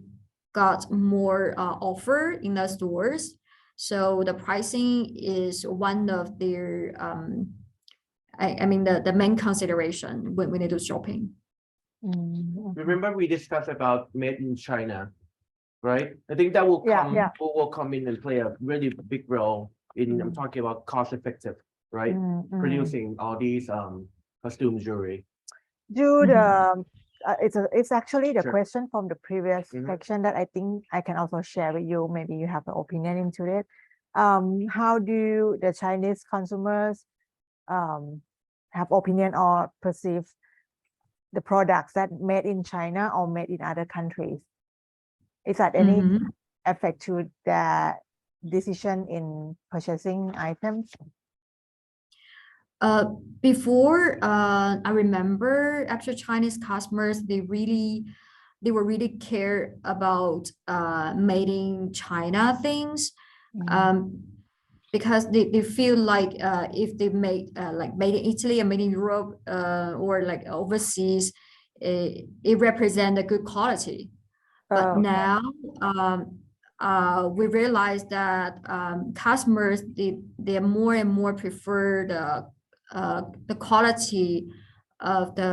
products itself and also the product design. So actually the made in China now I don't see it's a problem now. Okay, that's very good point. And lastly, we have some questions from the audience. Can you give your insight about the sustainable fashion trend in China? This is a very good question from our audience. As a buyer, how do you see that growing? Is still a good trend in China, or how is it more? Yeah, I see, especially in the young people, the sustainability is very key topic among the young people. So when they do shopping, if they know that the product is sustainability and very responsible to the environment, and they will buy. They will make it will easy to make the purchase. But still, I think from our point of view, sustainability is a good concept, is very good topic, is for the future. But still, the key is to keep the high quality of the products. So we realized that people, they would like to pay a bit more to the sustainability products, but still it should be like the good quality products at first. That's the bottom line, the quality. Good quality. Yeah. Yes. Do we have any more questions from the audience? Do we have a question? Okay. No. I think we pretty much cover everything that we would like to discuss in our session. Thank you so much, Monica, for sharing your insight, your knowledge to all of us, like including me and Pidai. So we very appreciate your time and how you like the generous way of sharing information about your company and what your projects you're working on. That's very excited, and and we hope we have a chance to visit one of your stores one day. Thank you. When China opened the border. So good luck for the coming projects. I know it's a big one that your team is working on, the skate park, and I hope you will be like successful in like this upcoming season as well. So thank you so much for your thank time. you. And Thank you for having me. It's very pleasure to be here. I hope we can we can meet in person when the border open, and welcome everyone to visit Luxembourg stores in China. Definitely will. Thank you. Thank you.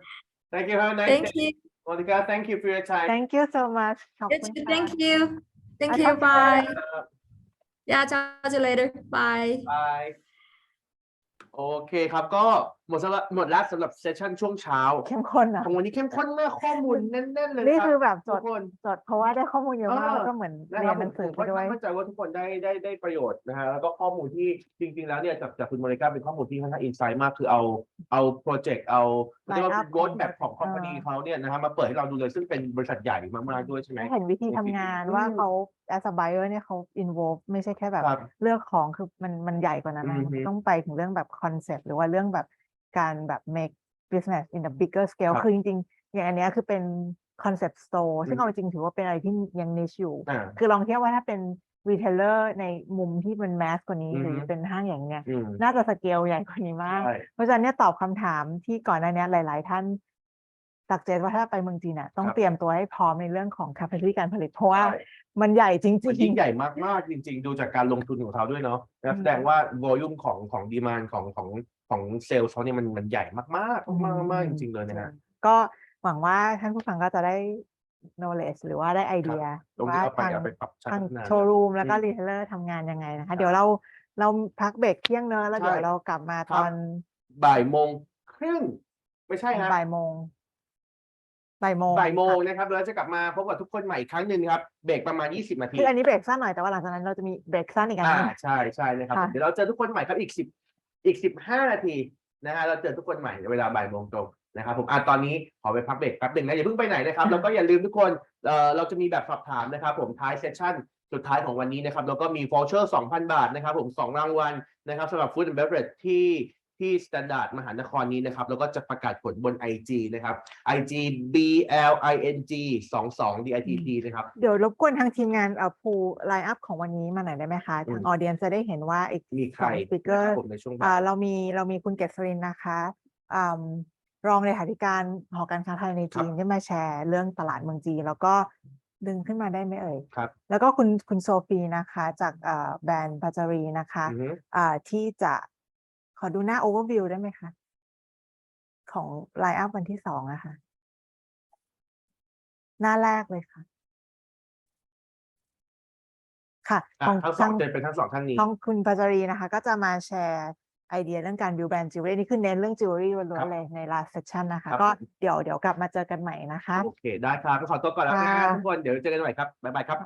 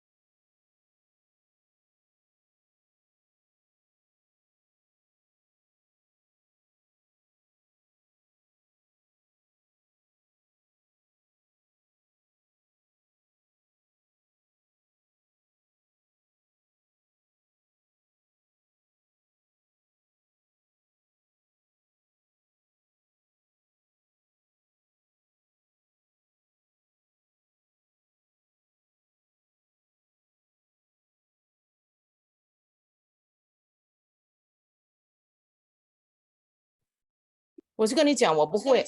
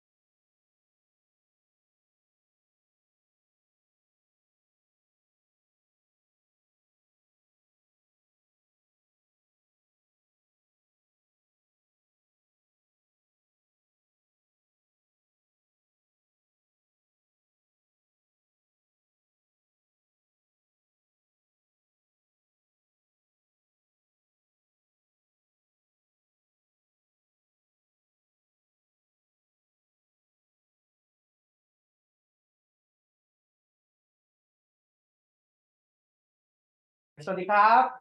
สวัสดีค่ะ สวัสดีครับ มีมารยาท สวัสดีครับคุณพี่ คุยกับผู้ใหญ่ สวัสดีครับกลับมาสู่เซสชั่นช่วงบ่ายนะครับผมของเราในวันนี้นะฮะเพื่อเป็นการเสียเวลาทุกคนเซสชั่นช่วงบ่ายนี้นะครับเรามีพี่นะครับผมที่เราเคารพหนึ่งท่านนะครับผมซึ่งก็คือคุณเกษรินนะฮะอริยพงศ์นะครับผม Vice Secretary General Thai Chamber of Commerce in China นะครับรองเลขาธิการหอการค้าไทยในจีนนะครับก็จะมาพูดคุยกับเรานะฮะในหัวข้อนะครับ Change and Disruption of Business in China นะครับแชร์ของลองความคิดร่วมทริปบุกแดนมังกรตอนพายุความเปลี่ยนแปลงตื่นเต้น ต้องบอกเลยว่าชื่อหัวข้อนะครับก็คือยาวกินไปครึ่งเซสชั่นแล้วได้ข่าวตอนนี้จีนมีไต้ฝุ่นด้วยใช่ไหมคะพี่มาแล้วสวัสดีค่ะสวยเลยสวัสดีครับสบายดีนะครับสวัสดีค่ะขอโทษทีนะคะวิ่งมาอย่างที่หนึ่งวันนี้ต้องใส่กี่เพาเลยดีค่ะพี่เสียดายเมื่อวานผมใส่สีแดงพี่เกศครับน่าจะได้มาแมทช์กันมาแบทเทิลแอบได้ติดตามฟังก็ขอบคุณมากนะคะ ก็จัดงานดีๆกันอีกสักครั้งหนึ่งค่ะโอเคครับเอาเลยครับในหัวข้อเราวันนี้พี่เกศมีอะไรจะมาแชร์ให้น้องๆผู้ฟังบ้างพี่เกศพูดถึงพายุความเปลี่ยนแปลงมันเปลี่ยนแปลงในแง่ไหนบ้างแล้วมันน่ากลัวถึงขนาดต้องเป็นพายุเลยเหรอพี่เราต้องเรียกว่าพายุเลยใช่ไหมครับมันต้องเรียกว่าเป็นพายุของความเปลี่ยนแปลงเพราะว่าไต้ฝุ่นเพิ่งจากเซี่ยงไฮ้ไปเนาะแล้วก็อีกอย่างหนึ่งจริงๆเนี่ยมันไม่ได้เปลี่ยนแปลงเป็นลักษณะที่ฟึบฟับมันคือเปลี่ยนแปลงกันแบบอย่างต่อเนื่องเป็นหลายระลอกยาวนานมันก็เลยเป็นเรื่องที่เราอาจจะต้อง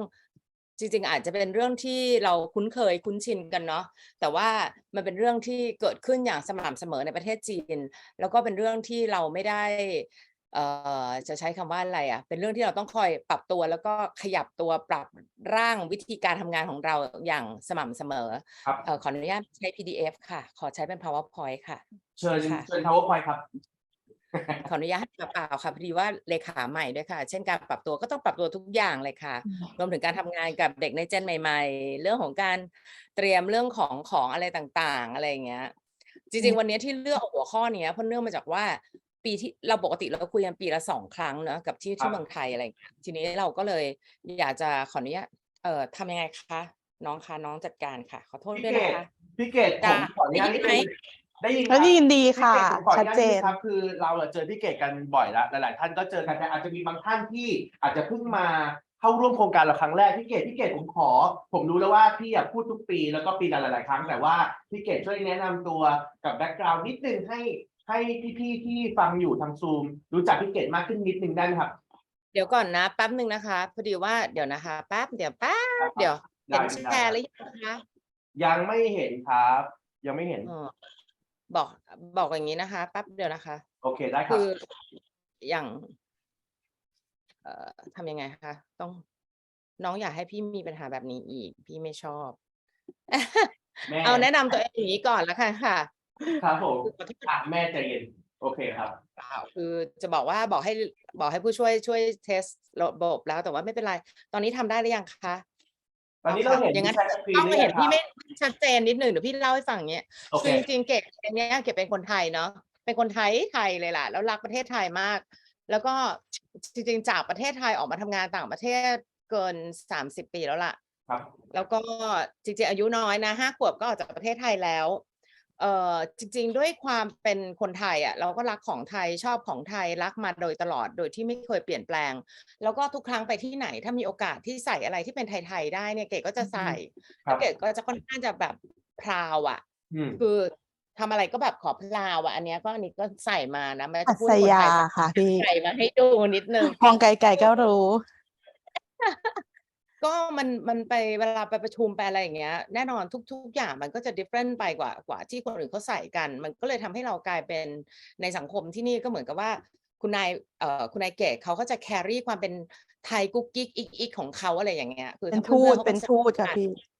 ก็แบบว่าเป็นแม่ยกละกันอย่าเรียกเป็นทูตเลยนี่ไม่เก่งพอแต่ว่าเป็นเหมือนแม่ยกคือเชียร์ทุกอย่างอะไรไทยมา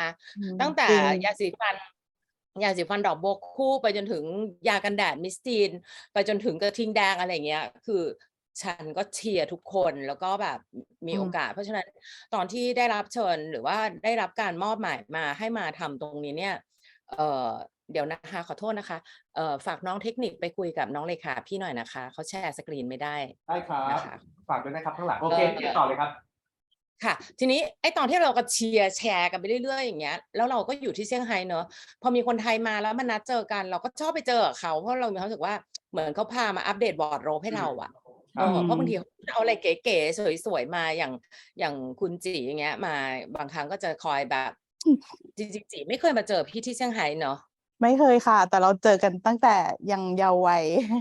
ไปเล่นบ้านพี่มาเรื่อยๆจีแต่ก่อนไปวิ่งเล่นอยู่แถวบ้านพี่อะไรเงี้ยแต่ว่า anyway พี่ก็ชอบมากแหละเอาเป็นว่าพี่ก็จะเป็นขาประจำชอบไปแบบสยามพารากอนไปเอ็มโพเรียมไปสยามเซ็นเตอร์อะไรเงี้ยก็จะตามแล้วก็จะแบบแอบฝากรุ่นน้องที่นู้นแบบซื้อส่งมาให้เจ๊หน่อยอะไรเงี้ยก็มีความชอบแบบนี้อยู่แล้วเพราะฉะนั้นไอ้เรื่องสวยๆงามๆเนี่ยไม่ใช่แฟชั่นไฮโซไม่ใช่แฟชั่นนิสต้าไม่ใช่แบบเรดคาเป็ดนะแต่พอดีเป็นคนที่ชอบอยู่เองคือภูมิใจในความเป็นไทยเกิน100%ทีนี้วันนี้ก็เลยแบบหัวข้อง่ายๆของพี่ก็จะมีประมาณว่าอยากจะแชร์ให้ฟังว่ามันมีเรื่องของน้องคะพี่คิดว่าน้องใช้อีกซิสเต็มหนึ่งแชร์ไปก็ได้ค่ะดีไหมคะแล้วก็เลิกยุ่งกับพี่ได้แล้วค่ะขอบคุณค่ะคือการที่มาอยู่ที่เมืองจีนเนี่ยมันสอนให้เรารู้จักหลายอย่างรู้จักอดทนรู้จักว่าความเปลี่ยนแปลงเป็นเรื่องเสมอภาคแล้วเป็นเรื่องเสมอภาคแปลว่าทุกคนเจอเหมือนกันแล้วก็เป็นเรื่องที่เสมอต้นเสมอปลายคือเปลี่ยนตลอดคือสมัยก่อนเรามาจีนก่อนที่เกดจะมาอยู่ที่จีนเนี่ยเกดเคยสมัครงานหนแรกที่จะมาเทคออฟฟิศที่จีนก็คือจะมาทำกับที่โบอิงกันแล้วกันตอนนั้นเนี่ยอยากมาทำมากคือยังไงก็ได้อยากมาจีนปรากฏว่าภาษาจีนเอาไม่รอดแล้วก็หลายๆอย่างที่มันก็คงไม่ค่อยแมทช์แต่ทั้งนี้ทั้งนั้นเนี่ยสิ่งที่มันเกิดขึ้นก็คือโอกาสเนี่ยมันเห็นแน่ๆแหละว่าจีนเนี่ยทั้งใหญ่ทั้งมีเงินทุนทั้งมีโอกาสทางการตลาดแล้วทั้งเป็นแหล่งผลิตแล้วทั้งเป็นแหล่งบางทีเป็นแหล่งวัตถุดิบอีกเราไม่ต้องคิดอะไรเยอะเราดูไอ้รถ EV คาร์ที่ทะลุยเข้าไปในตลาดในเมืองไทยตอนนี้แล้วเราหลับตานึกว่าวันนี้มีกี่คนที่นั่งดูเราอยู่นี่เกือบ100ป่ะฮะ60 กว่าคนที่นั่งฟังกันอยู่เนี่ยกี่คนที่ผลิตในไทยโดยที่ไม่มีส่วนประกอบใดๆจากของจีนเลยกี่คนที่ใช้ของจีนแล้วเอามาตีแบรนด์ไทยกี่คนที่ออกแบบเองแล้วมาจ้างโรงงานจีนผลิตหรือกี่คนที่มีดีไซเนอร์ต่างชาติมาผลิตแล้วเอากลับมาขายที่จีนอะไรอย่างเงี้ยมันก็มีไอ้เรื่องแบบนี้ที่แบบคุยกันได้ทีนี้วันนี้ก็มาคุยเนี่ยก็ยินดีแล้วก็ขอบคุณมากเลยที่ทางน้องจีกับน้องได้มาช่วยคุยก็บอกว่าเสียดายเพราะว่าแอบชื่นชมว่าเป้เขาก็จัดตารางวันปีนี้จัดได้น่ารักมากนะได้ครบถ้วนเกือบทุกอย่างพี่คิดว่าความใหญ่กับขนาดของตลาดจีนเนี่ยเป็นเรื่องที่ไม่ต้องพูดถึงแต่เราพูดอย่างนี้ดีกว่าว่าเซี่ยงไฮ้เฉพาะ GDP ของเซี่ยงไฮ้อย่างเดียวเท่ากับ GDP ประเทศไทยทั้งประเทศเซี่ยงไฮ้มีคนในเรคคอร์ดตามคอนเซนแซสประมาณ24 ล้านแต่ตามเรคคอร์ดอย่างที่เขาบันทึกอย่างไม่เป็นทางการประมาณ27 ล้านซึ่งไอ้27 ล้านเนี่ยที่พูดถึงเนี่ยคือส่งมาเลยแล้วกันค่ะขอโทษนะคะแป๊บหนึ่งนะจ๊ะครับโอเคแล้วอันนี้เขาจะปิดยังไงคะน้องต้องปิดจอนี้คนก็จะได้เห็นครบขอบคุณค่ะทีนี้ไอ้27 ล้านเนี้ย generate เท่ากับ GDP ทั้งประเทศไทยแสดงว่าเราเดาๆนะว่าเซี่ยงไฮ้เนี่ยคงเป็นเมืองที่อู้ฟู่มากก่อนหน้านี้คนจะชอบพูดว่าเมืองแบ่งเป็นเทียร์1 เทียร์ 2 เทียร์ 3อันนี้คือปกติคนจะมาจีนก็มักจะถามกันทีนี้เวลาที่เขาถามกันแบบเนี้ยพี่เกดก็บอกได้คำเดียวว่าเดี๋ยวนี้มันไม่ค่อยดูแลเทียร์คือถ้ายังไปยึดติดกับไอเทียร์อยู่แสดงว่าอาจจะยังไม่ค่อยเข้าใจไดนามิกของประเทศจีนเพราะฉะนั้นปีนี้มาพูดข่าวนี้คิดว่าดีใจที่ทีมงานที่ทำ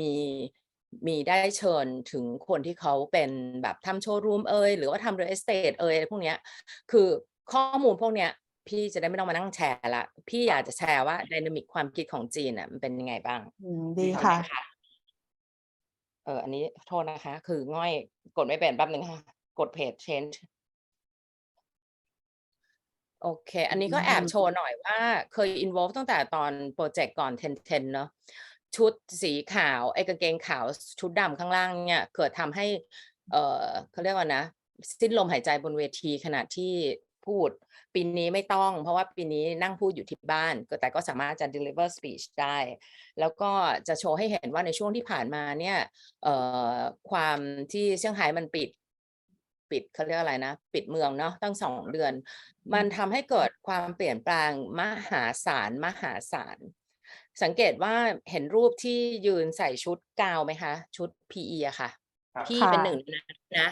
เป็น volunteer จีเห็น volunteer คือก็เข้าไปแล้วก็เลยพบว่าถ้าไม่เป็น volunteer ไม่มีข้าวกิน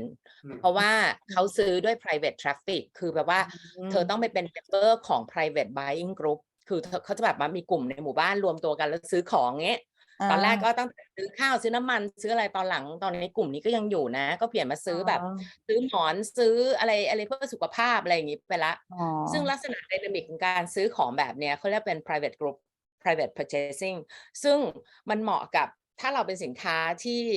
มี special character ที่มันเข้ากันกับกลุ่มคนใดคนหนึ่งโดยเฉพาะอย่างเงี้ยมันจะมีการรวมกลุ่มแบบนี้อยู่เยอะเป็นเบาถึงแม้ว่าเป็นแบบคือคนชอบดูงิ้วก็จะชอบดูงิ้วอ่ะเขาจะอยู่ในกลุ่มอย่างนี้ด้วยกันมันจะมีกลุ่มแบบเนี้ยซึ่งมีเป็นพันมีเป็นเยอะล้านกลุ่มอ่ะซึ่งแบบต้องไปเลือกเอานะอันที่สองก็เห็นรูปมีเห็นชาร์กมาตอนต้นนะชาร์กกับจะเรียกเขาอยู่รูปแบบว่าน้ำปลาอีรูเขาก็จะเก่งแล้วก็เป็นคนน่ารักมากคือรูปนี้ที่เอามาเล่าให้ฟังก็คือจะบอกว่าคนที่ใหญ่ที่สุดอาจจะไม่ใช่คนที่ดีที่สุดคนที่แพคเกจจิ้งดูดีที่สุดอาจจะไม่ใช่คนที่เหมาะที่สุดกับเราแล้วก็คนที่อาจจะแบบดูจริงใจ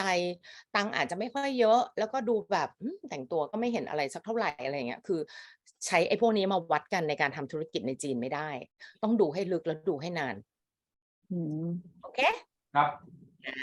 เอาอย่างนี้ก่อนเอาสั้นๆเอาจากหน้านี้อินโทรตัวเองก่อน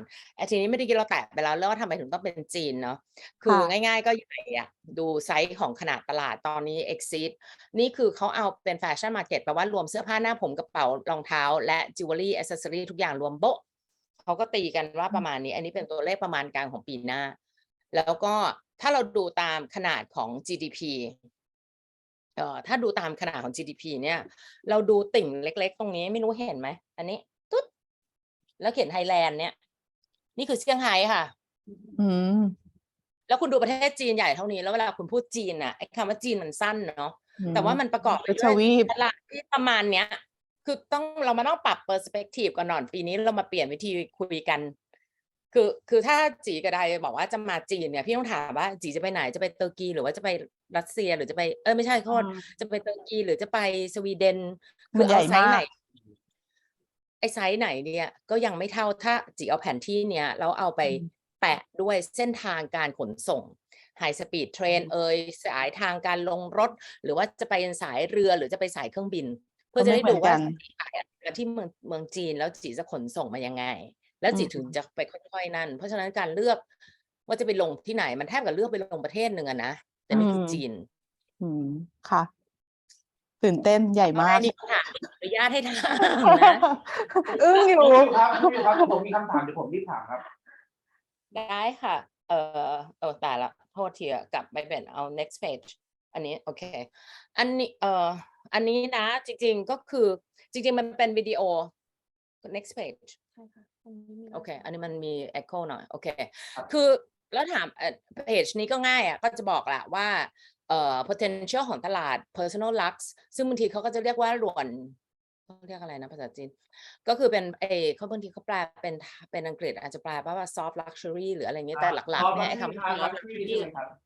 ก็คือจะเป็นแบบ affordable lux อารมณ์อย่างนั้นคือ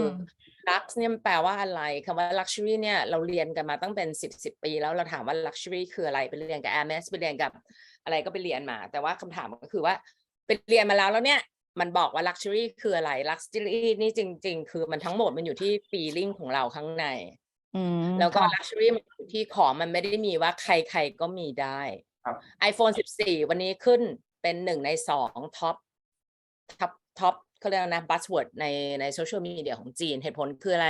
ใครได้ก่อนมันเก๋เอามาแกะกล่องมันคือเท่มันคือ privilege luxury อย่างหนึ่งexperience ด้วยจีนเขาทำธุรกิจเขามาถึงเขาบอกว่า limited edition ไม่รับจอง พวกร้านแบบภาษาไทยอะไรโอมากาเสะอะไรพวกเนี้ยนะหรือมิชลินอย่างเงี้ยที่แบบไม่รับจองใครจองได้เป็นเรื่องเรื่องเก๋น้องถึงก็เป็นธุรกิจได้นะจ๊ะ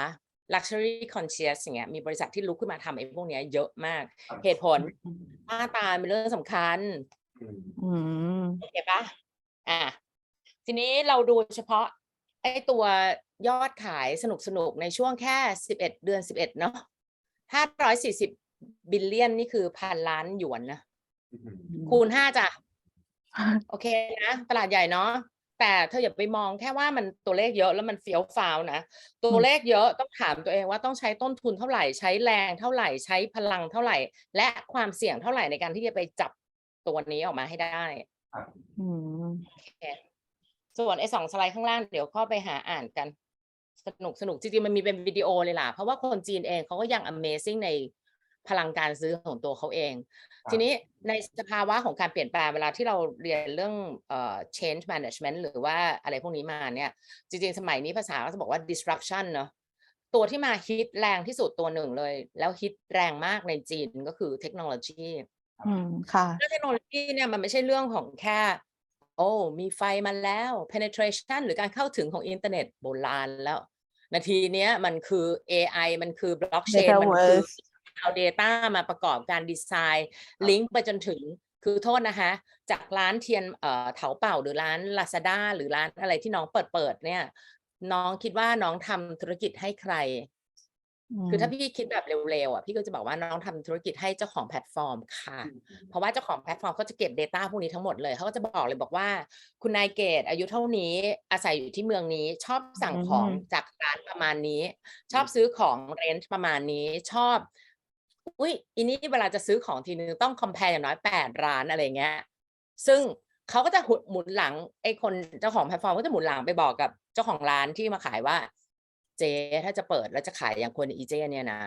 ต้องเปิดอย่างน้อยสัก5 ถึง 6 ร้านแล้วก็เปิดเป็นม็อกคู่แข่งมาอีกสัก2แล้วเพราะว่าอีเจเขาจะอย่างน้อยเขาจะ compare น้อย8 ร้านแต่จริงๆไม่หรอกในจีนเนี่ย compare 3ก็เอาแล้วแต่ว่าพฤติกรรมการบริโภคเขาเนี่ยพฤติกรรมในเรื่องของการที่มันมีเทคโนโลยีพวกนี้มันทำให้พฤติกรรมหรือรูปแบบหรือ business model ที่มันเกิดขึ้นเนี่ยพี่พูดเร็วไปไหมไม่เหมือนพี่เป็นคนชอบตื่นเต้นเพลินอยู่ค่ะประชาชนบ่นได้นะคะก็มองรู้สึกว่าครับคือรวมถึงถ้าเกิดว่าใครมีคำถามที่จะถามพี่เกดเนี่ยก็ส่งคำถามเข้ามาได้ด้วยเนาะพี่เนาะแล้วก็เดี๋ยวจะมาถามพี่เกดเอาละกันนะครับตอนนี้นะกำลังตื่นเต้นอยู่กับข้อมูลจีฟังหลายหนแล้วจียังตื่นเต้นเลยเพราะว่ามันพอมันเปลี่ยนแต่ละช่วงเวลาอย่างเงี้ยมันก็มีอะไรใหม่ๆแล้วก็แบบที่เราต้องใช่พี่เนาะใช่แล้วพอมันสเกลมันใหญ่เงี้ยมันคือคลื่นจริงๆครับพอดูภาพนี้เสร็จแล้วหมุนหลังกลับไปดูภาพแผนที่ของประเทศเขาประกอบแล้วนึกถึงว่าพายุลงเซี่ยงไฮ้คนต้องอพยพ1 ล้านกว่าคนแล้วนึกถึงถ้าธุรกิจของเราลงมาเหมือนพายุลงเซี่ยงไฮ้1 ล้านกว่าคนซื้อเธอทำทันไหมเป็นคำถามที่เราต้องกลับไปคิดไงทีนี้ไอ้เทคโนโลยีมันก็ไม่ใช่แค่นี้อีกมันก็เลยทำให้เขารู้ว่าทุกคนที่เขาแบบเขาเรื่องอะไรนะแบบคอมเพลนเกี่ยวกับเรื่องสินค้าเราก็แน่นอนแล้วมันก็จะบอกได้เลยบอกว่าเดี๋ยวนี้ไม่อยากจะซื้อของต่างประเทศเลยเพราะว่าซื้อส่งซ่อมอะไรยากมันกลายเป็น unique selling point ที่สำคัญของผู้ที่เป็นเจ้าของฐานการผลิตต่างๆเอามาตีเราสุดฤทธิ์แล้วก็เธอก็รู้ไว้เลยนะว่าเทคโนโลยีการผลิตเขาที่เนี่ยวันนี้ออกแบบพรุ่งนี้ขึ้นแบบถ่ายรูปโพสต์แปะขาย5 วันส่งของ7 วันถึงผู้รับ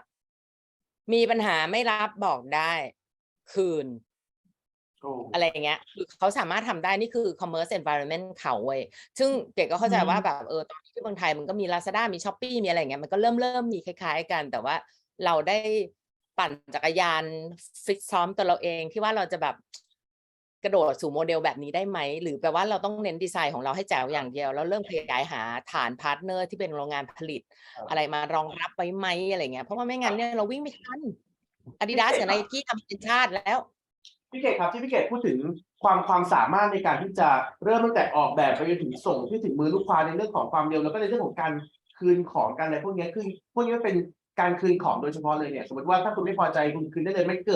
นเริ่มเกิดมาจากการแข่งขันกันเองในตลาดว่ามันเป็น policy ของรัฐบาลหรือเปล่าในเรื่องของการที่คุ้มครองผู้บริโภคอะไรพวกนี้ ถ้าอย่างนี้ต้องบอกว่าไดเคยมาอยู่จีนแป๊บๆมั้ง ครับเดี๋ยว จำได้ไหมลูกเขาจะมีวันคุ้มครองผู้บริโภคเป็นวันที่พวกพี่อ่ะหวั่นใจสุดๆคือเป็นวันที่พี่ไม่อยากให้มีใครพูดถึงชื่อพี่อ่ะ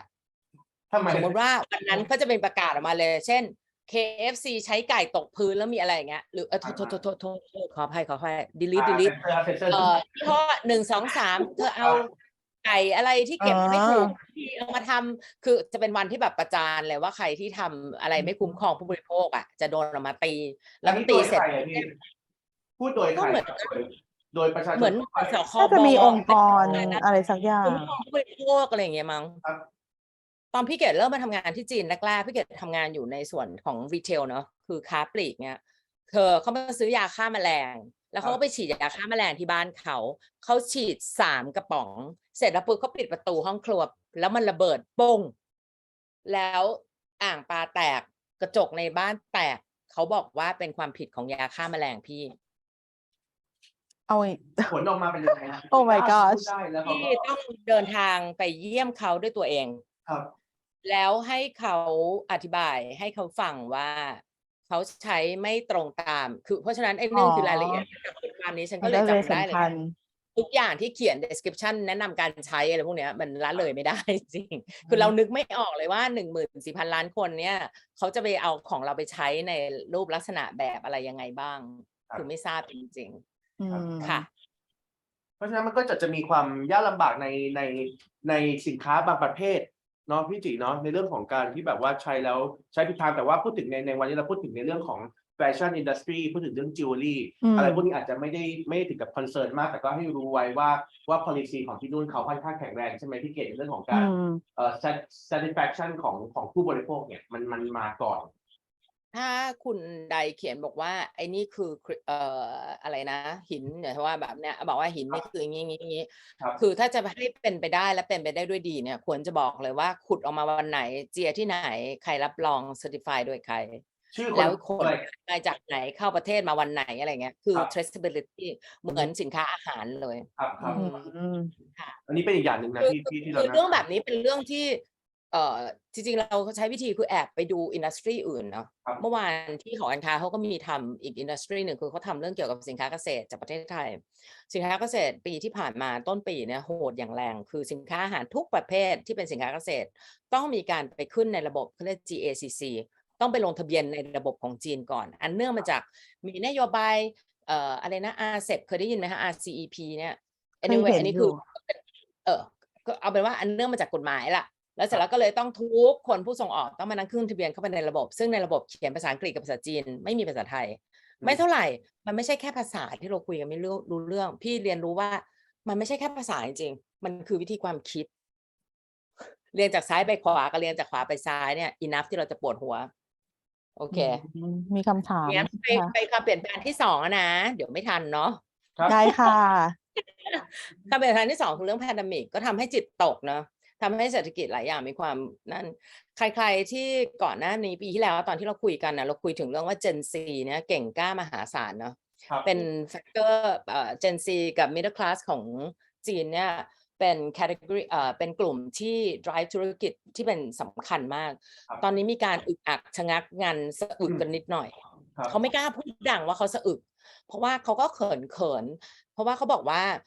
ตอนนี้ไม่กล้าซื้อของแบบช้อปปิ้งแบบตัดแขนตัดขาซื้อแปลว่าอะไรรู้ป่ะตัดแขนตัดขาซื้อแปลว่าเงินเดือนละ10,000แต่ซื้อของ50,000อย่างเงี้ยเขาเรียกตัดแขนตัดขาไปซื้ออันเนื่องมาจากแพนเดมิกมันมีผลกระทบต่อไม่แน่นอนสิ่งธุรกิจรอบข้างความไม่แน่นอนเรื่องการงานการไม่แน่นอนเรื่องนี้แล้วก็ไปเจอเรื่องอะไรนะใช้คำว่าอะไรนะสงครามระหว่างนู่นนี่นั่นอะไรอย่างนี้อีกก็ปวดหัวก็กลัวคือคนจีนเนี่ยพอลงได้กลัวเนี่ยเป็นเรื่องเข้าใจเพราะฉะนั้นใจเย็นแล้วก็กลับไปดูให้ดีๆว่าเขาก็เปลี่ยนพฤติกรรมการซื้อเป็นยังไงล่าสุดที่ไปทำเซอร์เวย์มาคือที่หอเนี่ยพี่จะให้น้องเขาทำเหมือนกับ market check เหมือนกับทำ health check ของธุรกิจเนี่ยทุก3 เดือน6 เดือนอะไรอย่างเงี้ยแต่จริงๆคือปีนี้ต้องขอโทษเพราะว่ามีการเปลี่ยนแปลงของทีมงานเนาะมันก็เลยออกมาช้ามันก็เลยไม่ทันสัมมนาของพวกคุณ แต่ถ้าเกิดเดี๋ยวใครตอนท้ายอยากจะสนใจอยากจะติดตามและอยากให้แชร์เรื่องพวกนี้เพิ่มก็เดี๋ยวมาแอดเข้ามาแล้วกันแล้วเดี๋ยวจะแชร์ให้นะคะคือหลักๆเนี่ยมันคืออย่างนี้เลยสมัยก่อนคุณนายชื่อคุณนายซาชาแล้วกันคุณนายซาชาก็จะสามารถซื้อสร้อยกุ๊กกิ๊ก5,000 6,000 10,000 20,000เธอก็จะซื้อชีไม่กลัวแต่ว่านาทีเนี้ยชีก็จะต้องดูแล้วว่าไอ้25,000ที่ชีจะซื้อเนี่ยพรุ่งนี้ราคามันจะขึ้นไหมของมันจริงไหมถ้าจะต้องเป็น resale value มีโอกาสไหมประกอบกันกับเรื่องการกลับมาของตลาดพวก vintage เขาก็เลยจะมาดูว่าซื้อไปแล้ว reselling price มันเป็นยังไงแบบ sustain ไหมหิ้วไปแล้วแบบคนรู้สึกว่าเรารักโลกไหมอะไรเงี้ยมันประกอบด้วย value set หลายอย่างมันก็เลยกลายเป็นกลุ่มผู้บริโภคที่ complicate มากเหมือนกันแล้วก็เอาแต่ใจมากนะอันนี้ก็พาร์ทหนึ่งของ pandemic ก็เลยทำให้กลุ่มเนี้ยมีลักษณะชะงักในการซื้อของอย่างเห็นได้ชัดแต่ปรากฏว่ากลุ่มผมสีเทาๆนิดหน่อยเพื่อแอนเซลชอบตายอ่ะคุณขอให้ของดีแพงเท่าไหร่ฉันรับได้เพราะฉันรู้ว่าตอนนี้ฉันเดินทางไม่ได้ให้ฉันเดินทางออกไปกับตัวบวกค่าตั๋วฉันยอมจ่ายกระเป๋าใบนี้ในราคาที่รวมแท็กแล้ว whatever ที่มาจากประเทศต่างประเทศเอาเข้ามาฉันซื้อหรือเธอบินเข้ามาสิคาเทียเธอเอาเพชรเก๋ๆเอามาเลยฉันซื้อแต่ขอดูใบเซอร์อะไรให้ครบนะอย่ามามั่วที่นี่เมืองจีนฉันกลัวพี่เกศครับตลาดโตมากพี่เกศมีคำถามที่ค่อนข้างตรงกับท็อปิกที่เราพูดกันอยู่พอดีเลยจากทางบ้านนะครับคือเขาพูดถึงพี่เกศพูดถึงในช่วงแพนเดมิกตอนนี้เขาก็ถามว่าตอนนี้ที่จีนมันปิดเปิดเนี่ยครับในเรื่องของโรคระบาดเนี่ยคือมันก็ยังมีตัวเลขออกมาว่าคนเนี่ยก็ยังซื้อของแฟชั่นกันยังมีตัวเลขในการขายที่มันยังโอเคดูเหมือนกันแบบการซื้อขายมันก็ยังมีเกิดขึ้นอยู่ครับคือเขาสงสัยว่าจริงๆแล้วเซลล์หรือต่างๆที่มันเกิดขึ้นพวกนี้มันเกิดมาจากพวก 1% ที่เขาไม่ได้แบบเลย upper class ไปแล้วกลายเป็น 1% top 1% ไปแล้วเนี่ยหรือว่าคนปกติมันก็ยังมีการซื้อจากตลาดอยู่บ้างที่อาจจะสวัสดีค่ะคุณเอ็ม เปิดไมค์ค่ะ ครับค่ะคืออย่างนี้ค่ะถ้าเกิดสมมติว่าเกดตอบเกดอาจจะต้องออกตัวนะว่าเกดไม่ใช่เป็นคนในวงการแฟชั่นแต่เกดพอดีว่าเป็นคนชอบเสพ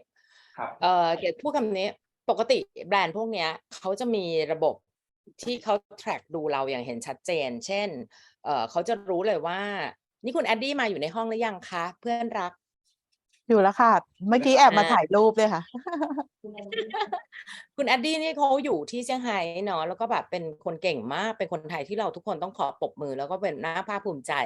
ใครอยากจะคุยเรื่องแบรนด์เรื่องอะไรก็แนะนำให้คุยกับเธอจริงๆปกติเนี่ยแอดดี้ก็จะเป็นคนที่เกดจะเชิญแล้วก็อยากจะชวนเพราะว่าเขาเทสดีแล้วก็รู้ไอ้พวกไฮโซเยอะเกดไม่ค่อยรู้หรอกแต่พอดีว่าบังเอิญว่าชื่ออยู่ในลิสต์ของคนที่เขาจะเชิญไปงานอยู่เรื่อยๆก็เลยได้ไป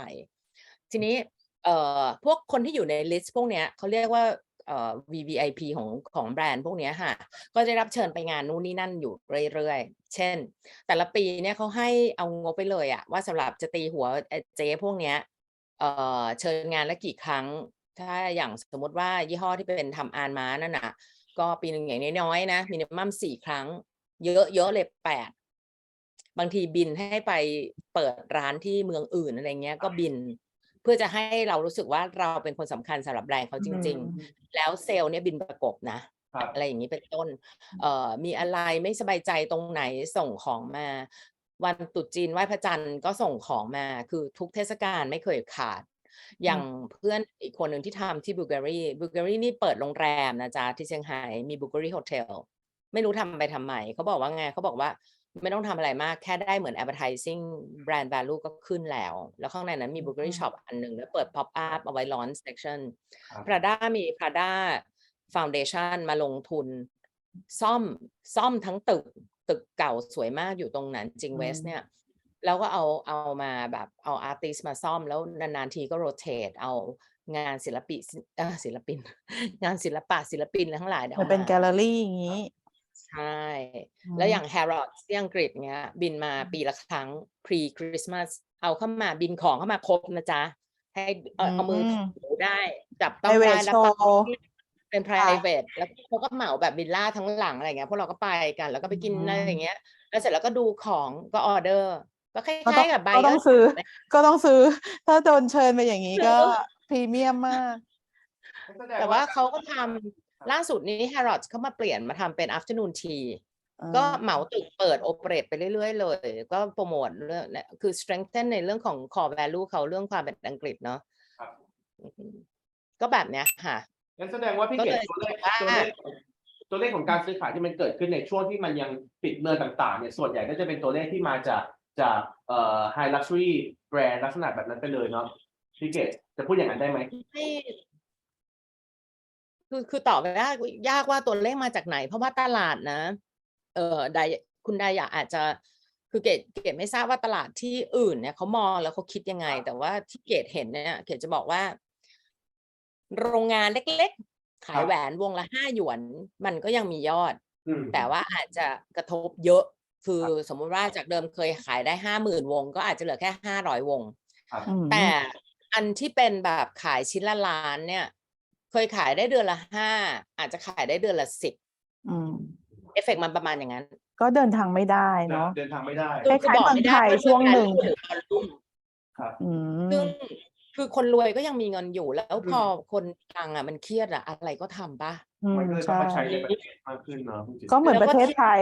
คล้ายๆกันความเครียดมีแล้วจะ indulge ตัวเองด้วยวิธีไหนก็ช้อปปิ้งสิคุณแล้วไอ้พวกแบรนด์พวกนี้ก็ฉลาดตอนช่วงปิดล็อกดาวน์นะคะก็ส่งเป็นกล่องๆมาเลยก็แบบส่งก็เรียกควรค่าแก่คุณก็คือในนั้นก็จะมีเป็นแบบชัฟเฟิลจะอะไรก็มีชีสเชิ้ตอะไรมีครบไม่เคยขาด Survivor Kit แต่แบบ luxury ถูกและชาแนลนี่ไม่แพ้นะจ๊ะส่งมาคนแรกเลยเป็นต้นคือส่งก่อนถึงก่อนนี่เป็นความรักที่ไม่มีวันลืมจริงเขาแข่งกันอย่างเงี้ยเพราะฉะนั้นถามบอกว่าในการที่คุณจะมาทำแบรนด์หรือจะมาสร้างธุรกิจของคุณในเมืองจีนแล้วคุณคิดว่าคุณจะจับท็อปนอตเขาเนี่ย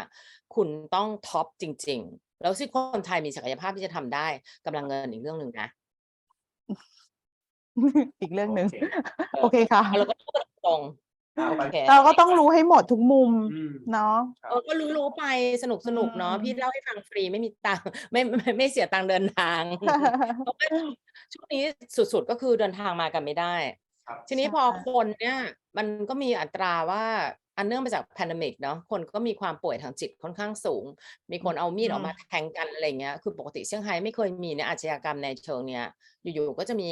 ข่าวไอ้นี่วิ่งไปเอาทำอะไรอย่างเงี้ยซึ่งเราปกติไม่ค่อยมีแต่เก๋คิดว่ามันเป็นความเครียดที่ค่อนข้างคอมมอนทั่วไปแต่ว่าที่นี่ปกติมันคอนโทรลแล้วดูแลกันค่อนข้างดีมันก็เลยเป็นเรื่องที่เราตกใจนิดนึงแล้วก็นอกจากนี้เนี่ยมันยังมีเอฟเฟกต์อีกอันหนึ่งที่น่าตกใจก็คือว่ากลุ่มคนที่ทำงานเนี่ยหนีออกจากเซี่ยงไฮ้ไปเลยคือไม่ไหวเพราะเซี่ยงไฮ้เนี่ยถ้าเกิดเป็นผู้ทำแรงงานรายวันเขาเรียกนะลูกจ้างรายวันเนาะคุณจ่ายค่าเช่าบ้านคุณต้องจ่ายเป็นรายเดือนแล้วฟิกอะแต่ถึงเวลาช่วงปิดล็อกดาวน์เนี่ยคุณไม่มีรายรับอะคุณตายนะเพราะเจ้าของบ้านยังคงต้องเก็บเงินคุณนะต่อให้มันจะออกมาว่ามันจะใจดีมันก็ใจดีไม่ได้เท่าไหร่หรอกพวกนี้ก็เลยยอมเดินกลับบ้านไปอดทนปลูกผักกินที่บ้านดีกว่ามันก็เลยมีการซับเอาคนงานที่มีสกิลหลายๆอย่างเอาออกไปมันก็เอฟเฟกต์ค่อนข้างเยอะเพราะนั้นตอนนี้มันจะกลายเป็นว่ามันต้องมาแข่งกันในการที่ใครจะ retain แล้วก็ซอร์สหาทีมงานที่มีประสิทธิภาพที่เข้าใจและฟิตกับแบรนด์คุณให้อยู่ให้ได้แล้วมันก็เลยเป็นการบังคับกึ่งทำให้เกิดการบูมของการทำไลฟ์สตรีมนู่นนี่นั่นเกิดขึ้นการมาขายกันที่ไม่ต้องอะไรมากแล้วก็ทุกคนก็หันกลับมาว่าในเมื่อบริษัทก็ดูแลฉันไม่ค่อยเวิร์กเนี่ยช่วงฉันลำบากก็ไม่ส่งไข่ส่งผักมาให้ฉันเนี่ยหนีสิคะลาออกเองก็เป็นจำนวนไม่น้อยแล้วก็หันไปทำธุรกิจอะไรเป็นของตัวเองเขาบอกว่าชีวิตคอนโทรลด้วยตัวเองไม่ต้องหวังพึ่งใครยืนอยู่ได้2 ขาตัวเองก็โอเคค่ะคือมันเหมือนลดความหวั่นใจอ่ะก็จะมีเกิดขึ้นทีนี้ก็เมื่อกี้พูดแล้วมันก็เลยไอ้3ตัว driver หลักก็คือ technology people แล้วก็ pandemic เนี่ยมันเลย drive ทำให้ลักษณะของการทำธุรกิจหรือโมเดลธุรกิจเนี่ยมันมีการปรับเปลี่ยนไปอย่าตกใจนะเพราะว่าเกดคิดว่าเมืองไทยก็คงมีความเปลี่ยนแปลงในเชิงคล้ายๆอย่างนี้เหมือนกันแต่อาจจะไม่ได้ในสปีดแล้วในสเกลแบบที่เราเจอที่ในเมืองจีนเนาะอย่างเงี้ยไม่รู้พี่ตีความถูกก็เปล่านะแต่พี่เห็นแบบนี้แล้วก็เรื่องความเปลี่ยนแปลงเนี่ยมันมาแบบคลื่นสึนามิ ไม่ใช่เป็นคลื่นที่หาดบางแสนอย่างบ้านเรามันมาเป็นสึนามิยักษ์ค่ะทีนี้ถ้าเกิดสมมุติว่าเรามาดูว่าแบบหลักๆเลยจริงๆเนี่ยมันก็จะเห็นที่แน่ๆที่ผู้ประกอบการหลบเลี่ยงไม่ได้แน่ๆคือเรื่องของการเข้าใจเรื่อง private traffic กับเรื่อง live stream มีคนถามเยอะมากในช่วง 5-6 เดือนที่ผ่านมาเรื่องของการทำ live stream cross border ข้ามมาที่เมืองจีนจะบอกว่ามันไม่ง่ายอย่างที่คิดถ้าเกิดว่าคุณหาวิธีส่งของไม่ได้แล้วอันที่สองคุณต้องพิจารณาก็คือเรื่องของ supply chain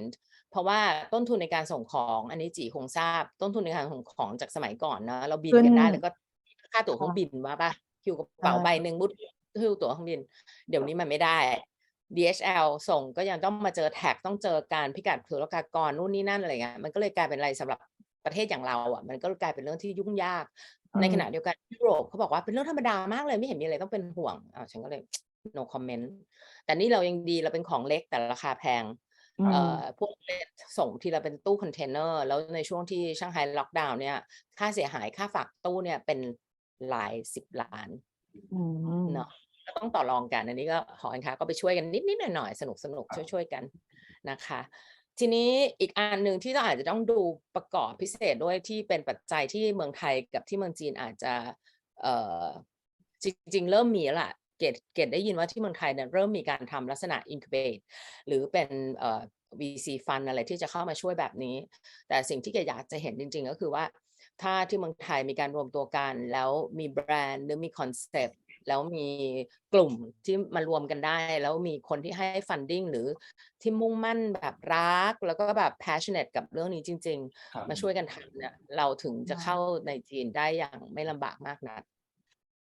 ก็คือควรจะต้องรวมกลุ่มกันไว้ใช่มันถึงจะมี impactนอกเหนือจาก impact เนี่ยมันยังเป็นเรื่องของการลดต้นทุนกระจายความเสี่ยงด้วยเนาะเพราะว่าอย่างสมมติว่าถ้าเกิดเมื่อสักครู่นี้เห็นเลยค่ะโน้ตน้องเขาโน้ตมาบอกว่าเป็น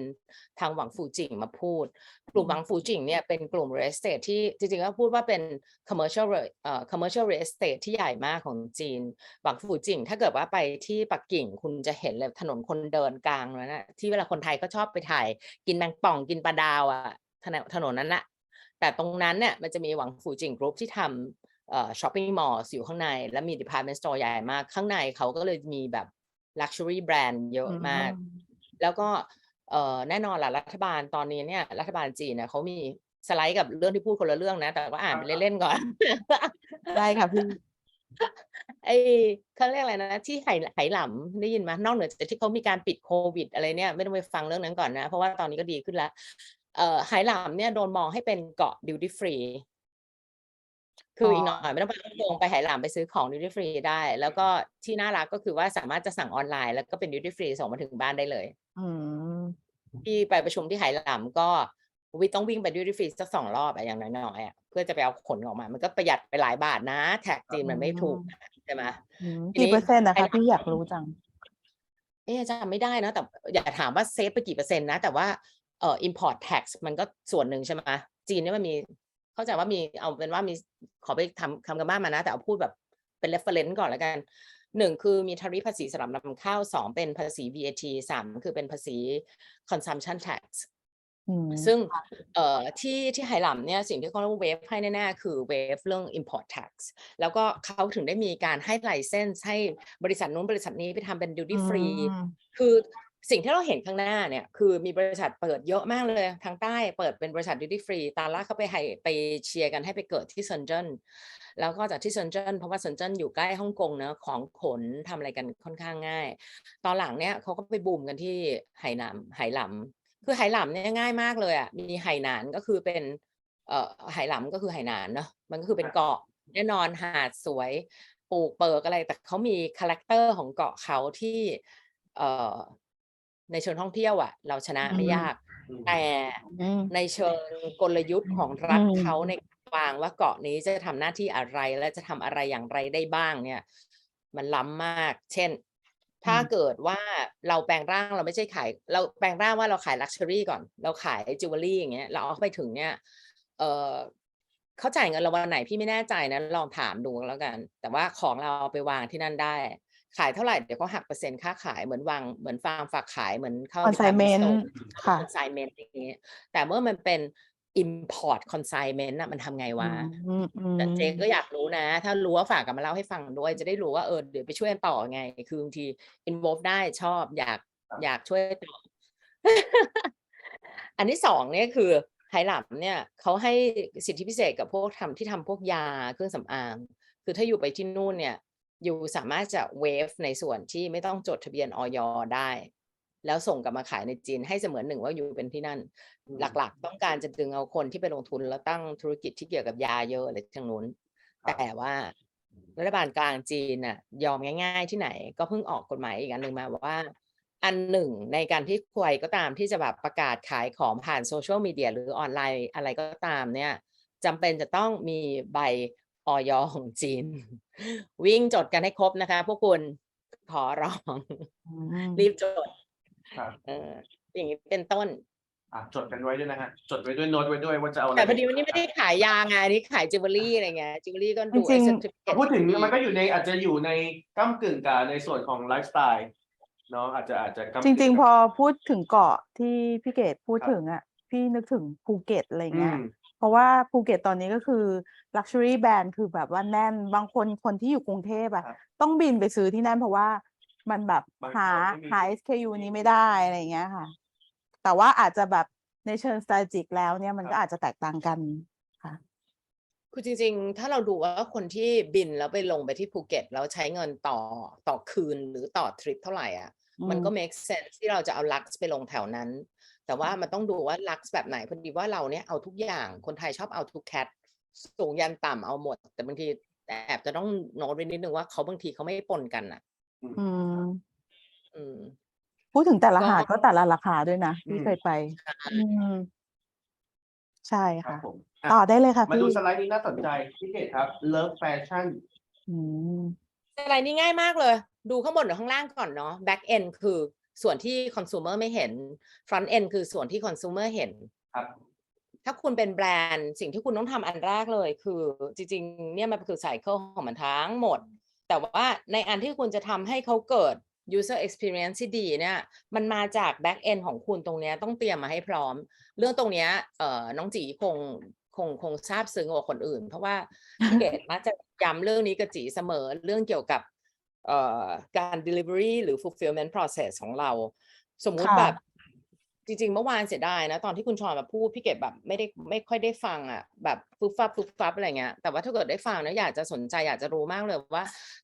ทาง Poem เนี่ยเขาเตรียมเรื่องของ back end เอาไว้ยังไงบ้างส่งของยังไงอะไรยังไงอะไรเงี้ยมันคงช่วยได้เยอะมากสำหรับหลายคนแต่ว่าของพวกเราเนี่ยบังเอิญมันเป็นแบบสมมติว่าแหวนเนี่ยก็แหวนนี้ชิ้นเดียวแล้วทำยังไงแล้วจะส่งของกันยังไงแล้วจะเอา data มาให้กันยังไงและ satisfaction จะเป็นไงคนแต่ละโซนของจีนก็จะชอบของไม่เหมือนกันบางทีสไตล์นี้ฮิตขึ้นมาก็ต้องปั๊มออกมาให้ทันอะไรเงี้ยจีนเนี่ยที่น่ากลัวคือฮิตเลยแล้วฮิตปุ๊บฮิตปั๊บอยากจะเอาเดี๋ยวนี้ไอ้ความเอาแต่ใจกับสปีดเนี่ยน้องเห็นพี่อย่างเนี้ยพี่เด็กน้อยมากนะถ้าเป็นแม่จริงๆเนี่ยเขาร้ายกว่าฉันเยอะนะฉันเนี่ยมาให้พวกเธอฝึกหัดเฉยๆก็ประมาณนี้ก็จริงๆก็ควรจะดูเรื่องของเทรนด์เรื่องของอะไรพวกนี้มันก็ดูไปแต่ว่าในขณะเดียวกันเนี่ยคุณต้องดูด้วยแต่อันนี้คือเขาเอาโมเดลแบบของฝรั่งมาให้ดูแล้วพี่เอาสไลด์นี้มาแชร์ให้ฟังเพราะว่าอันนี้มันง่ายในการที่จะอธิบายทำให้คนที่เมืองไทยเข้าใจเนอะแต่ไอ้พวกนี้ทั้งหมดเนี่ยเมื่อเข้ามาเป็นจีนเนี่ยมันจะต้องเป็นเซตอัพของ environment แบบจีนไอ้ TikTok YouTube Instagram อะไรเงี้ยมันก็จะเปลี่ยนเป็นโตอิงอะไรวะ YouTube ของที่นี่จะเรียกว่าอะไรโตอิงเสี่ยวหงชูFacebook มันก็จะใช้เป็นตัวอื่นอะไรอย่างนี้ใช่วิแชทนี่พลาดไม่ได้นะถ้ายังไม่มีแบบ account วิแชทรีบไปทำโอเคคือหลักๆเนี่ยเขาเอา data ของที่มาแล้วเดี๋ยวนี้คนที่เป็นคนผลิตหรือว่าเป็นเจ้าของแบรนด์เนี่ยโดยไม่ต้องตกใจคือเจ้าของโรงงานเองซึ่งเจ้าของโรงงานยอมซื้อ data จากแพลตฟอร์มแล้วเอาไป plug in กับ production ของเขาที่อยู่ข้างหลังแล้วดีไซน์ออกมาเช่นพี่สามารถจะถ้าเกิดสมมุติว่าคุณจีหรือคุณใดใจถึงหุ้นกันแล้วเอาตังค์มาพี่ช่วยซื้อได้นะมันจะบอกได้เลยว่าใจถึงมือกันเลย2 คนดีมาก งั้นเราไปซื้อมาเลย ครับ ได้กับจีอาจจะบอกว่าผมอยากทำsilver base accessory มาขายที่จีนเซว่าอย่างเงี้ยพี่บอกได้เลยว่าเขาเอาราคาเท่าไหร่ชอบแนวไหนไซส์ที่เยอะสุดคือไซส์ขนาดไหนมี data เป็น base ซึ่งเข้าใจว่าพวกที่ทำผลิตอย่างเช่นว่า Adidas หรือ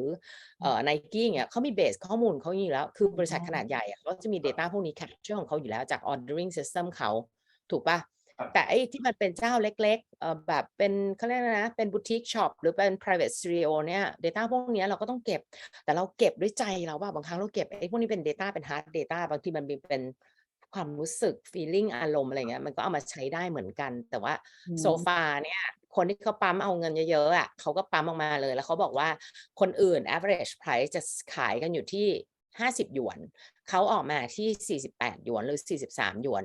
วอลลุ่มเขาดับเบิลเป็น3 เท่า2 เท่าหรือ3 เท่าจบเลยเขาก็ผลิตได้ตังค์เก็บได้ชนะด้วย data จริงๆเลยนะจริงครับไม่กี่เหรียญไม่กี่มิลอะไรอย่างเงี้ยค่ะแล้วมันแข่งกันที่สปีดกับ ability to deliver เพราะฉะนั้นเนี่ยเก๋คิดว่าอย่างชาร์กกับอีรุ่นที่เขาทำไอ้ตัวโชว์รูมเนี่ย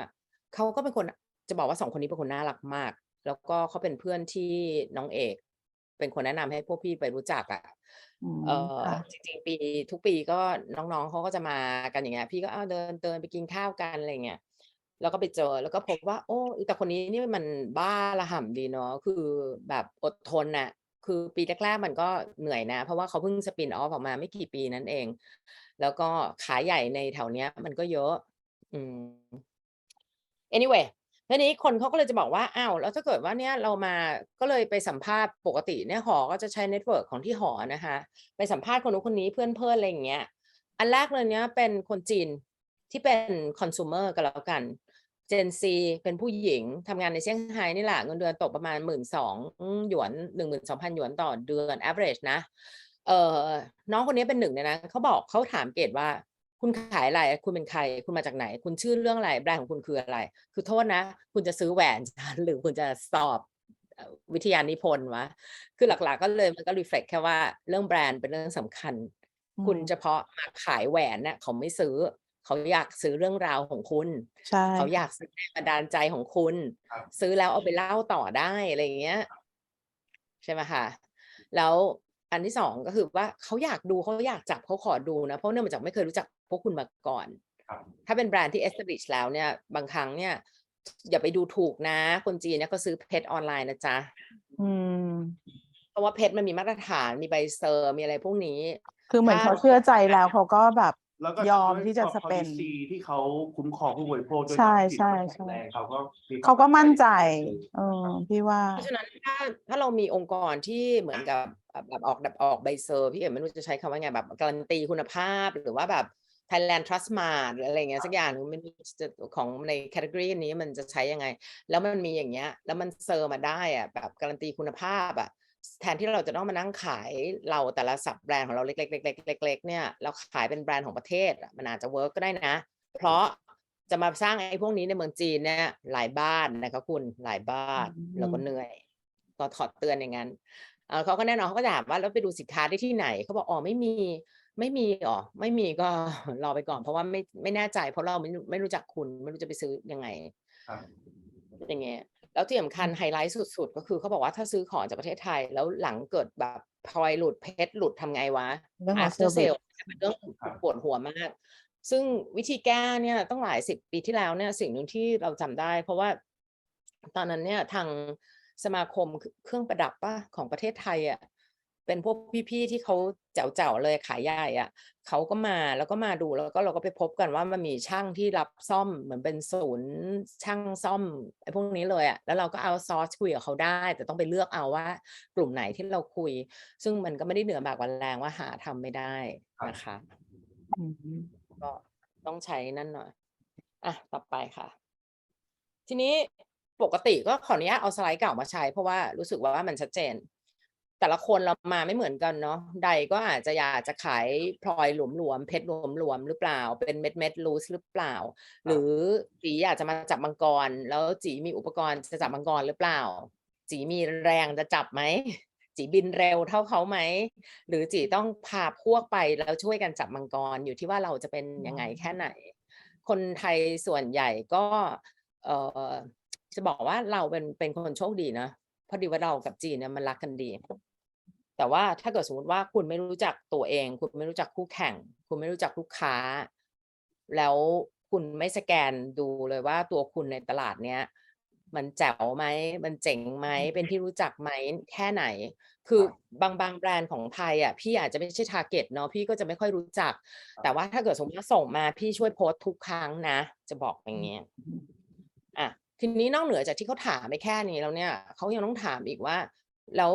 ปีหนึ่งคุณมีสินค้าใหม่กี่ครั้งหรือมีคอลเลกชันใหม่กี่ครั้งคนจีนชอบของใหม่ไม่ชอบของเก่าวางของในร้านแล้วไม่หมุนเวียนเนี่ยไบเออร์ชอบก็อาจจะสะบัดบ๊อบใส่ใช่ป่ะหรือว่าบางทีก็จะถามว่าเฮ้ยคุณมี principle เรื่องนี้เกี่ยวกับเรื่องสิทธิสตรีอย่างไร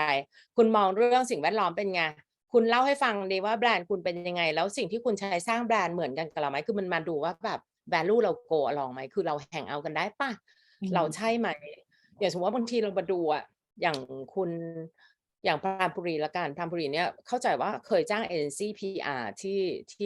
ที่เป็นเพื่อนกันของพี่อะเขาก็เล่าให้ฟังเลยว่าแบบโอ้โหเขาจริงจังมากกับแบรนด์อะไรอย่างเงี้ยซึ่งอันนี้มันไม่ใช่เรื่องน่ารังเกียจนะมันเป็นเรื่องที่ดีที่เราควรทำแต่ถามบอกว่า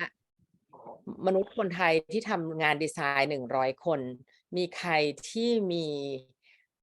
กระเป๋าหรือบัดเจ็ตที่จะทำให้มันได้ถึงขนาดนี้ไหมพี่เองสมัยก่อนอยู่ที่บริษัทคอนซัลแทนที่ทำเรื่องแบรนด์พี่เก๋บอกได้คำหนึ่งเลยว่าส่วนใหญ่ลูกค้าเกินครึ่งไม่มีบัดเจ็ตอีกข้อหนึ่งไม่มีมนุษย์คือไม่มีทรัพยากรหรือไม่มีทีมที่เข้าใจในเรื่องของการบริหารแบรนด์เนี่ยไม่ใช่แค่โฆษณาดีไซน์ออกมาแล้วก็เป็นแบรนด์มันไม่ใช่นั้นเนาะเดี๋ยวตอนหลังจากเซสชันพี่ได้คุยกับทางโซฟีก็คงจะได้ฟังอีกเยอะเพราะว่าตอนนั้นก็อยู่ NC เดียวกันแล้วก็โซฟีก็เป็นรุ่นน้องเขาก็จะสนิทกับทีมพี่เกดพอสมควรเลยล่ะ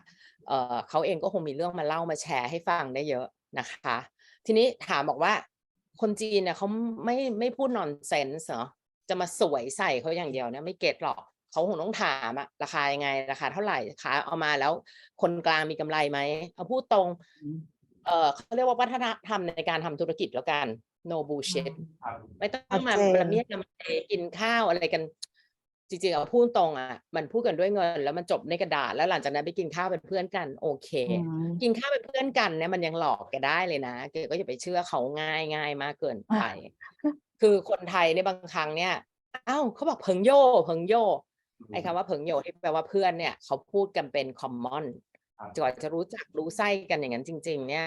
มันใช้เวลานะคะโอเคนะพี่เก๋ครับมีคำถามเข้ามาพอดีนิดนึงครับเมื่อสักครู่นี้ฮะคือพอเก๋พูดถึงเรื่องของราคาสินค้าที่เขาจะซื้ออะไรต่างๆพวกนี้ครับเขาถามว่าโดยเฉลี่ยแล้วครับพี่เก๋เขาอยากทราบว่าคนจีนเนี่ยมีกำลังซื้อมากกว่าคนไทยเยอะไหมของแฟชั่น 3,000-4,000 ขึ้นไปเนี่ยถือว่าถูกหรือแพงสำหรับเขาซึ่งเมื่อกี้พี่เก๋ก็บอกผมมาว่าสมมติว่ายกตัวอย่างเช่นจากที่พี่เก๋ไปเซอร์เวย์มาครับอย่างผู้หญิงวัยทำงานใช่ไหมถ้าเป็นเงินไทยเนี่ยเดือนหนึ่งเขา10,000ประมาณก็60,000 บาทได้ไหมพี่เก๋จะประมาณใช่ไหมฮะ 3,000-4,000 บาทเนี่ยถ้าเทียบกับ 10% 10คือถือว่าเป็น 10% แต่ก่อนเหมือนว่าได้แต่ว่าตอนนี้ไม่รู้พี่เก๋สินค้าราคาปีที่แล้วยังได้อยู่ไม่รู้ปีนี้เปลี่ยนไปหรือเปล่าจากคือจะบอกว่าปีที่แล้วที่ทำเซอร์เวย์มาเนี่ยมันเขาเรียกว่าเกินเลยนะเงินเดือน 12,000 ซื้อของ 50,000 เรื่องเล็กเพราะมีบัตรเครดิตผ่อนได้ในระบบ Alipay เนี่ยเขาเรียกว่าซื้อก่อนจ่ายทีหลังมีแบบ split payment ด้วยมันเป็นแบบ luxury product เดี๋ยวนี้ก็มีออปชันที่ให้ทำแบบ split payment ได้นะจ๊ะ zero interest อะไรอย่างเงี้ยเหมือนเราซื้อ iPhone แล้วผ่อน48 เดือนอย่างเงี้ยเอาไปใช้ก่อนเลยฉันรักเธออย่างเงี้ยถามว่าคำถามแบบนี้เป็นคำถามปลายเปิดที่ตอบไม่ได้ไม่ทราบว่าคุณขายอะไรไม่รู้ว่าแบรนด์ equity คุณ level ไหนแล้วก็ไม่รู้ว่าคุณลงทุนหรือว่าอยากจะจับคนที่เป็นกลุ่มไหนค่ะไม่ได้คนไว้นะแต่จะบอกว่า ถ้าจะดูแค่ว่ามีปัญญาจะซื้อไหมเงินแค่5-6 พันนี่เท่ากับ1,000 หยวน average เท่ากับกินข้าว1 มื้อก็คือแสดงว่าคือมันไม่ใช่อยู่ที่ราคาซะอย่างเดียวอย่างที่เราคุยกันมาตั้งแต่วันแรกมันก็อยู่ถึงในเรื่องของ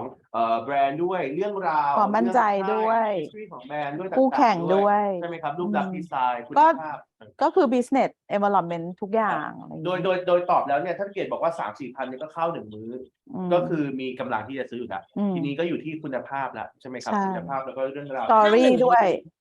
ใช่แล้วใดที่พี่พูดว่าข้าว1 มื้อเนี่ยแปลว่าอะไรฉันไม่ซื้อเองก็ได้นะ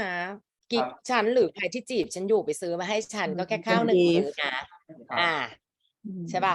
เวลาพี่เกดทำ luxury เนี่ยบางครั้งแบบว่าไม่ใช่พี่ทำจริงๆมันไม่ใช่ธุรกิจโดยตรงของพี่เกดนะแต่ว่าเวลาที่เราทำเนี่ยเราศึกษาในเรื่องของ cross industry เนี่ยเรามักจะใช้ราคาของแชมเปญเป็นตัว reference แชมเปญที่เมืองไทยขวดเท่าไหร่คะไม่ทานแอลกอฮอล์ผมดื่มแต่เหล้าต้มจะเป็นเอาเหล้าต้มเหรออย่างเงี้ยคือถ้าแบบว่ามีใครตอบได้ก็บอกหน่อยอะไรเงี้ยเอาที่ใน standard hotel นี่แหละในโรงแรมอย่างเงี้ย standard อย่างเงี้ยแชมเปญขวดเท่าไหร่ประมาณเท่าไหร่ 4,000-5,000 บาทขวด1หรอได้ไหมแอสซูมแล้วกันครับแอสซูมว่า 5,000 บาทเปอร์เซโก้อะไรอย่างงี้ได้ไหมได้เปอร์เซโก้ไม่นับเป็นแชมเปญอีโนล่ะหนูไม่ทานมันมีสปาร์คลิ่งเหมือนกันพูดง่ายๆเอาถามโอเคถ้างั้นคือเหตุผลว่าทำไมเอาเทียบว่าตรงนี้คือแชมเปญเนี่ยที่นี่เขาเปิดทีหนึ่ง8 ขวด 12 ขวดเปิดเป็นลังแล้วก็ใส่นั้นมาแล้วนั่นแปลว่างานปาร์ตี้วันเกิดแล้วเธอคิดว่าถ้าไปอยู่ในคลับแบบนึงอ่ะมันก็จะแบบแพงเข้าไป3 เท่าอะไรอย่างเงี้ยว่าเป็นหลายหมื่นอ่ะทีนึงก็หลายหมื่นหยวนซึ่งเขาก็เปิดกันอันนั้นคือในอดีตนะแต่ตอนนี้เนี่ยก็จะมีคนอยู่กลุ่มหนึ่งที่ยังทำอย่างนั้นได้ถามว่าในการเข้าถึงคนของกลุ่มนี้กับความที่ appeal เนี่ยเขาร้องหาแชมเปญหรือว่ายี่ห้ออะไรถ้าเกิดเราพูดถึงอย่างงี้มันก็คงตอบไปอย่างนี้ก็แล้วกันถ้าน้องคนที่เขาฝากถามเขามีรายละเอียดชัดเจนถามมาได้หากล้าตอบขอบคุณค่ะได้ครับอาจจะขอรายละเอียดเพิ่มเติมนิดนึงแล้วกันแต่เมื่อกี้ผมคิดว่าพี่เกดตอบค่อนข้างชัดเจนไว้รวมถึงข้อมูลที่พี่เกดให้มาก่อนหน้านี้เนาะนะครับผมนะครับผมแล้วเราต่อเนื่องกันเลยดีกว่าพี่เกดครับทีนี้ก็เมื่อกี้ทัชไปแล้วอันนี้ปกตินะสมมติว่าเกดจะเข้าไปประเทศอะไรเกดจะชอบไปดูว่าถ้าใช้ Twitter ก็จะไปดูว่าแฮชแท็กไหนมันขึ้นเนาะถ้าในจีนเนี่ยเกดก็จะให้น้องเขาเช็คให้จริงๆเช็ครายวันเลยแหละเพราะว่าอยากจะดูว่าตอนนี้เขาคิดอะไรกันส่วนใหญ่ก็จะผัวตีกันเมียทะเลาะกันแต่ว่าเป็นเลเวลแบบของประเทศชาตินะก็เป็นเรื่องก็สิบแบบบางทีอย่างวันนี้มันเป็นเรื่องเกมอะไรสักอย่างหนึ่งก็ไม่รู้อยู่มันก็ฮิตขึ้นมาเจ้าของเกมเจ้าของบริษัทเกมออกมาโพสต์แล้วบอกว่าขอโทษเกมมันฮิตมากเลยตอนนี้เซิร์ฟเวอร์ล่มกลายเป็นบัสเวิร์ดที่ล่มไป3 ครั้งแล้วมันก็เลยกลายเป็นบัสเวิร์ดที่ตอนนี้มันฮิตเพราะฉะนั้นที่เล่าที่แชร์ให้ฟังก็คือว่าสิ่งที่มันเกิดขึ้นในโซเชียลมีเดียเป็นสิ่งที่เราต้องสแกนแล้วคอยมอนิเตอร์เหมือนกันแต่เราไม่น่าจะต้องผูกติดกับมันควรจะเลือกเช็คอย่างมีสติเพราะฉะนั้นลิสต์อันนี้ที่เอามาให้เนี่ยเป็นลิสต์ที่เลือกว่าเหมาะกับจิวเวลรี่หรือแฟชั่นบิสเนสของไทยนะอันแรกเลยต้องเข้าใจเรื่อง social dynamic zero ของจีนแปลว่าเขายังเดินทางเยอะแยะกันไม่ได้แต่ว่าถ้าเกิดคุณใดกับคุณจีจะเดินทางมาเยี่ยมพี่เพื่อจะหิ้วของมาเพื่อจะโชว์กันเนี่ยเป็นไปได้เผื่อระยะเวลาในการกักตัวแล้วก็การเดินทางนิดนึงเพราะว่ายังคงต้องเป็นอยู่นะคะแล้วเขาบอกไว้เลยว่าเป็น priority ของประเทศเขาเราก็หวังว่าหลังจากที่คุณประธานาธิบดีเขาเดินทางไปร่วมประชุมที่เอเปกแล้วกลับมาแล้วบรรยากาศมันอาจจะดีขึ้นแต่พอดีว่ามันก็ไปชนกับหน้าหนาวปีทำใจไว้ก่อนดีกว่าค่ะครับผมรู้ไหมว่าประเทศจีนเนี่ยที่ใช้ระบบโซเชียลมีเดียไม่เหมือนใครเลยทั้งโลกแต่ประเทศจีนเนี่ยเป็นประเทศที่มีจำนวนผู้ใช้โซเชียลมีเดียเยอะที่สุดในโลกมีมากกว่า12 แพลตฟอร์มที่มีคนใช้เกิน1,000 ล้านคนจริงๆคือเหยียบ900กี่สิบล้านคนเนี่ยเป็นพวกที่แบบใช้ทุกวันใช้วันละ7 ชั่วโมงอย่างนั้นเลยคือแบบแอดดิกอย่างรุนแรง เพราะฉะนั้นในคนในกลุ่มนี้มันก็จะมีคนตั้งแต่ที่ว่าคุณนายเขาคุณนายก็ไม่ค่อยทำพี่ไม่ค่อยได้ดูนะอันนี้สารภาพแต่ว่าก็จะมีคนที่เขาแบบอยู่ต่างจังหวัดคนขับรถอะไรอย่างเงี้ยเขาก็จะดูกันตลอดแต่ว่าไม่ได้บอกว่าเขาโอเคหรือไม่โอเคสิ่งที่มันนั่นก็คือทำแปลว่าอะไรแปลว่าเขาสามารถจะคอนซูมหรือก็เข้าถึงวิถีของการใช้ชีวิตนู่นนี่นั่นได้ถ้าเกิดเรามีเรื่องอะไรที่อยากจะแบบแชร์กับเขาอยากจะเป็นเพื่อนกับเขาหรืออยากจะถามอะไรกับเขาแล้วเขายินดีที่จะ make friend ด้วยนะออนไลน์ก็ค่ะมันค่อนข้างจะเฟี้ยวฟ้าวพอสมควรอันที่สองที่เห็นเยอะขึ้นในช่วงปีที่ผ่านมาจากคราวที่เราเจอกันก็คือ cross border เนี่ยcross border เนี่ยมันกลายเป็นว่ามันเริ่มเห็นไส้กันมากขึ้นว่าในการเปิดช็อปที่เป็น cross border เนี่ยไม่ง่ายสำหรับแบรนด์ที่จะ survive ได้ด้วยตัวเองเพราะว่ามี requirement ที่ยอดขายต้องถึงเท่าไหร่ต่อปีถูกไหมแต่ทั้งนี้ทั้งนั้นเนี่ย cross border platform เนี่ยเขาก็ยังคงต้องการคอนเทนต์ที่เป็น new หรือว่าเป็น foreigner products หรือ foreigner brand ที่จะเอาเข้ามาเพื่อทำให้แพลตฟอร์มเขาอะดูมีจุดขายและความแตกต่างแต่เหมือนกันกับช็อปหรือร้านหรือ department store ที่จะเริ่มเดินเกียร์ในเชิงนี้เพื่อจะดึงดูดเอาคอนเทนต์หรือแบรนด์เก๋ๆจากประเทศไทยเอาเข้ามาที่นี่มากขึ้นอะไรอย่างเงี้ยนะคะทีนี้อันที่3คือเรื่องของ private traffic ซึ่งอันเนื่องมาจากเมื่อกี้พูดไปถึงแล้วเรื่องของเขาเรียกว่าอะไรpandemic แล้วก็ private traffic เนี่ยมันกลายเป็นจริงๆมันเริ่มมาจากที่ WeChat ก่อน WeChat เนี่ยเขานับเป็น private traffic แล้วมันเริ่มมี commerce กระใสเข้ามาทุกอันทุกแพลตฟอร์มที่เป็นโซเชียลมีเดียของจีนตอนนี้น่าจะทุกอันเนาะทำเป็นเปิดร้านเปิดช็อปขายของได้โอเคมีระบบขายของมีหน้าร้านหลังร้านเป็นของตัวเองอย่างนี้ใช่ไหมใช่และหรือสามารถจะแบบเปิดแล้วลิงก์ชิงกันไปชิงกันมาได้คือจะบอกว่าจริงๆไอ้โซเชียลมีเดียทั้งหลายเนี่ยมันเหมือนมีมาเฟียไม่ใช่มาเฟียเขาเรียกว่ากลุ่มธุรกิจที่เป็นเจ้าของอ่ะเขาเป็นค่ายอย่างเงี้ยอันนี้ของค่ายนี้กับค่ายนี้ถ้าเกิดว่าคุณใช้อันนี้มันก็จะลิงก์กับอันนี้ได้โดยง่ายสามารถแลกลิงก์ได้โดยง่าย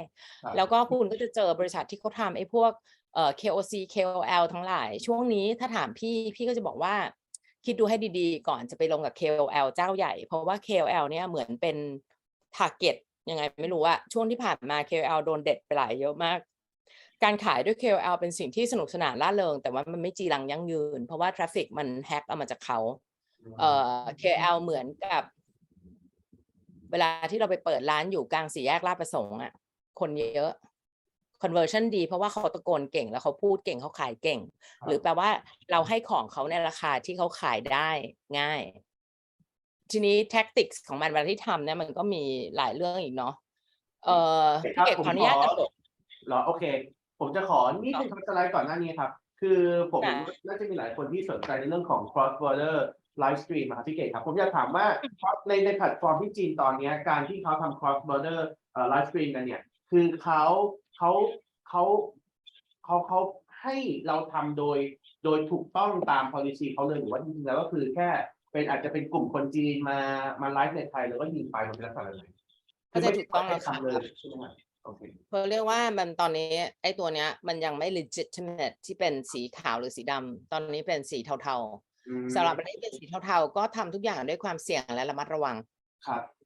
ก็คือมันยังไม่ทำออกมาเป็น official ว่าโอเคมันเขาเปิดให้กับคนที่อยู่ต่างชาติสามารถทำ cross border live stream ได้ไม่ได้เป็นอย่างลักษณะแบบนั้นใช่ไหมครับก็คือการเราหยุดที่คำถามแล้วตอบในคำถามที่เราถามก่อนข้อแรกเราต้องบอกก่อนว่าเราเป็นใครถ้าเราเป็นพี่ที่ABC ซึ่งมี cross border shop อยู่แล้วที่มันอยู่ในที่ global หรือ JD global อย่างเงี้ยอันนั้นคือมี cross border shop ของตัวเองอยู่แล้วแล้วคุณจะทำไลฟ์สตรีมประกบสิ่งที่คุณต้องทำก็คือคนที่ทำไลฟ์สตรีมกับคุณกับเขาเนี่ยต้องมีความสัมพันธ์ในเชิงกฎหมายหรือสัญญาต่อกันแล้วคุณก็ทำได้แล้วคุณมี vehicle ในการเปิดช็อปขายของได้ทุกครั้งที่เขาออเดอร์คือเขาออเดอร์ปึ้งจากร้าน cross border ของคุณแบบนี้คือไม่ผิดแต่หลังๆเนี่ยมันจะมาเจออีกแบบหนึ่งก็คือเป็นคนอินเดียมั่งเป็นคนอันนี้คือขายพลอยขายเพชรนี่เยอะมากเลยนะเคยเห็นละจริงๆจะมีวิดีโอให้ดูก็ได้นะแต่ว่าเดี๋ยวเวลาไม่ทันก็จะเป็นคนแขกอินเดียแล้วพูดจีนจ่อยๆเลยแล้วก็บอกอันนี้ถูกแล้วอันนี้มาจากตรงนี้อันนี้เป็นอะไรแต่คำถามคือว่ามันไม่มีอะไรมารับรองอะไรเลยนะเพราะว่าเปิดด้วยบัญชี account แล้วไปเปิดในร้านบนเถาเป่าซึ่งเถาเป่าเนี่ยคือใช้ ID การ์ด1 เบอร์เปิดแล้วปิดแล้วหาตัวไม่เจอถามว่าส่วนใหญ่ก็คนเข้าไปดูเยอะเนาะซื้อก็จริงๆถ้าโดยเปอร์เซ็นต์เราก็ไม่ได้ว่าเยอะมากขนาดนั้นแล้วจริงๆเราเดาว่าน่าจะมีการบริหารจัดการที่เข้มข้นขึ้นในเร็ววันนี้แล้วสิ่งที่จะเจออีกอันนึงก็คือว่าถ้าเกิดคุณเป็น cross border หรือคุณขายของแบบ cross border แล้วคุณอยากจะทำไลฟ์สตรีมคนที่จะรันไลฟ์สตรีมให้คุณเขาจะขอใบการจดทะเบียนเขาเรียกอะไรนะตรายี่ห้อสินค้าของคุณสมมุติอย่างจีมีแบรนด์ ABC นี้จะมาฝากพี่เกด cross border พี่เกดทำไลฟ์สตรีมให้พี่เกดสมมติว่าพี่เกดเป็นคนจีนก็แล้วกันตอนนี้ต่างชาติทำไลฟ์สตรีมไม่ได้นะต้องเป็นเฉพาะคนจีนทีนี้คนจีนทำไลฟ์สตรีมเนี่ยเขาก็จะบอกว่างั้นคนจีนคุณต้องมอบสิทธิ์ให้ฉันขายของหรือพูดแทนเธอได้แต่ว่าอะไรเธออนุญาตให้เขาเอายี่ห้อของเธอมาพูดได้แล้วอนุญาตให้เขาบอกราคาบอกของเธอแล้วบอกขายแทนเธอได้แต่เขาเนี่ยอาจจะไม่ต้องรับผิดชอบเรื่อง inventory หรือการ delivery อะไรเลยแล้วในรายละเอียดของไฟล์ print ในกฎหมายหรือข้อสัญญาต้องอ่านให้ดีๆอันนี้คือเตือนเฉยๆแต่ถ้าแบบว่าไม่มีเพื่อนกันยิ่งน่ากลัวใหญ่เลยพี่เห็นมาเยอะก็เลยเตือนน้องๆแต่ว่าก็อย่าไปมองโลกในแง่ร้ายมากมันก็แบบประมาณอย่างเงี้ยแล้วก็ทุกอย่างมันเร็วมากเพราะฉะนั้นตั้งสติให้ดีๆหายใจลึกๆถ้าเกิดต้องเสี่ยงเงี้ยก็บีบอย่างงี้แล้วก็กระโดดน้ำลงไปก็เอาแค่พออัดหายใจได้ก็โอเคเนาะเอาแค่พอรับได้อย่าไปเสี่ยงมากเกินความจำเป็นบางทีทำไปเพื่อการเรียนรู้พี่ก็ทำบ่อยเจ็บมาเยอะเหรอพี่บ่อยตอบได้เลยโอเคครับเอามาดูสไลด์นี้สไลด์นี้ก็ง่ายๆเป็น consumer journey เนาะคือสมัยก่อนเราตอนที่เราเรียนแล้วก็จะแบบว่าawareness interest design action เดี๋ยวนี้มันไม่ใช่แล้วมันเป็น awareness interest แล้ว search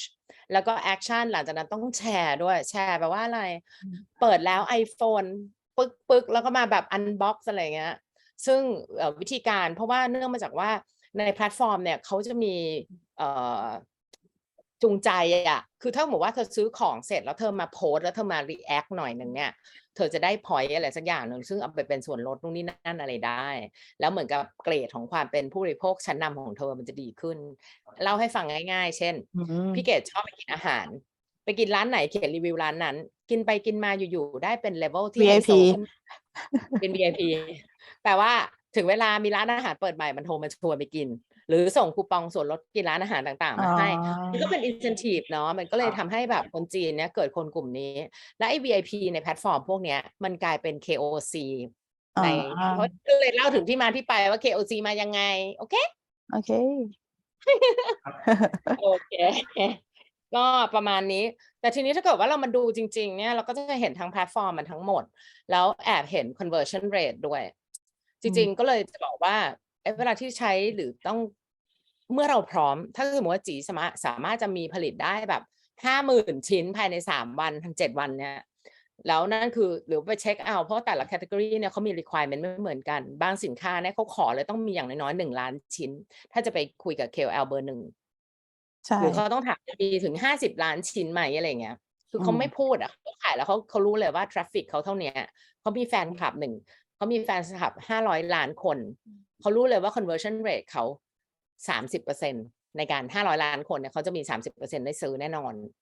เขาถามแล้วว่ามีของส่งเปล่าเพราะว่าเขาขี้เกียจโดนด่าเพราะถึงเวลาถ้ามันรีฟันเนี่ยรายรับเขาก็น้อยเพราะว่าคุณจ่ายอะไรเขาบ้างส่วนใหญ่ถ้าเป็นเบอร์ใหญ่เขาก็จะมีค่าฟิกคอสในการมาให้ฉันมาศึกษาว่าสินค้าเธอคืออะไรให้ฉันทำใจว่าเชื่อก่อนแล้วฉันก็จะพูดเตรียมสคริปต์เตรียมนู่นนี่นั่นแสงไฟฉันคิดเธอเป็นฟิกคอสมีก่อน2ทุกชิ้นที่ขายฉันเอากี่เปอร์เซ็นต์มันมีตั้งแต่15ไปจนถึง40-50มีหมดทีนี้ถามบอกว่ามันก็เหนื่อยเนาะสำหรับคนขายของมันคือค่าใช้จ่ายในการไปเปิดร้านแล้วก็จ้างเขาเคาะแต่ถามแบบเกดเป็นคนที่แบบโบราณนิดนึงส่วนตัวไม่ค่อยชอบใช้บิ๊กเบอร์ไม่ค่อยชอบแนะนำหรือไม่ค่อยชอบใช้เบอร์ใหญ่ของ KOL เพราะว่าไม่ค่อยชอบในการที่ทำให้เราต้องมานั่งแบกไปอัดกับทางสายการผลิตแล้วอัดของออกมาเพื่อจะเกิดเบิร์สแบบนี้แล้วขายได้ในมาร์จิ้นที่ไม่สูงโดยหลักการไม่ค่อยนิยมแต่มันเหมาะกับใครเหมาะกับถ้าประเทศไทยทั้งประเทศจะโปรโมทอะไรสักอย่างหนึ่ง เราเป็น category leader หรือเรา ก็ สร้าง ได้ new ภาพ มันจะได้ทันทีที่จะเรียกว่า hack growth ของ traffic ที่มาเป็น consumer เราเลยได้ทันทีคือทั้งหมดเนี่ยมันจริงๆถ้าเราอธิบายด้วยหลักการของคนทำ marketing หรือทำแบรนด์มันก็ไม่ยากแต่เราก็แค่เข้าใจว่าอ๋อเมืองจีนมันเป็นอย่างนี้ถามว่ามันต่างกันไหมกับไอ้ทำใน Amazon หรือในอะไรอย่างนี้ต่างๆก็พอๆกันแหละเพียงแต่ว่ามันไอ้นี่มันคลื่นสึนามิไอ้นั่นมันคลื่นเล็กอะโอเคค่ะโอเคอันนี้ก็ให้ดูว่าไอ้ session ของตั้งแต่ awareness interest purchase loyalty อันนี้เป็นอีกบริษัทหนึ่งที่เขา analyze มาซึ่งก็น่าสนใจนะไปหาดูชื่อ DLG สิ่งที่เขาทำเนี่ยเขาบอกว่าในแพลตฟอร์มทั้งหมดเนี่ยเธอจะเห็นว่าทุกแพลตฟอร์มตอนนี้สามารถที่จะทำให้เกิด transaction แปลว่ามีลิงก์ที่ขายของได้เลยทันที ขายของได้เลย เห็นปุ๊บซื้อไม่ใช่แค่ทำคอนเทนต์มาแย่ๆแล้วเกิด interest แล้วค่อยๆสร้างอะไรต่อไม่ต้องค่ะเอาเลยเห็นปุ๊บซื้อสนจุ๊บกดปุ๊บซื้อโอเคทีนี้อันนี้เป็นอีกอันหนึ่งที่น่าสนใจ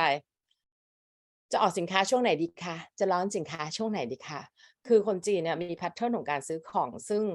ไม่ใช่ว่าเมื่อไหร่ก็อยากจะซื้อก็จะซื้อแนะนำว่าให้น้องๆไปศึกษาว่าจะขายของเมื่อไหร่ดีหาโอกาสในการขายซึ่งถ้ายิ่งเป็น Gen Z เนี่ยจำเป็นมากที่ต้องเข้าใจเรื่องเฟสติวัลของเขาแล้วก็มันมีความอยู่ๆมันก็ไฮป์มันบอกว่าวันนี้ต้องซื้อถ้าไม่ซื้อเหมือนตกเทรนด์เห็นสูงๆเนี่ย11สูงอีกอันหนึ่ง6-8อันนี้ไม่ต้องอธิบายเป็นเทศกาลการซื้อขายโปรโมชั่นของเขาอยู่แล้วแต่ว่าพี่ส่วนตัว observe ว่า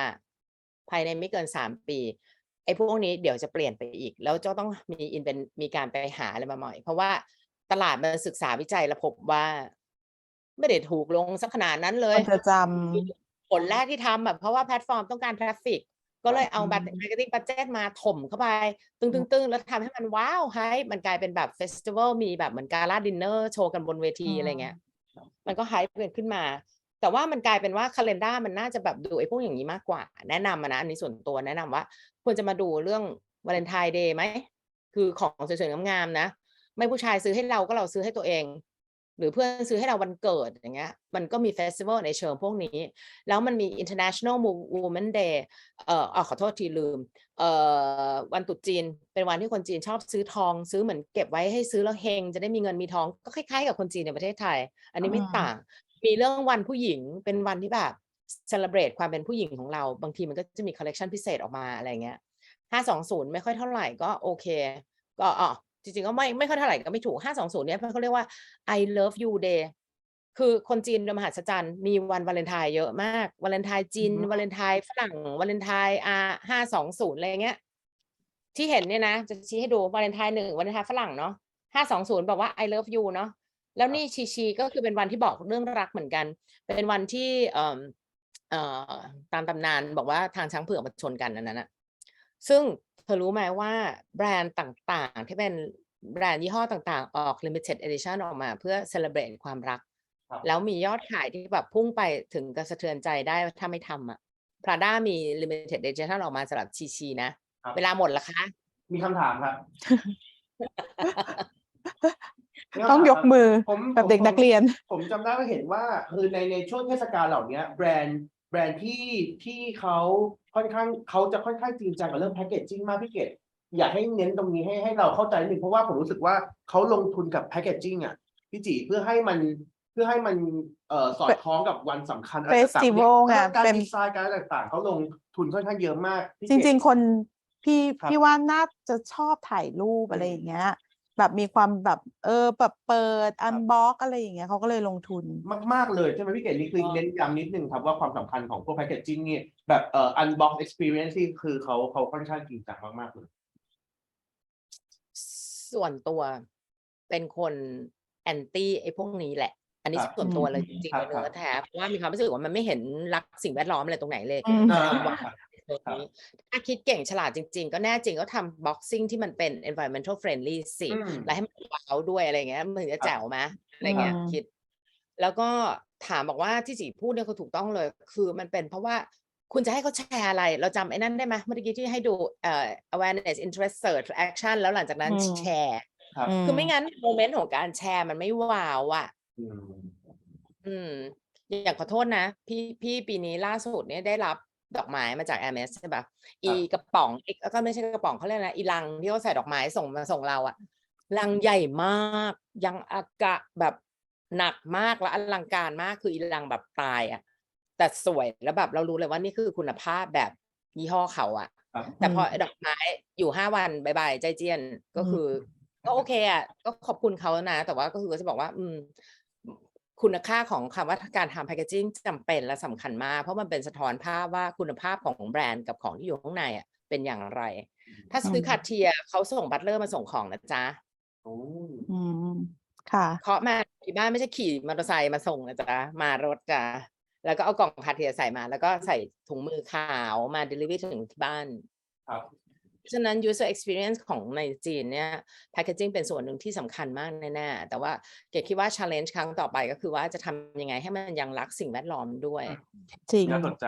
จริงพอดีบางทีเราได้กล่องมาแล้วก็ตอนได้รับเราดีใจนะแต่พอสักพักหนึ่งเราจะทำยังไงกับมันดีอะไรเงี้ยทำไงมันต่อใช่ไหมครับไม่มีที่เก็บแล้วด้วยนี่วางเดี๋ยวถ่ายไปให้ดู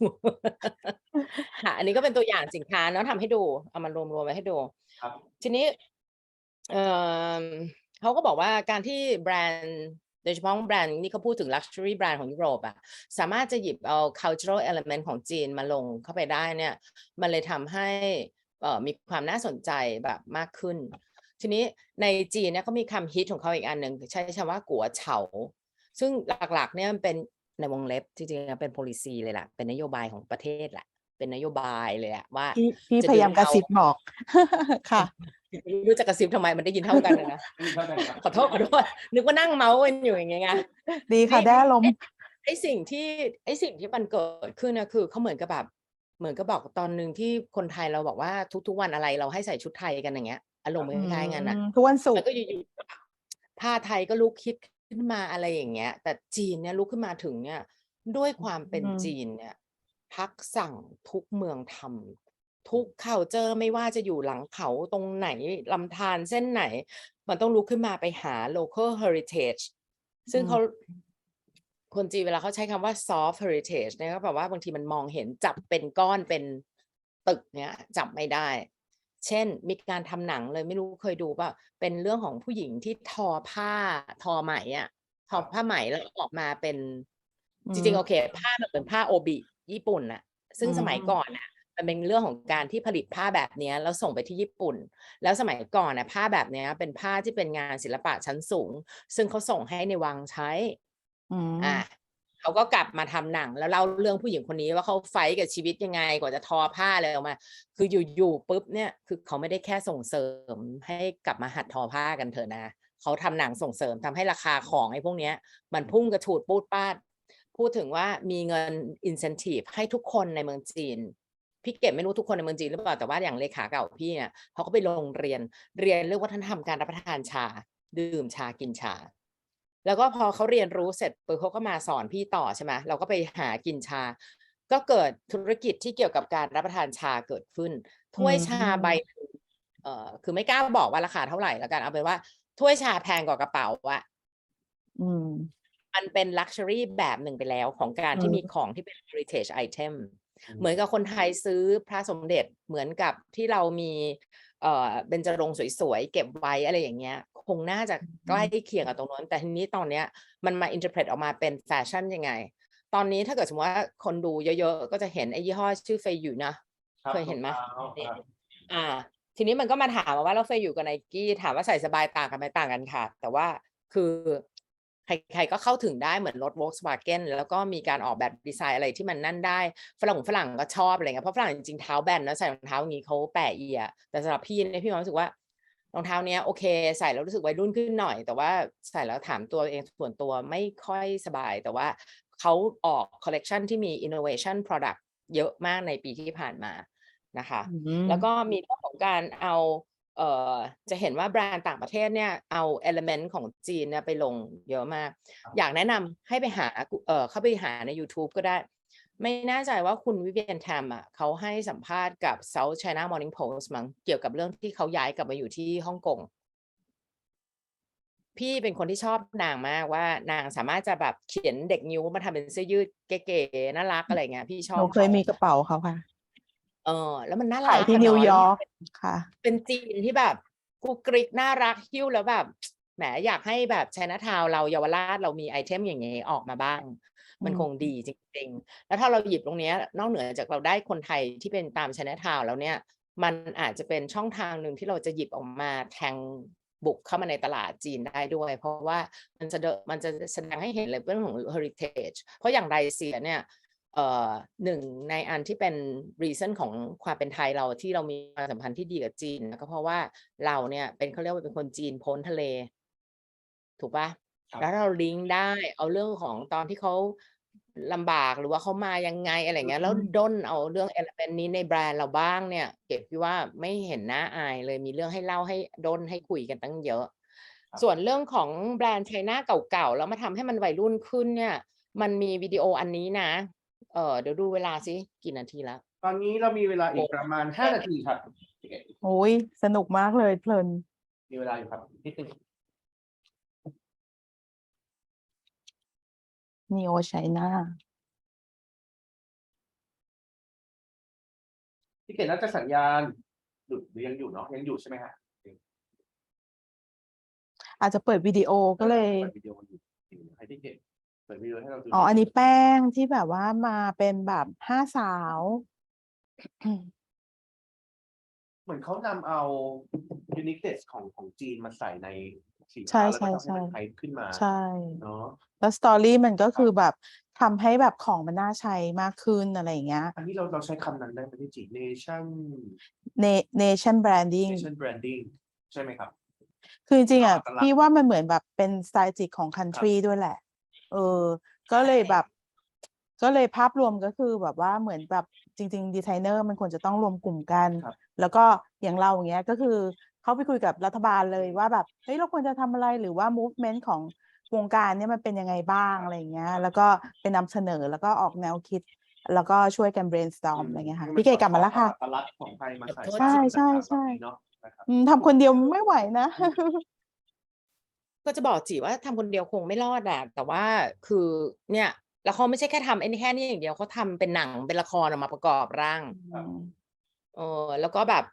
โอเคยี่ห้อนี้ก็กลายเป็นว่าแบบขายดี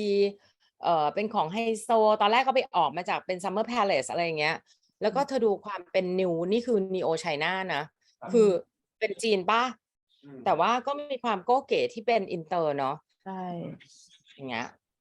มันก็เอาเอลเมนต์การปักอะไรอย่างเงี้ยมาเล่นอันนี้ก็ไม่กล้าแนะนำว่าจะทำยังไงพอดีไม่ใช่ดีไซเนอร์แต่ว่าอยากแชร์ให้ฟังแล้วก็อันนี้เป็นร้านขายของ second hand เป็น environmental friendly นะแล้วก็มีทั้งแบรนด์เป็นวินเทจมีขายหนังสือมีทุกอย่างก็เป็นร้านที่แบบเขาเรียกว่าหว่างหงเตี้ยนเป็นไฮไลท์ต้องเป็นเช็คอินพอยท์ที่ต้องไปอันนี้เป็นตัวอย่างหน้าจอว่าเวลาที่คุณเข้าไปใช้โซเชียลมีเดียของจีนแล้วก็สามารถจะลิงก์แล้วซื้อของได้เลยคือดูเขาแล้วไม่ใช่แค่ดูเขาสอนแต่งหน้าอย่างเดียวกดแล้วซื้อได้เลยเป็นต้นค่ะพวกนี้เดี๋ยวพี่เกดเอาสั้นๆก็แล้วกันครับพี่เกดค่ะอันนี้พี่เกดก็จะแชร์ให้ฟังว่าจากที่ไปสัมภาษณ์มามีใครที่เป็นไฮไลท์มาแล้วเขาแชร์อันไหนที่พี่คิดว่าน่าเป็นประโยชน์เนาะอันหนึ่งก็คือเป็นเรื่องของ content strategy ของคนคือคุณจะยังไม่เข้ามาจีนก็ไม่เป็นไรคุณทำ Instagram ของคุณทุกวันคิดเผื่อเขาไว้นิดนึงว่าเขาก็เข้ามาดูคุณได้คิดเผื่อเขาไว้นิดนึงแฮชแท็กภาษาจีนมั่งI love เซี่ยงไฮ้อะไรก็ว่าไปหรืออะไรอย่างเงี้ยนะแต่ก่อนที่คุณจะทำอะไรพวกนั้นเนี่ยข้อแรกเลยที่สำคัญคือกรุณาเถอะพี่ขอร้องไปจดทะเบียนยี่ห้อสินค้าของคุณให้เรียบร้อยบอกว่าคือ uniquely Chinese จริงๆคือระบบการจด IP ของจีนเนี่ยถ้าคุณไม่มาจดในประเทศเขาคุณจะตกเป็นเหยื่อของคนอื่นแล้วถึงเวลาคุณจะเอามาขายแล้วคุณจะมานั่งเอาหัวโขกพื้นอ่ะมันช่วยไม่ได้แล้วช่วยไม่ทันจริงๆเนาะแล้วก็บทดูว่าการที่คุณจะไป เดี๋ยวเล่าเรื่องผู้ชายคนนี้ก่อนผู้ชายคนนี้จะเป็นคนเดียวในท่ามกลางหลายคนที่อินเทอร์วิวมาที่อนุญาตให้แชร์รูปได้คนนี้เนี่ยเขาตอนนั้นเขาเคยพาไปกับทาง Condanas Travel เนาะก็พากันไปแล้วก็ไปเยี่ยมทาง Luxury Center แล้วก็พาไปเยี่ยมดีไซเนอร์ไทยหลายๆคนแล้วก็เขาบอกว่าเขาอิมเพรสมากเรื่องของแบรนด์เรื่องของดีไซน์อะไรของไทยซึ่งดูแล้วน่าจะมี potential มากแต่เขาเสียดายว่ามันไม่มีเวฟหรือความผลักดันในเรื่องของคอนเทนต์แล้วการเล่าเรื่องอย่างต่อเนื่องเขาบอกว่าถ้าเล่าคนเดียวมันเหนื่อยนะก็รวมๆกันมาเล่านะเขาเห็นด้วยเขาคิดว่าประเทศไทยควรน่าจะได้มีอะไรแบบนี้ค่ะคนที่สองเนี่ยมาจากในส่วนของ retail operation เขาบอกว่าการที่คุณสร้างความสัมพันธ์กับลูกค้าที่เป็นกลุ่มซูเปอร์ลักซ์เนี่ยมันคุ้มค่านะแต่อย่าไปงกอย่าไปเอาเรื่องวัตถุประสงค์เรื่องของ profit มาเป็นตัวตั้งในตอนต้นคุณควรจะดูก่อนว่าทีมของคุณสิ่งที่คุณเลือกทำกิจกรรมที่คุณเลือกใช้เนี่ยมันฟิตกับ culture ของคุณหรือความเป็นแบรนด์ของคุณไหมซึ่งนี่เป็นคนจีนนะไม่ใช่คนฝรั่งครับนะอีกคนนึงเป็นโอ้โหจะบอกว่าแบรนด์เนี้ยจริงๆอยากอวดว่าเขาเป็นใครแต่ว่าพูดอย่างนี้แล้วกันว่าเขาเป็นแบรนด์ที่ขายจิวเวลรี่ลักซ์เซมิลักซ์พี่ใช้คำว่าลักซ์ที่ไม่ใช่พรีเมียมลักซ์ไม่ใช่จิวเวลรี่ไฮเอ็นด์ลักซ์อย่างเดียวแต่เขาเป็นคนเอาแคตตากรีของซูเปอร์ลักซ์เอาเข้ามาแล้วทำอีเวนต์ใหญ่มากยอดขายเขาทะลุเพิ่มจากปีที่แล้วอย่างเห็นได้ชัด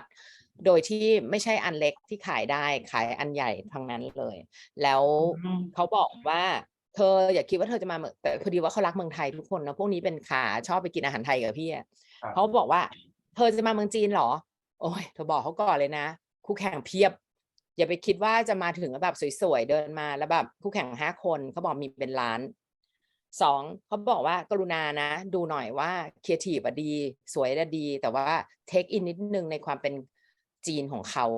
จะมานั่งทำอะไรให้คนจีนเขาขัดกับวัฒนธรรมดั้งเดิมของเขาก็อาจจะไม่ใช่หรือว่าไม่ใช่กลุ่มที่เขาจะเอาอย่างนี้ก็ได้แล้วก็พี่เก๋ก็อยากจะให้ดูว่าจริงๆแล้วเนี่ยคนจีนไม่เขินเลยในการที่จะซื้อของออนไลน์ถ้าเขาเชื่อมั่นในตัวคุณแล้วเขารู้จักคุณเขาไม่เขินค่ะอันนี้ก่อนก็แฟชั่นวีคก็ไม่ต้องดูล่ะแฟชั่นวีคปีซีซั่นที่แล้วเขาเรียกอะไรนะเดือนเมษาเขาทำเป็น virtual หมดเลยเป็น metaverse ก็แบบวิดีโอก็น่าสนใจสนุกสนานมากมายแล้วก็แต่เดิมเนี่ยมีการคุยกันว่าอยากให้พี่แชร์ว่าถ้าเกิดจะไปโชว์รูมโหมดหรือว่าอะไรอย่างเงี้ยคือจริงๆพี่ก็คิดว่าไม่กล้าฟันธงอยากจะบอกว่าดูสภาพเราเองก่อนขอดูตัวเองให้ชัดก่อนค่อยเลือกว่าจะเดินทางด้วยวิธีไหนดีกว่าก็เลยจะไม่ได้แชร์อะไรเยอะค่ะทีนี้ถ้าเกิดมีใครมาจีบน้องๆให้ทำไลฟ์สตรีมนะคะน้องๆอาจจะต้องพิจารณาการเลือกประเภทสินค้าไม่ใช่เอาเฉพาะฮีโร่โปรดักต์ให้เขาว่าอะไรอย่างเงี้ยน้องๆอาจจะต้องดูในเชิงของ margin กับจำนวนผลิตภัณฑ์ที่น้องมีถ้าใช้เฉพาะในนั้นแล้วเพื่อแบบรูทสต็อกอะไรอย่างเงี้ยอาจจะไม่ค่อยได้พี่เกดสรุปอันนี้ให้ดูโดยที่เอามาจากอันนี้จะเอาอันนี้ให้ออกไปยังไงนะคะโอเคพี่ดูจากอันนี้แล้วกันไม่เป็นไรค่ะคืออันนี้เนี่ยจะให้ดูว่าเวลาที่เราทำไลฟ์สตรีมครั้งหนึ่งมันไม่ใช่ทำแค่ไอเทมเดียวคุณจะมีตัวที่เป็น popular item หรือว่าตัวที่เราเรียกว่าhero product อะไรอย่างเงี้ยหรือคุณจะใช้ตัว hero product มาเป็น attract item ก็ได้แต่ว่าส่วนใหญ่เนี่ยที่มันเป็นเนี่ยแต่ละตัวที่คุณเห็นเนี่ยเรามี profit margin ที่ไม่เท่ากันพี่อาจจะ practical หน่อยว่าพี่พูดถึงเรื่องทำธุรกิจจริงจังเนาะเพราะว่าพี่กินข้าวพี่กินอากาศไม่พี่นับเลขพี่จบนิเทศศาสตร์แต่ว่าชอบกินข้าวดีโอมากาเสะโอเคค่ะชอบกินข้าวอร่อยก็ต้องขยันทำงานนิดนึงก็จะบอกว่าโอเคส่วนใหญ่ไอ้ section ที่เอามาขายอาจจะมีของที่เป็น high profit แต่ว่าเธอต้องนึกถึงว่าแล้วเธอจะทำยังไงเพื่อให้ขายของพวกนี้ได้เธออาจจะมีแค่ลิมิตมีแค่5 ชิ้นเท่านั้นหรือ2 ชิ้นเท่านั้นหรือมีแค่ชิ้นเดียว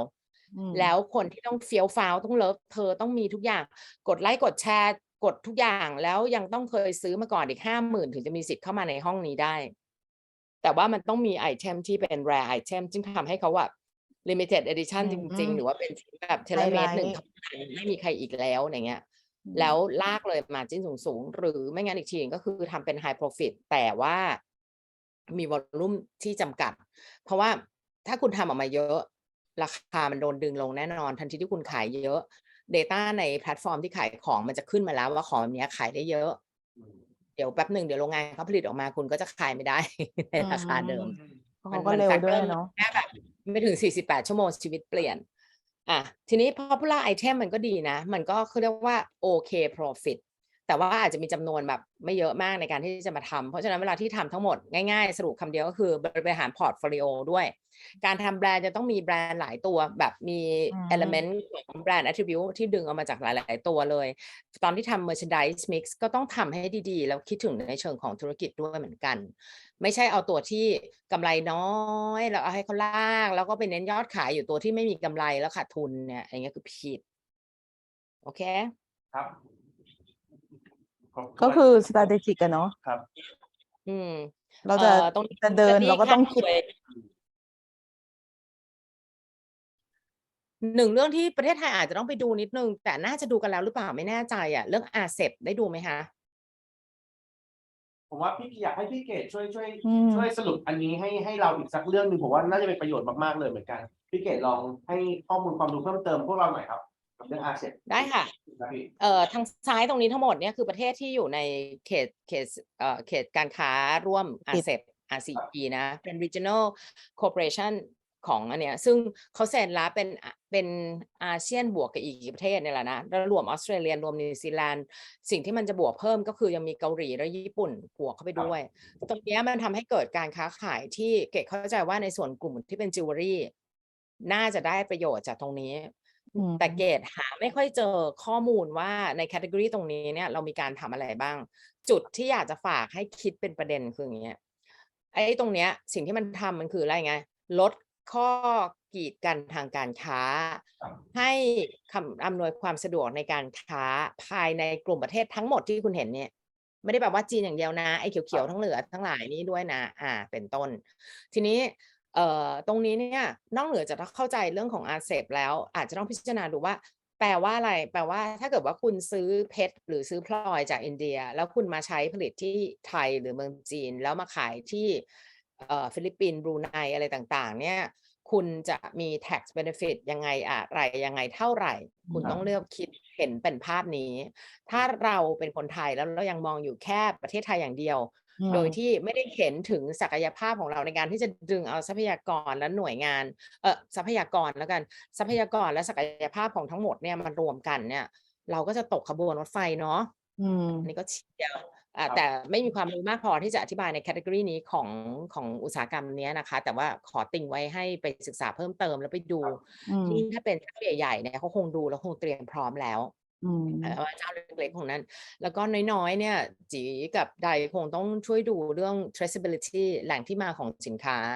มันจะเป็นส่วนหนึ่งเลย GI อะไรพวกนี้ค่ะถ้าเป็นสินค้าพืชเกษตรเนี่ยมันชัดเจนเลยว่าภาษีมันเหลือ0เลยนะถ้ามันระบุได้ว่า GI มาจากประเทศไหนเมืองไหนอย่างเงี้ยค่ะช่วยมากๆคือแบบเป็นวิชั่นหรือมุมมองในแนวที่แบบว่าแมคโครมากๆใหญ่แล้วก็ practical ด้วยนะจากในระดับประเทศใช่จากผู้ที่อยู่ไม่ต้องโอยกันได้ไม่เพราะว่าเราเป็นดีไซเนอร์แล้วยิ่งทำจิวเวลรี่เราก็คือแบบเราก็มองในมุมของเราว่าดีไซน์สวยไหมจะขายยังไงจะโพสต์ Instagram ยังไงดีอะไรอย่างนี้แต่ถ้าเราแบบมองถึงว่าเราจะไปตลาดที่มันเป็น global อย่างชื่องานแล้วเนี่ยเราก็ต้องมองภาพนี้ด้วยพี่ว่าใช่ก็ต้องให้พี่เกดมาคอยช่วยดึงสติพวกเราก็ต้องฝักเนื้อฝักตัวเจ๊ใหญ่วงการพี่ก็ฝากไว้ว่าอย่างนี้ก็แล้วกันแล้วก็จริงๆเนี่ยจีนอย่าไปมองเขาว่าเขาแค่เป็นตลาดเนาะจริงๆเขาเป็นแหล่งเงินทุนด้วยเขาเป็นแหล่งที่มาของวัตถุดิบด้วยเขาเป็นแหล่งที่มาของเครื่องจักรและเทคโนโลยีในการผลิตอีกด้วยเครื่องจักรก็ซื้อเขาหลายอย่างไม่ใช่หรือแพคเกจจิ้งก็ซื้อเขาไม่ใช่หรืออะไรเงี้ยเพราะฉะนั้นดูคำนวณดูให้ดีๆพี่เก๋คิดว่าอาจจะได้เป็นประโยชน์แล้วก็โตขึ้นได้3-4 แผ่นเนี้ยเอาเป็นว่าหลักๆก็คือว่าทำอะไรกับใครยังไงก็ตามเนาะมันต้องมี mutual respect มี mutual goal แล้วก็ communicate กันให้ชัดเจน อันนี้นอกเหนือจากในระดับของประเทศแล้วกับพาร์ทเนอร์หรือใครก็ตามที่เราเจอในประเทศจีนอ่ะจะไปรักกับเขาเนี่ยหัวใจเขาก็ทำจากเนื้อเช่นกันเพราะฉะนั้นรักเขาเหมือนที่เราอยากให้คนอื่นเขารักเราแล้วก็ทำกับเขาเหมือนที่คนอื่นเราอยากให้คนอื่นทำกับเราคิดว่าคนจีนก็ไม่ได้ว่าแย่มากก็ไม่ได้ว่าแตกต่างมากไม่ได้เดิน3 ขาก็2 ขา2 หู2 ตาเหมือนกับคนไทยปกติแล้วก็สิ่งที่เราควรจะต้องพิจารณาแล้วดูให้ชัดๆเลยก็คือเรื่องของแบรนด์เราเองตัวเราเองเราคือใคร collection ของเราเป็นยังไง brand expression เราเป็นไงUX เราดีไซน์ไว้ว่ายังไงบ้างแต่ถ้าเกิดเราพูดกันตรงไปตรงมาก็คือว่าง่ายๆเลยอ่ะคุณจะมาจีนอ่ะคุณพร้อมแล้วหรือยังคุณดูตัวเองก่อนถ้าเกิดคุณบอกว่าคุณพร้อมแล้วคุณเตรียมตัวเองเนาะสวดมนต์ไหว้พระซื้อผ้าห้อยคอแล้วก็ไปทำบุญไว้เยอะๆเรียนเน็ตเวิร์กมีเพื่อนมีแพทย์อะไรไว้เยอะๆแต่คุณต้องทำเรื่องอะไรพระสมเด็จต้องมาอันนี้ห้อยมาไม่พูดอ่ะ anyway สิ่งหนึ่งที่ต้องทำแน่ๆคือแนะนำว่า1คือควรจะทำแบรนด์สแกนซึ่งถ้าเกิดว่าทำเองไม่ได้อนุญาตว่าให้เดี๋ยวจะให้แอดเข้าไปในกลุ่มเนาะแล้วจะให้น้องที่หอเนี่ยเขาช่วยให้บริการทำให้แต่ว่าเดี๋ยวจะขายของแป๊บหนึ่งอ่ะแต่ว่า1เราจะทำแบรนด์สแกนเพื่อให้รู้ว่าของที่มันเหมือนกับเราหรือแบรนด์ของเราเองอ่ะมีใครเอาไปใช้อยู่แล้วบ้างจะได้รู้ตัว2ก็คือเช็คตัวเองว่ามี export readiness ไหมอันนี้ไม่คอมเมนต์ยาวเพราะว่าเคยพูดไปแล้วที่สำคัญที่สุดคือ IP registration กับ protection ของตัวเองถ้าคุณคิดแบรนด์คุณดีไซน์ได้คุณปกป้องดีไซน์ของคุณก็ยากนะโดย average เนี่ยที่ยุโรปเขาทำ study ออกมาคือพี่ก็คุยกับทุก chamber อะที่ยุโรป chamber เขาบอกว่า average ของพวก luxury brand เนี่ยเขามีการจด IP protection ของเขาอะต่อ1แบรนด์ประมาณ 2-300 IP protection เขาจดตั้งแต่เดือยอะไรเงี้ยเขาจดของเขาหมดเลยชื่อจีนชื่ออังกฤษชื่อเคยผ่านมาแล้วแล้วที่สำคัญที่เขียนตัวเลขนี้ไม่ได้ให้หวยนะคะ35กับ41คือน้องจะอยู่เมืองไทยแต่ถ้าน้องมีเอเจนต์หรือน้องไม่ว่าน้องจะขายขาดหรือน้องจะมาซื้อหรือน้องจะเข้ามาเปิดบริษัททำเองน้องต้องจด IP ของน้องภายใต้2 category นี้เพื่อให้เกิดการค้าออนไลน์ได้นะคะไม่งั้นโฆษณาขายของก็ไม่ได้ขายออนไลน์ก็ไม่ได้นะคะคนอื่นเขาไม่มาน้องตรงมาอย่างนี้นะคะพี่เกดเตือนนะคะแล้วก็ความเข้าใจธุรกิจหรือเข้าใจลูกค้าอันนี้เรามาเรียนรู้ด้วยกันดีกว่าเพราะว่าของใครของมันไม่เหมือนกันจริงๆแต่ละอย่างเนาะknow how ไม่เท่า know who แต่ว่า know how ก็สำคัญมากค่ะแล้วก็เรื่องแบรนด์entity พี่ไม่พูดละที่เหลือเนี่ยก็คือจะบอกว่าไม่ต้องกลัวนะว่าคนกลางหรือใครเขาจะอะไรเราในระบบในเมืองจีนเนี่ยเดี๋ยวนี้สามารถจะเช็คข้อมูลประมาณหนึ่งเลยว่าสมมติว่าคนที่เขามาจีบใดว่าเขาอยากจะทำธุรกิจอะไรกับใดเนี่ยใจกล้าเนี่ยก็เช็คได้ว่าเขามีอยู่จริงไหมเขามีอยู่จริงแล้วสถานภาพการเงินเขาเป็นยังไงโดนฟ้องร้องไปแล้วกี่เรื่องมีคดีตกค้างอะไรบ้างอะไรเงี้ยค่ะสามารถจะช่วยบริการเช็คตรงนี้ให้ได้แล้วก็ในส่วน product strategy อันนั้นคือเล่าไปแล้วตามไซเคิลของสินค้าเกดคิดว่าสุดท้ายเนี่ยที่คนไทยมักจะสะอึกแล้วก็คงค้างไว้ก็คือเรื่องของการทำแบรนด์โซลูชันในเชิงคอมมิวนิเคชันเนาะคือต้นทุนในการกระจายข้อมูลพวกนี้มันแพงมากถ้าเราจ้างเอเจนซี่หรือใครคนอื่นทำสิ่งที่หอการค้าพยายามทำมาโดยตลอดคือหาโซลูชันตรงนี้ที่มันทำให้มันเป็น cost effective แล้วก็ on target ที่สุดแต่ทั้งนี้เนี่ยถ้าน้องมาคนเดียวน้องก็จะเหนื่อยมากเพราะว่าตัวเลขมันไม่หดลงเลยแต่ถ้าน้องรวมๆกันมามันยังพอไหวโอเคโอเคครับสุดท้ายอยากให้ฝากช่องทางที่จะติดตามแล้วก็ติดต่อนะครับผมอาจจะรวมถึงขอความช่วยเหลือจากหอการค้าครับผมพี่ฝากเอาหน้านี้ก็แล้วกันเนาะพี่เกดเล่าอย่างเงี้ยค่ะจริงๆเนี่ยจริงๆอยากจะเสนออย่างเงี้ยว่าหอการค้าเนี่ยจริงๆเป็นหอการค้าไทยในจีนนะคะเป็นองค์กรลักษณะของหอการค้าไทยในจีนคือเป็นหอการค้าต่างชาติที่จดทะเบียนภายใต้การกับการดูแลของรัฐบาลจีนเนาะโดยที่รัฐบาลไทยก็ต้องโอเคกับรัฐบาลจีนก็ถึงตั้งเราเป็นเราออกมาเราก็เป็นชุมชนของนักธุรกิจทั้งหลายเนี่ยเรียมตัวอยู่ที่นี่จริงๆในอดีตนี้เราเคยมี1 หรือ 2ท่านที่ทำเรื่องธุรกิจเกี่ยวกับจิวเวลรี่แต่ท่านย้ายถิ่นฐานกลับไปอยู่อินโดนีเซียละanyway ทั้งหมดทั้งสิ้นเนี่ยเราจะบอกอย่างนี้เลยเป็นสมาชิกของอันค้า 5,000 หยวนต่อปีเราลงให้ฟรีในทุกโซเชียลมีเดียช่องทางของเรา10 กว่าช่องทางเนี่ยเดือนละ1 ครั้ง 5,000 หยวนถ้าวันนี้น่าจะประมาณ25,000 บาทเนาะแล้วก็เราช่วยทำเรื่องสมมติว่าแบบมีทำจะจด IP จะทำอะไรเงี้ยเขาก็แบบเฟเวอร์เขาให้ priority ก่อนเพราะจริงๆก็สารภาพว่าต้องขอโทษที่อาจจะดูแลได้ไม่ทั่วถึงเพราะว่าไม่ใช่ Google แล้วก็ยังต้องมีชีวิตทำงานอย่างอื่นด้วยเพราะฉะนั้นเนี่ยเวลาของการคุยเนี่ยก็อาจจะแบบไม่ได้ดูแลได้โดยทั่วไปก็จะดูแลสมาชิกก่อนเป็น priority หลักแต่ทั้งนี้ทั้งนั้นเนี่ยพี่เกดสร้างกลุ่มอันนี้ขึ้นมาจีพี่ขออนุญาตที่ทำโดยพลการคือพี่สร้างกลุ่ม LINE อันนึงออกมา just in case เนาะเกิดวันหลังเกิดเราอยากจะมาคุยกันและเรื่อง fellowship เนี่ยเกิดทำได้จริงๆเนี่ยจะได้มาช่วยกันมาร่วมกันทำได้คือถ้ามันไม่ร่วมกันทำเนี่ยคนเดียวทำค่าใช้จ่ายเหล่านี้ทั้งหมดเพียงคนเดียวแรงมันไม่พอถ้าคุณไม่รวมตัวกันคุณไปคุยกับเอเจนซี่หรือคุณไปคุยกับโชว์รูมหรืออีเวนต์จะไปคุยกับใครคุณก็ไปแบบไม้ขีดขั้นเดียวอ่ะมันเหงาจริงๆก็เป็นกำลังใจค่ะขอให้โชคดีทุกคน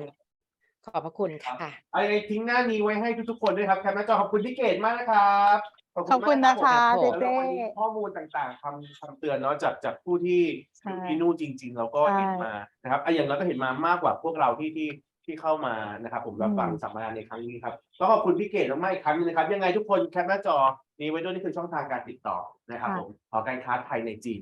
นะครับแนะนำเลยค่ะเพราะพี่เองเนี่ยก็เป็นสมาชิกของเหมือนกันค่ะได้ความรู้จากประเทศจีนก็คือจากช่องทางนี้เลยจริงนะครับผม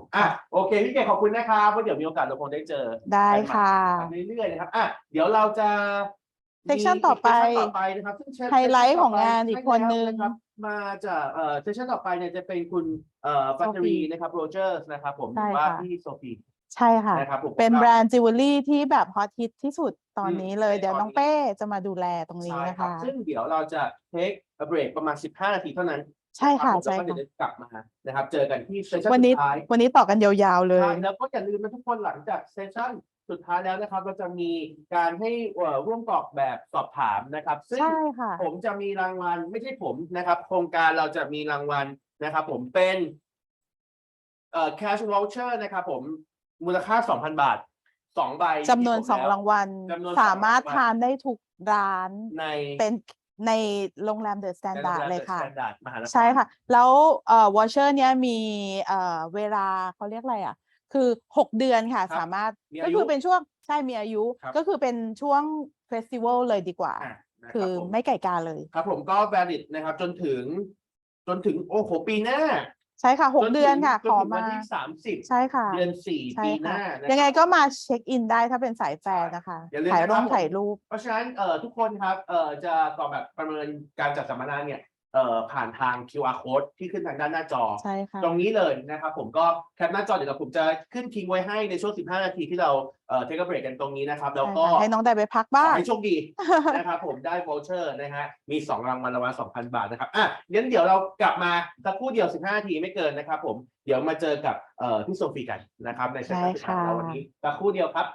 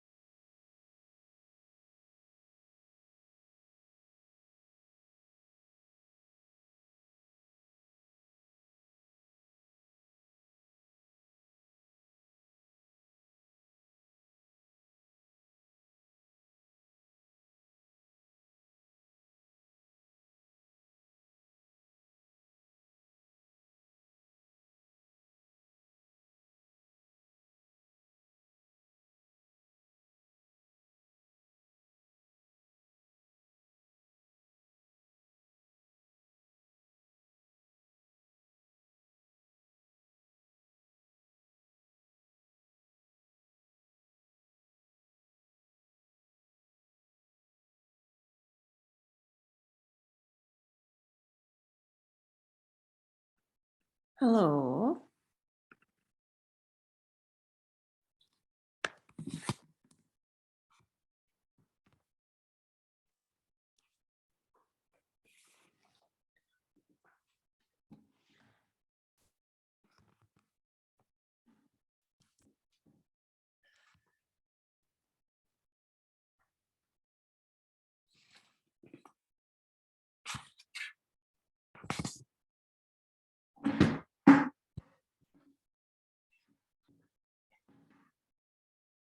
Let's see.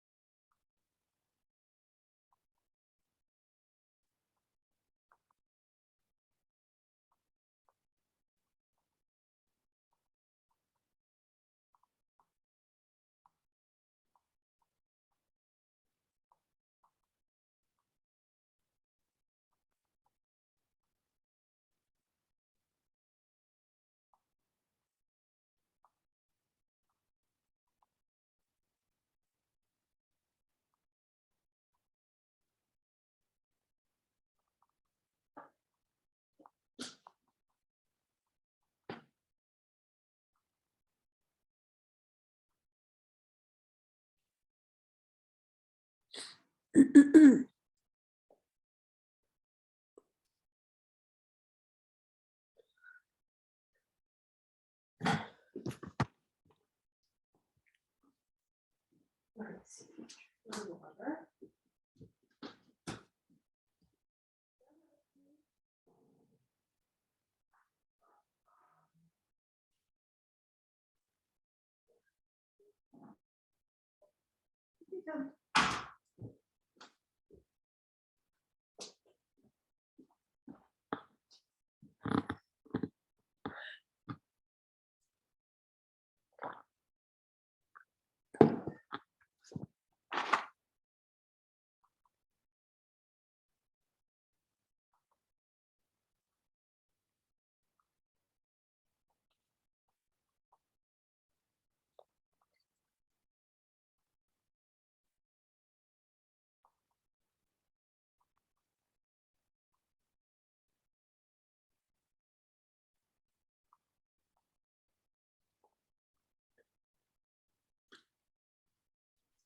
โอเค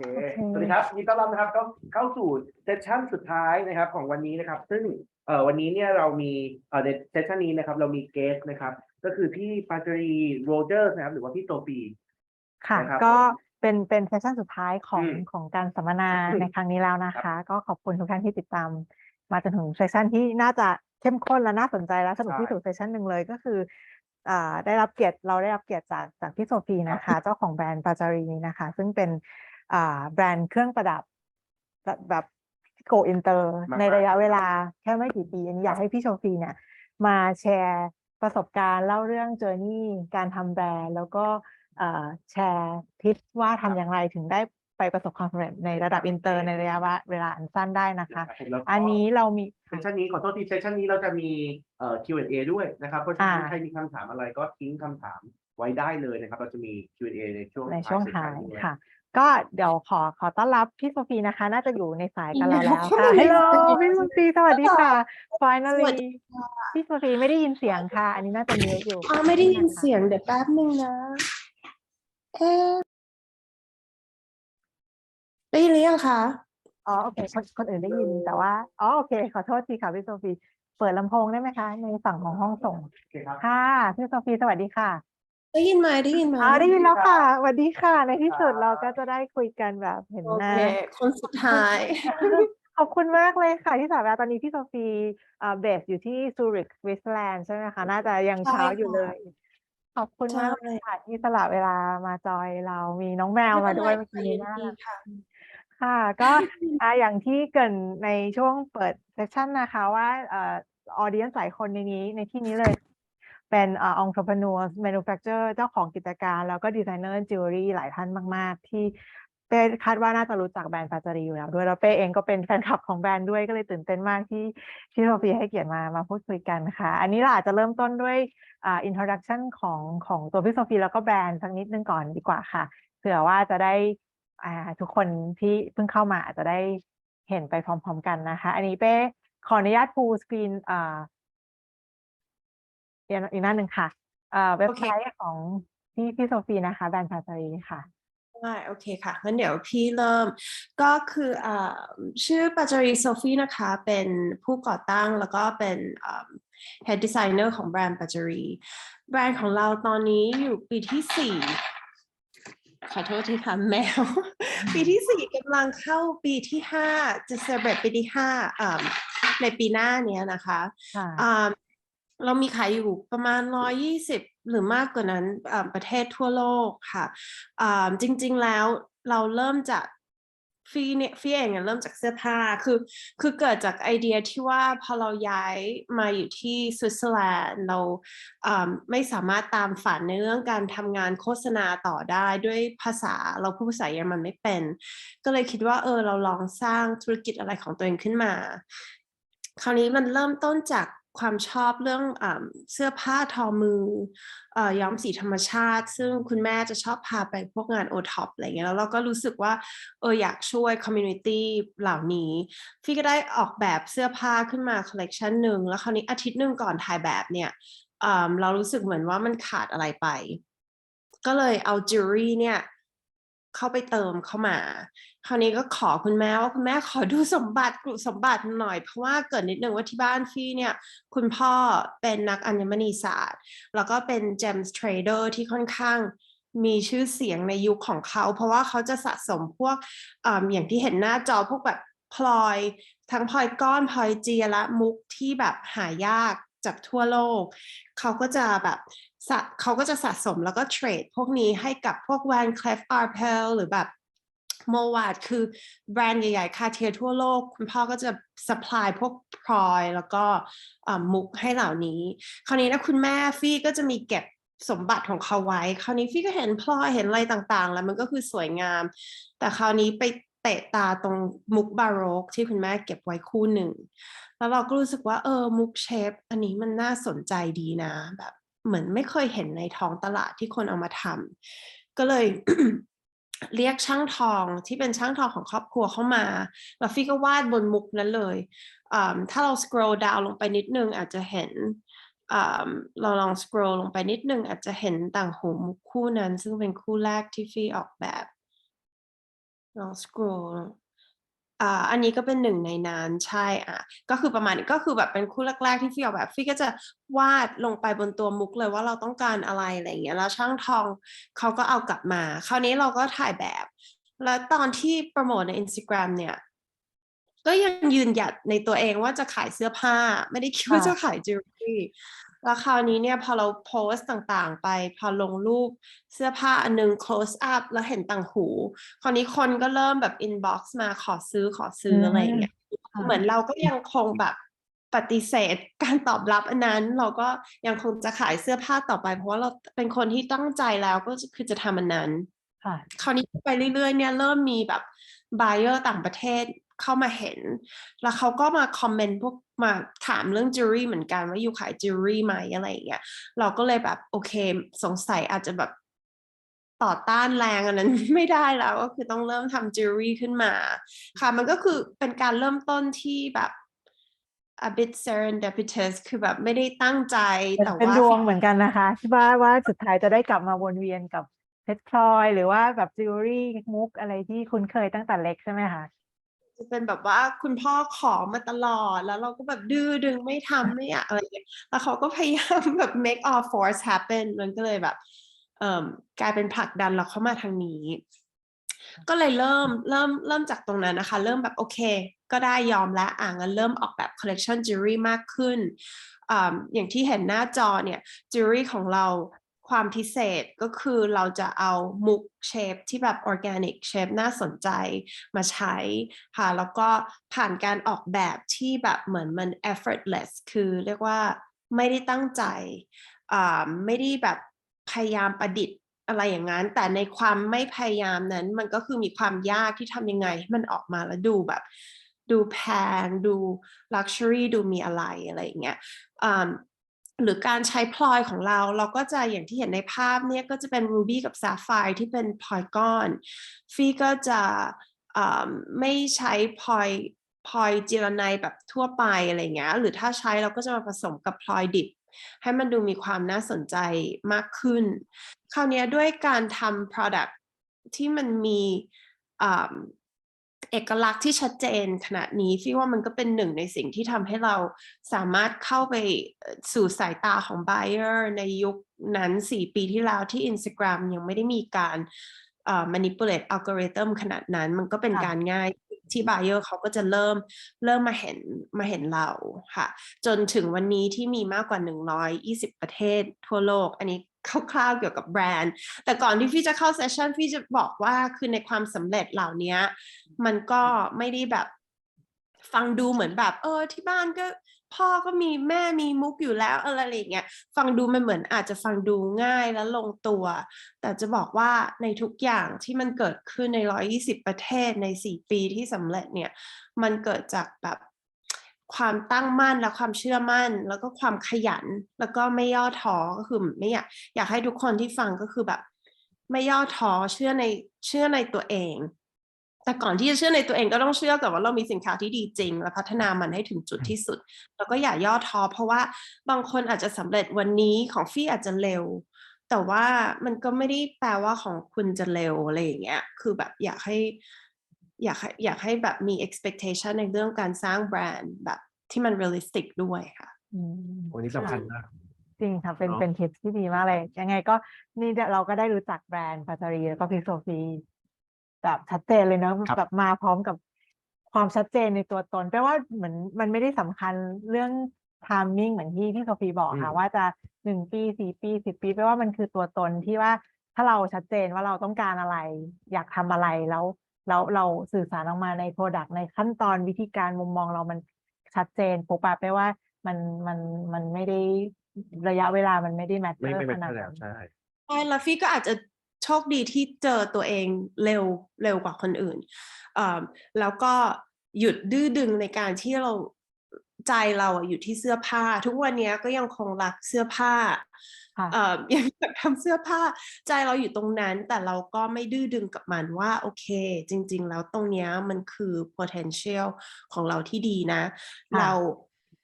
ราอยู่ในจังหวะที่โชคดีด้วยที่ตอนนั้นที่เราเอามุกออกมามุก organic shape ต่างๆเหล่านี้มันยังไม่มีใครที่เขาทำพวก execution เหล่านี้จนถึงทุกวันนี้คนก็ยังคงจำ collection แรกของเราเพราะว่ามันไม่มีใครเคยเห็นเหล่านี้จนถึงทุกวันนี้ขนาดที่มีคนเริ่มมาใช้มุกทำมุกอะไรเยอะขึ้นเราก็เกิดความกังวลบ้างนะว่าแบบอุ้ยมุกเกลื่อนตลาดเต็มไปหมดเลยอะไรเงี้ยแต่ท้ายที่สุดแล้วพอเราคุยกับลูกค้าเราแล้วเรายังอยู่จนถึงทุกวันนี้เนี่ยพอเทยังสั่งเราอยู่เยอะแบบแบรนด์ต่างประเทศยังสั่งเราอยู่เยอะมันทำให้เรารู้ว่าจริงๆแบบ originality สำคัญแต่ว่าการ maintain มันมุก ทำยังไงให้มันยังคงเป็นมุกแบบปาจารีทำยังไงให้เรายังคงคุณภาพอยู่เพราะว่าการสร้างแบรนด์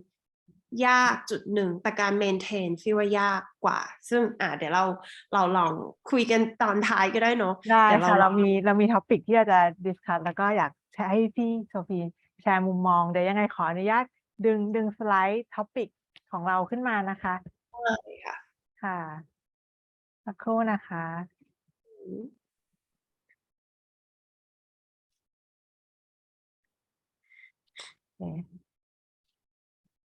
ขึ้นมายังเอ่ย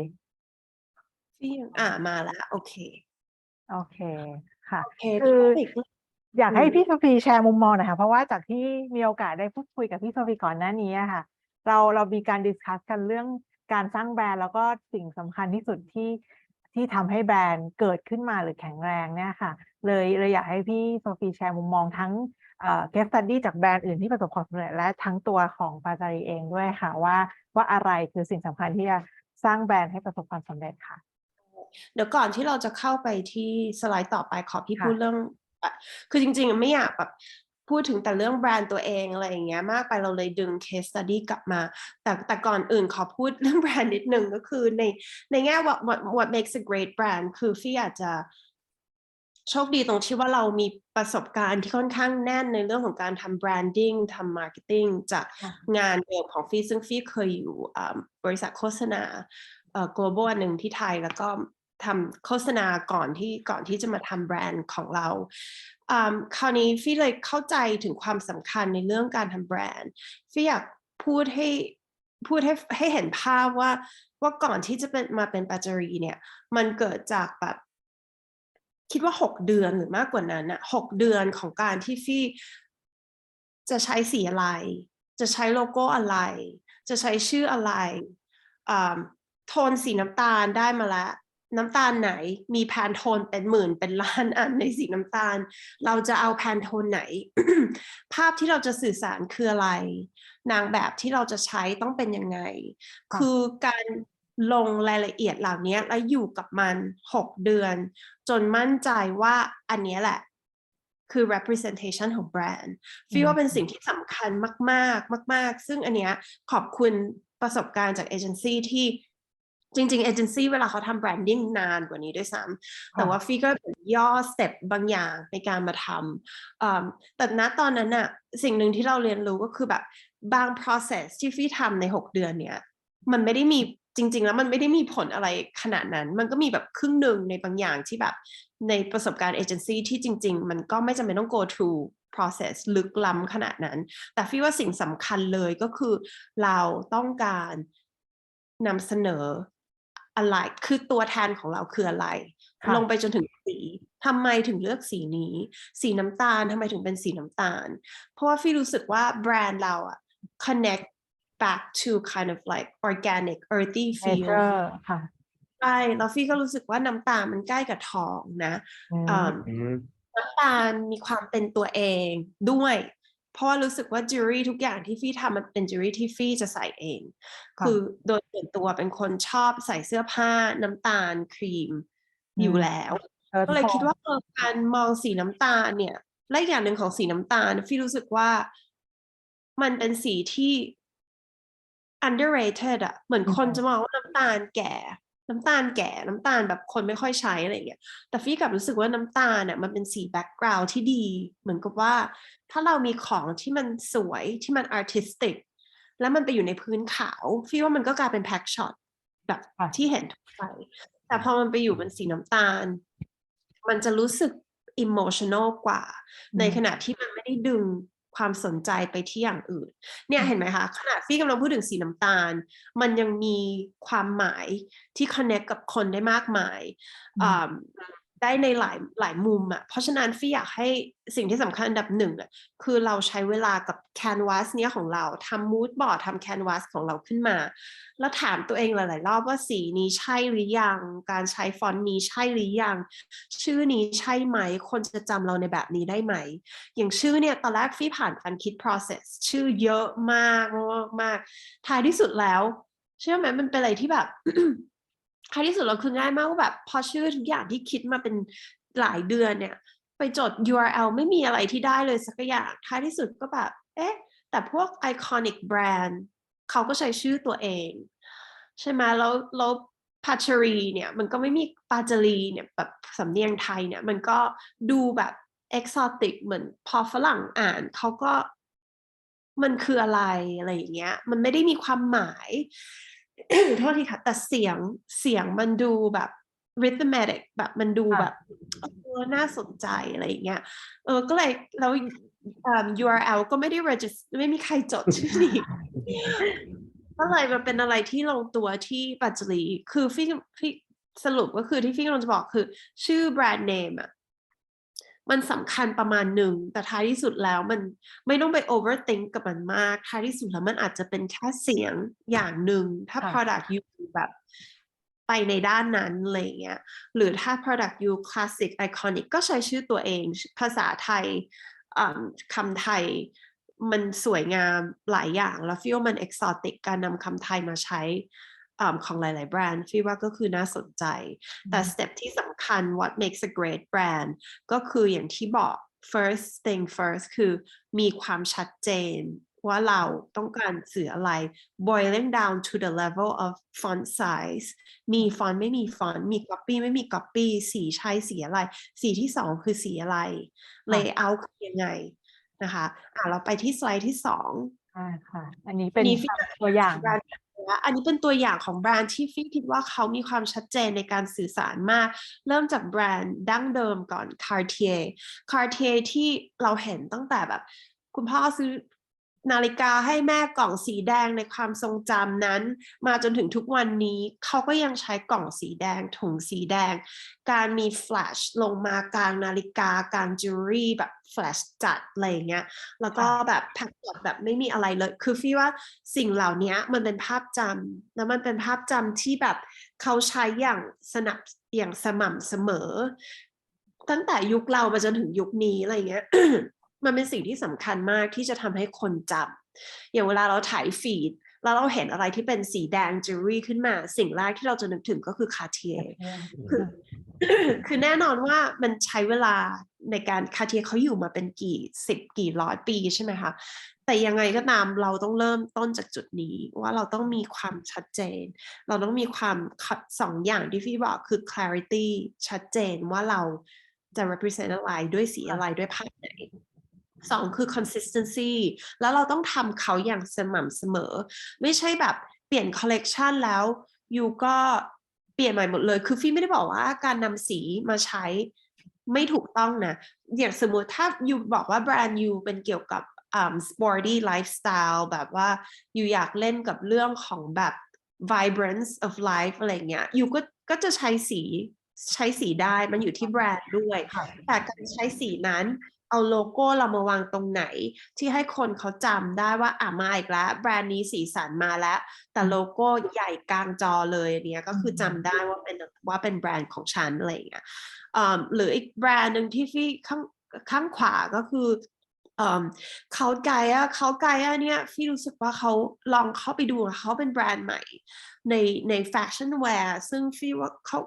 ก็ไม่น่าจะเกิน10 ปีที่เขาอยู่แล้วเขาก็มีความชัดเจนในเรื่องของการโดยเฉพาะเรื่องของแฟชั่นชูตเขาการใช้ body movement ก็สำคัญคือว่าการนำเสนอสินค้าออกมายังไงอย่างสินค้าของเขาเป็น sensual natural feel showing the curve เพราะฉะนั้น body movement นางแบบที่ใช้การโพสการเอามือเข้ามาอยู่ตรงนี้ตลอดเวลาอะไรเงี้ยมันก็เป็นสิ่งที่ทำให้คนพอเห็นปั๊บเนี่ยก็คือจำว่าเป็นของเขาใช่ไหมคะJacquemus คืออีกอย่างหนึ่งที่เป็นแฟชั่นแบรนด์ที่สาวแฟชั่นทุกคนก็คือรู้จักหมดฟีลว่าเขาเป็นแบรนด์หนึ่งที่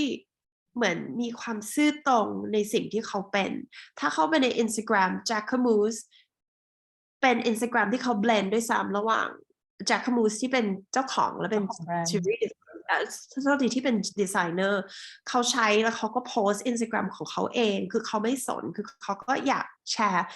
express ตัวตนไปในแบรนด์เลยใช่คือฟีลว่า Jacquemus เนี่ยที่คนชอบเพราะว่าคนชอบไลฟ์สไตล์ของ Jacquemus คือ Jacquemus เขาอยู่ในวงปาร์ตี้ที่ปารีสเขาอยู่ในทุกที่ที่ซีนี่เขาอยู่ในที่เที่ยว vacation ใน summer ที่แบบ all the A-list are อะไรเงี้ยเขาก็เอาเรื่องเหล่านี้ destination การ travel การแต่งตัวแบบโป๊ปาร์ตี้อะไรเงี้ยมาลงเป็นทุกอย่างที่เป็น Jacquemus ถ้าสังเกต Jacquemus เขาไม่ได้มี copy อะไรมากมายเขาไม่ได้มี visual guideline ที่ชัดเจนขนาดนั้นแต่เขาแค่โชว์ภาพและ movement แล้วก็ชื่อเขาตรงกลางแต่สิ่งที่น่าสนใจของ Jacquemus คือการทำ experiential คืออย่าง runway show เขาก็ใช้ runway show ที่ฉันไม่สนฉันไม่จำเป็นต้องอยู่ในใจกลางปารีสฉันจะไปอยู่ในทุ่งลาเวนเดอร์ฉันจะไปอยู่ในที่ฮาวายแบบแฟชั่นวีคใครเขาไปฮาวายคือเขาไม่สนเขาก็จะไปฮาวายเนี่ยคือเป็นอย่างหนึ่งที่แบบเหมือนมันเป็นความซื่อตรงที่เขามีกับแบรนด์ว่าเขาแบบเขามีคอลเลกชันเสื้อผ้าที่ strong เขาอยากเล่าเรื่องแบบนี้เขาจะเล่าเรื่องแบบนี้แล้วฟีลว่าเนี่ยมันเป็นสิ่งที่แบบทำให้แบรนด์แข็งแรงคืออย่างที่จะ wrap up ให้ว่าก็คือแบบทำมูดบอร์ดคิดว่าแบรนด์ของเราพูดยังไง verbally ด้วยนะแบบถ้าแบบเหมือนติต่างขึ้นมาเป็นคนคนหนึ่งคนนี้คือใครพูดยังไงเขาชอบใส่เสื้อสีอะไรเขาชอบเขาเสียงดังไหมโลโก้เขาคือแปลว่าโลโก้ต้องใหญ่ไหมหรือเขาอยากพูดเบาๆกับลูกค้าเขาอยากสื่อสารยังไงเขาอยากใช้สีแบบไหนอะไรแบบเนี้ยพี่ว่าสำคัญมากๆในการใช้เวลากับมันอย่างของปัจจรีกลับมาที่เมื่อกี้ที่ฟี่บอกฟี่ว่ามันอาจจะง่ายหน่อยในแง่ที่เหมือนตอนนั้นฟี่ imagine ตัวเองด้วยซ้ำเพราะว่าเหมือนตัวเองเป็นลูกค้าของแบรนด์ว่าแบบเรา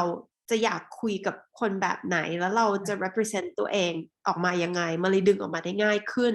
แต่มันก็ไม่ได้แปลว่าถ้าคุณกำลังทำ product ที่ไม่ได้แบบตัวเองเป็น represent brand เนี่ยมันอาจจะยากขึ้นมานิดนึงแต่มันก็ possible คือคุณก็คิดติต่างคนขึ้นมาคนหนึ่งบิวคนขึ้นมาคนหนึ่งแล้วก็จะสื่อสารยังไง identity visual identity ต่างๆ ดีเทลต่างๆทุกอย่างที่ express ออกไปที่มองเห็นได้ก็คือแสดงความเป็นตัวตนคนนั้นถูกต้องคือฟี่ว่าแบบบางทีแบรนด์ใหม่ๆคิดเยอะเกินไปว่าแบบเหมือนดู Pinterest เยอะเกินไป Google เยอะเกินไปแบบเหมือนด้วยยุคที่ว่าใครก็ทำอะไรใหม่ได้ใช่ไหมแบบใครก็สร้างอะไรใหม่ได้มันทำให้มันมี reference point แบบเยอะมากแต่ฟี่อยาก encourage ให้ทุกคนแบบเอา reference point พวกนั้น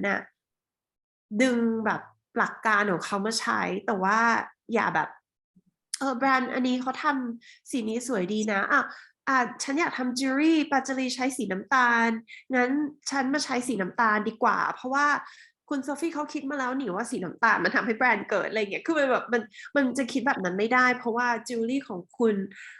อาจจะไม่ได้ให้ฟีลออร์แกนิกอาจจะไม่ได้ให้ฟีลเนเชอรัลไม่ได้เป็นอิโมชันอลจิวเวลรี่คุณอาจจะเปรี้ยวแล้วคุณมาใช้สีน้ำตาลคุณก็ดูขัดแย้งกันคือฟี่คือว่าแบบทุกแบรนด์เขามีแบบ identity ของเขาที่ควรจะต้องสร้างขึ้นมาอย่างชัดเจนแล้วกลับไปที่สินค้าอย่างที่เมื่อกี้ฟี่บอกไม่ใช่ว่าคุณจะเอาสีน้ำตาลไปใช้เพราะคุณจะทำจิวเวลรี่วันนี้เหมือนคุณโซฟี่บอกปัจจริว่าสีน้ำตาลมันแบบทำให้สินค้า stand out แต่จริงๆสีน้ำตาลมันอาจจะทำให้สมมติสินค้าคุณเป็นอาหารหรือเป็นเสื้อผ้าที่แบบเป็นสีสันเอาสีน้ำตาลไปใช้มันก็ไม่ได้ช่วยอะไรขึ้นมาได้อะไรอย่างเงี้ยแล้วแสดงว่าสำหรับพี่ๆจุดเริ่มต้นจากการคิดแบรนด์เนี่ยเริ่มจาก visual identity ที่จะ define ตัวตนอีเวนต์ก่อนที่จะเริ่ม design product ด้วยซ้ำถูกไหมคะเลยก่อนทำอะไรเลยคือตอนนั้นคือก่อนตั้งแต่แบบยังออกแบบเสื้อผ้าไม่เสร็จเลยคืออันนี้คืออีกเรื่องนึงที่พี่ก็จะบอกกลับมาที่ product ซึ่งแบบสิ่งที่หลายคนไม่รู้ก็คือฟี่ไม่มีประสบการณ์การออกแบบเลยทั้งสิ้นทุกวันนี้สเก็ตช์ภาพแบบยังแทบจะไม่เป็นแต่โชคดีที่เรามีทีมผลิต มีน้องๆในทีมที่แบบเหมือนเขาอยู่กับเรามาตั้งแต่วันแรกจนเขารู้ว่าเราพยายามสื่อสารอะไรอย่างเงี้ยฟี่จะแบบวาดลงบน material ด้วยซ้ำอะไรอย่างเงี้ยคือเรื่องของแบบสกิลการออกแบบมันสำคัญประมาณนึงแต่ฟี่ว่าฟี่เป็นตัวอย่างที่ทำให้คนเห็นว่าอยู่ไม่จำเป็นต้องแบบเก่งกาจในเรื่องการออกแบบแต่อยู่ต้องเป็นคนที่ชัดเจนว่าอยู่อยากขายอะไรอยู่นำเสนออะไรbranding อยู่คืออะไรอะไรเงี้ยเนี่ยก็คือจะได้ wrap up part แรกว่าฟี่ว่าสิ่งแรกคือสำคัญมากใช้เวลากับมันให้เยอะคราวนี้ในเรื่องของ product การออกแบบเนี่ยมันสำคัญอย่างที่ฟี่บอกว่าอยู่ไม่จำเป็นต้องแบบฉันจบ top class ศิลปากรในเรื่องการออกอันนี้หรือ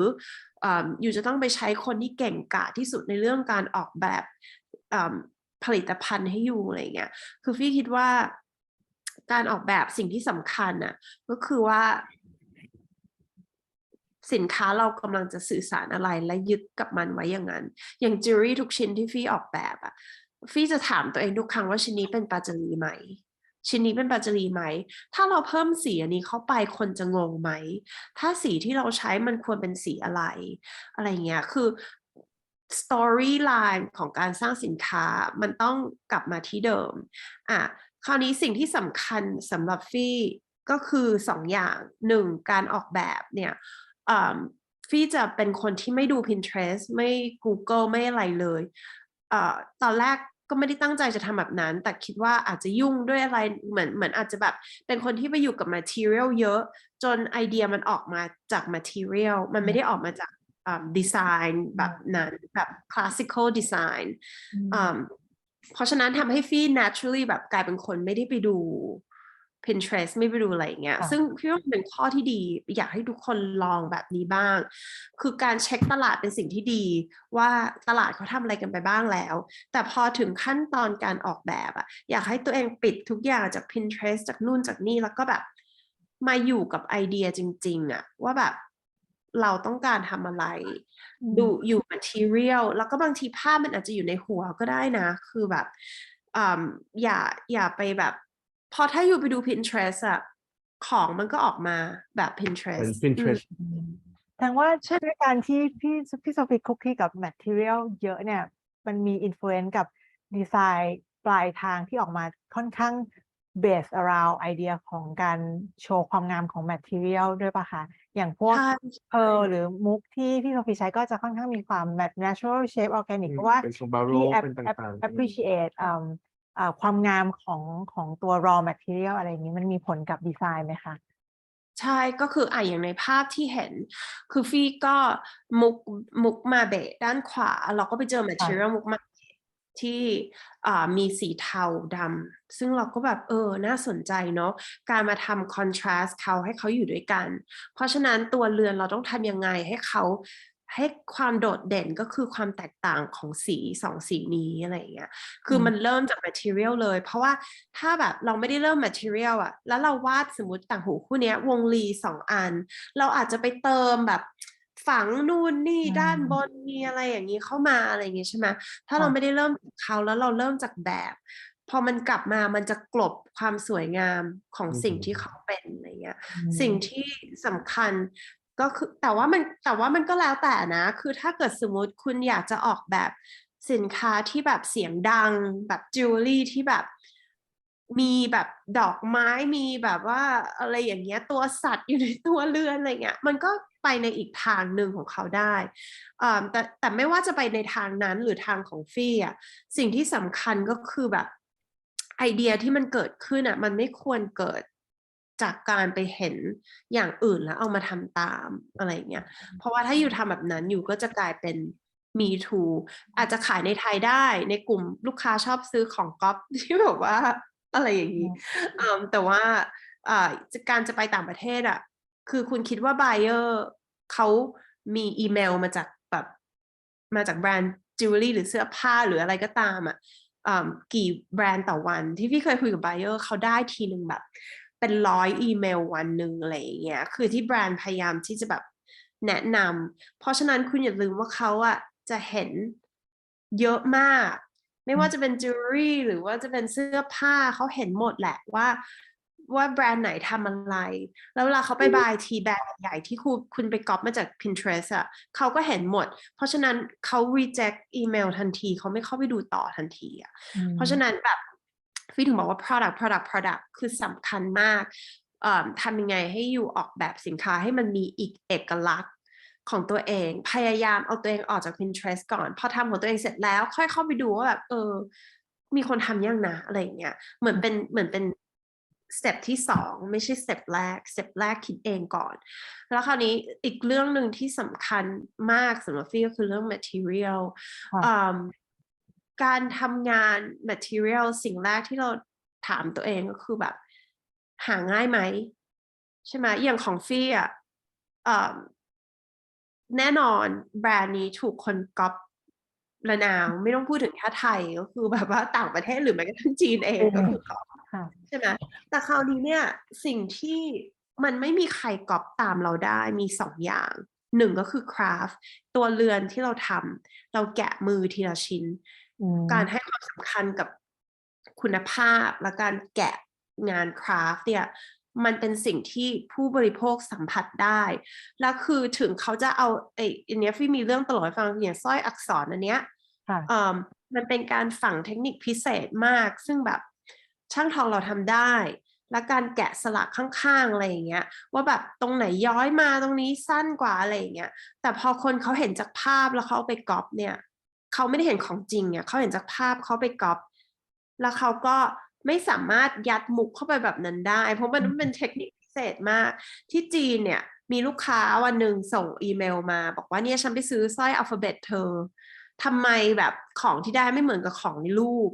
คราวนี้ตลกมากมันเป็นสร้อยอัลฟาเบตอันนี้ที่เห็นข้างหน้าแต่มุกเป็นมุกเหมือนเป็นเม็ดข้าวอ่ะเพราะเขายัดมุกเข้าไปเลยไงมันก็คือกลับมาที่ material ว่าแบบ material และ craft ของเราว่าแบบเราต้องเลือก material และ craft ที่เราเท่านั้นที่ทำได้เพื่อแบบให้คนไปก๊อปเป็นกี่เวอร์ชันทั้งหลายโอเคอาจจะคล้ายแต่คนที่เขารู้แล้วเขาเห็นรายละเอียดจริงๆเขาก็จะแบบนี่มันคือ rip off อะทำไมฉันไม่ไปจ่ายเงินให้ original idea แทนที่จะแบบซื้อแบบของออกมาแล้วมันก็ไม่สวยอะไรอย่างเงี้ยเพราะฉะนั้น material พอเราสิ่งแรกสำหรับฟี่คือแบบฟี่จะถามsupplier ตลอดว่าแบบอันเนี้ยมีของเยอะไหมอะไรเงี้ยคือถ้าของน้อยปั๊บคือเป็นงานยากของเราเลยเพราะว่าเราสเกลใช่ไหมแต่เราชอบเพราะมันของน้อยปั๊บก็คือซื้อมาทั้งหมดเพื่อให้คนไม่สามารถเข้าถึงได้อะไรเงี้ยคือแบบการถามคำถามว่าอันเนี้ยมีเยอะไหมอะไรเงี้ยก็เป็นหนึ่งในแบบอันหนึ่งแต่มันก็เป็น challenge ต่อไปว่าแล้วเราจะ maintain material ยังไงนะมันก็คืออีกเรื่องหนึ่งแล้วก็หรือถ้าเราจะใช้ material ที่มันมีทั่วไปอย่างมุกกลมอะไรเงี้ยที่มีทั่วไปอย่างที่ฟี่บอกเราก็คือต้องเติม craft เข้าไปที่ทำให้คนไม่สามารถเติม craft ให้มันเป็นตัวเราให้คนไม่สามารถแบบ copy อะไรอย่างงี้ได้อย่างนี้ฟังจาก process ที่พี่ develop product แล้วทั้งเรื่อง material ที่เราต้องไปเฟ้นหาความ limited หรือ craftsmanship ที่มันต้องใช้ความพยายามในการทำแล้วคนก๊อปยากค่ะอย่างตอนเริ่ม develop เนี่ยก็น่าจะมองพอเห็นปลายทางแล้วป่ะคะว่าสินค้าที่ออกมาเราอ่ะน่าจะเป็น price range ที่ลูกค้าหรือ market เป็นอยู่ประมาณไหนคือตอนนั้นได้มีไอเดียไหมคะว่าโอ้ยตอนเราเริ่มทำเราจะ positioning brand เราขายประมาณนี้นะเราจะไปขายต่างประเทศนะพี่ฟี่ได้คิดตั้งแต่แรกเลยป่ะคะหรือว่ามันมาของมันเองเลยไม่คิดเลยแต่จนกระทั่งนันนี้เล่าให้ฟังว่าแบบอย่างต่างหูมุกคู่แรกที่เป็นมุกแบบบีว่าที่แบบไม่มีใครใช้อันนั้นอะเป็นมุกที่เกิดจากอุบัติเหตุที่เราไปดูหลังร้านเขาไปเข้าห้องน้ำแล้วมันมีมุกพวงพวกเนี้ยแขวนอยู่แบบไม่กี่เส้นเพราะว่าไม่มีคนสนใจตลาดมุก4 ปีที่แล้วมันคือตลาดมุกกลมแบบยิ่งกลมยิ่งใหญ่ยิ่งดีอะไรเงี้ยมุกบาโรกมุกบีว่าเป็นมุกที่ไม่มีคนสนใจเลยมันก็ไปถึงนั้นเพราะเราเห็นปั๊บแล้วแบบเอ้ยมันสวยมากเลยอ่ะเราก็เอามาคราวนี้พอเราออกแบบขึ้นตัวอย่างอะไรเงี้ยเรายังไม่รู้ว่ามันจะมีใครมาซื้ออันนี้คอลเลกชันแรกนะว่า buyer จะมาซื้ออะไรยังไงไหมอันนี้ก็คือเป็นบทเรียนแรกเลยว่าแบบ พอถึงเวลาเขาสั่งมาแล้วต่างหูคู่นี้100 คู่คู่นี้200คู่นี้เราแบบอ้าวไปเอามุกจากไหนเนี่ยใช่ไหมมันก็คือเป็น challenge ที่เกิดขึ้นซึ่งการเลี้ยงมุกทีมันก็ไม่ได้เป็นมันไม่ได้แบบอยู่ดีๆไปสั่งแล้วผลิตได้มันก็คือการเลี้ยงมุกขึ้นมาตอนนั้นพี่โซฟีแก้ปัญหายังไงครับก็คือต้องไปที่แหล่งเลยคือตอนนั้นไปทางจีนไปทางญี่ปุ่นก็คือไปดูแบบว่าเขาเลี้ยงมุกกันยังไงตอนนั้นเป็นจุดเหมือนกับว่ามัน meant to be อ่ะเหมือนกับว่ามันถึงเวลาแล้วที่เราจะต้องรู้ว่าแหล่งมันอยู่ตรงไหนบ้างแหล่งที่ดีเพราะว่าที่ไทยอย่างเงี้ยมุกเกรดที่มีที่เห็นตาม Instagram Shop อะไรเงี้ยมันจะมีมุกเกรดแบบซื้อตามสำเพ็งเยาวราชก็คือแบบว่าเกรดนึงใช่ไหมคะมันก็จะมีมุกจาก importer เข้ามาที่เขาเอาจากพวกฟาร์มพวกเนี้ยมาแล้วเหล่านี้เขาก็จะเป็นออฟฟิศเหมือนเป็นห้องที่เราเข้าไปแล้วก็แบบเป็นโชว์รูมอะไรอย่างเงี้ยมันก็คือเป็นอีกตลาดหนึ่งแล้วราคามันก็คือจะเป็นอีกราคาหนึ่งแตกต่างกันอย่างสิ้นเชิงจากหลัก10เป็นหลักพันหลักหมื่นอะไรอย่างเงี้ยแตกต่างกันมากเราก็เริ่มจากตรงนั้นเข้าไปที่โชว์มันก็ไม่มีอยู่ดีเพราะตอนนั้นมันไม่มีดีแมนในเรื่องมุกบีว่าอะไรอย่างนี้เลยเราก็ต้องไปเองคราวนี้พอไปเองมันก็ทำให้เราเริ่มรู้จากแหล่งมากขึ้นในหลายประเทศมากขึ้นอะไรอย่างเงี้ยว่ามุกมันไม่ได้มีแค่จีนนะมันมีที่อื่นด้วยอะไรอย่างเงี้ยมันก็เกิดจากอะไรอย่างเงี้ยซึ่งมันก็ฟังดูมันก็เหมือนเป็นการที่เราต้องไปเองจริงๆส่งทีมไปก็ได้แต่เราต้องไปเองเพื่อที่เราจะได้แบบรู้แล้วก็ไป get inspired โดย material ใหม่ๆต่างๆอะไรเงี้ยเพราะพี่ว่า material เป็นสิ่งสำคัญแสดงว่าตอนพี่ develop นี่ก็อย่างที่พี่บอกว่าไม่ได้คิดเรื่องว่าจะขายใครขายราคาอะไรตั้งแต่แรกคือเราคิดแค่ว่าเรามี intention ที่จะทำ product แบบที่เราอยากได้ชัดที่สุดอะไรเงี้ยใช่ไหมคะใช่แต่ณตอนนี้นะเวลาออกแบบ collection ไม่เหมือนกันก็คือคำถามเหมือนเดิมแต่ว่า process ไม่เหมือนเดิมคำถามแรกก็คือไปเจออะไรที่เราชอบอันนี้มีเยอะไหมถ้าเขาบอกมีไม่เยอะโอเคทำแต่สเต็ปที่2คือฉันจะสั่งอันนี้10,000 ชิ้น1,000 ชิ้นอะไรอย่างเงี้ยใช้เวลาแค่ไหนไปหามาให้ได้อีกที่ไหนใช้เวลาในการฟาร์มแค่ไหนมันทำให้เรามี2 สเต็ปในการ planning มากขึ้นเพราะเราเรียนรู้จากคราวที่แล้วที่เราต้องไปด้นบินไปหลายประเทศเพื่อที่จะแบบไปหามุกที่เราทะลึ่งไปออกแบบโดยที่มันแบบมีออเดอร์มาแล้วมันไม่มีของอะไรอย่างเงี้ยเราก็เป็นการค่อยๆเรียนรู้อะไรอย่างเงี้ยแล้วอย่างออเดอร์แรกๆที่มาเลยค่ะอันนั้นมาจากbuyer ต่างประเทศเลยใช่ไหมคะอยากให้พี่ๆเริ่มแชร์experience ตอนเริ่มออก collection ไปขายอะค่ะว่าณตอนนั้นคนมาสปอตเห็นจิวเวลรี่ปุ๊บเนี่ยเราไปสู่ตลาดอินเตอร์ได้ยังไงแล้วเราเริ่มรู้ได้ยังไงว่าเฮ้ยสินค้าเรามันน่าจะเหมาะกับตลาดต่างประเทศมีคนมาสนใจเยอะแยะแล้วแหละอะไรอย่างเงี้ยค่ะได้ก็อันนี้พูดแบบซึ่งจริงๆมันprocess ของคนอื่นอาจจะไม่ควรเหมือนกันคือเพราะว่าของฟี่เนี่ยฟี่เป็นคนที่อย่างที่ฟี่บอกฟี่ออกแบบมาให้ตัวเองใส่คือผู้บริโภคเหมือนมันทำให้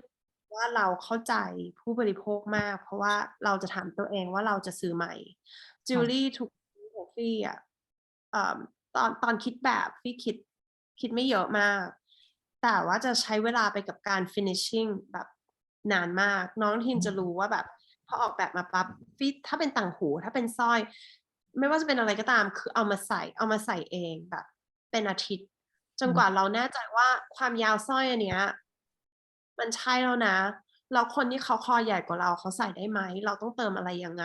คือฟี่คิดว่าแบรนด์ฟี่มันไม่ได้เกิดจากการแบบวิจัยผู้บริโภคแบบในขนาดนั้นแต่มันเกิดจาก emotional understanding of consumer ว่าแบบ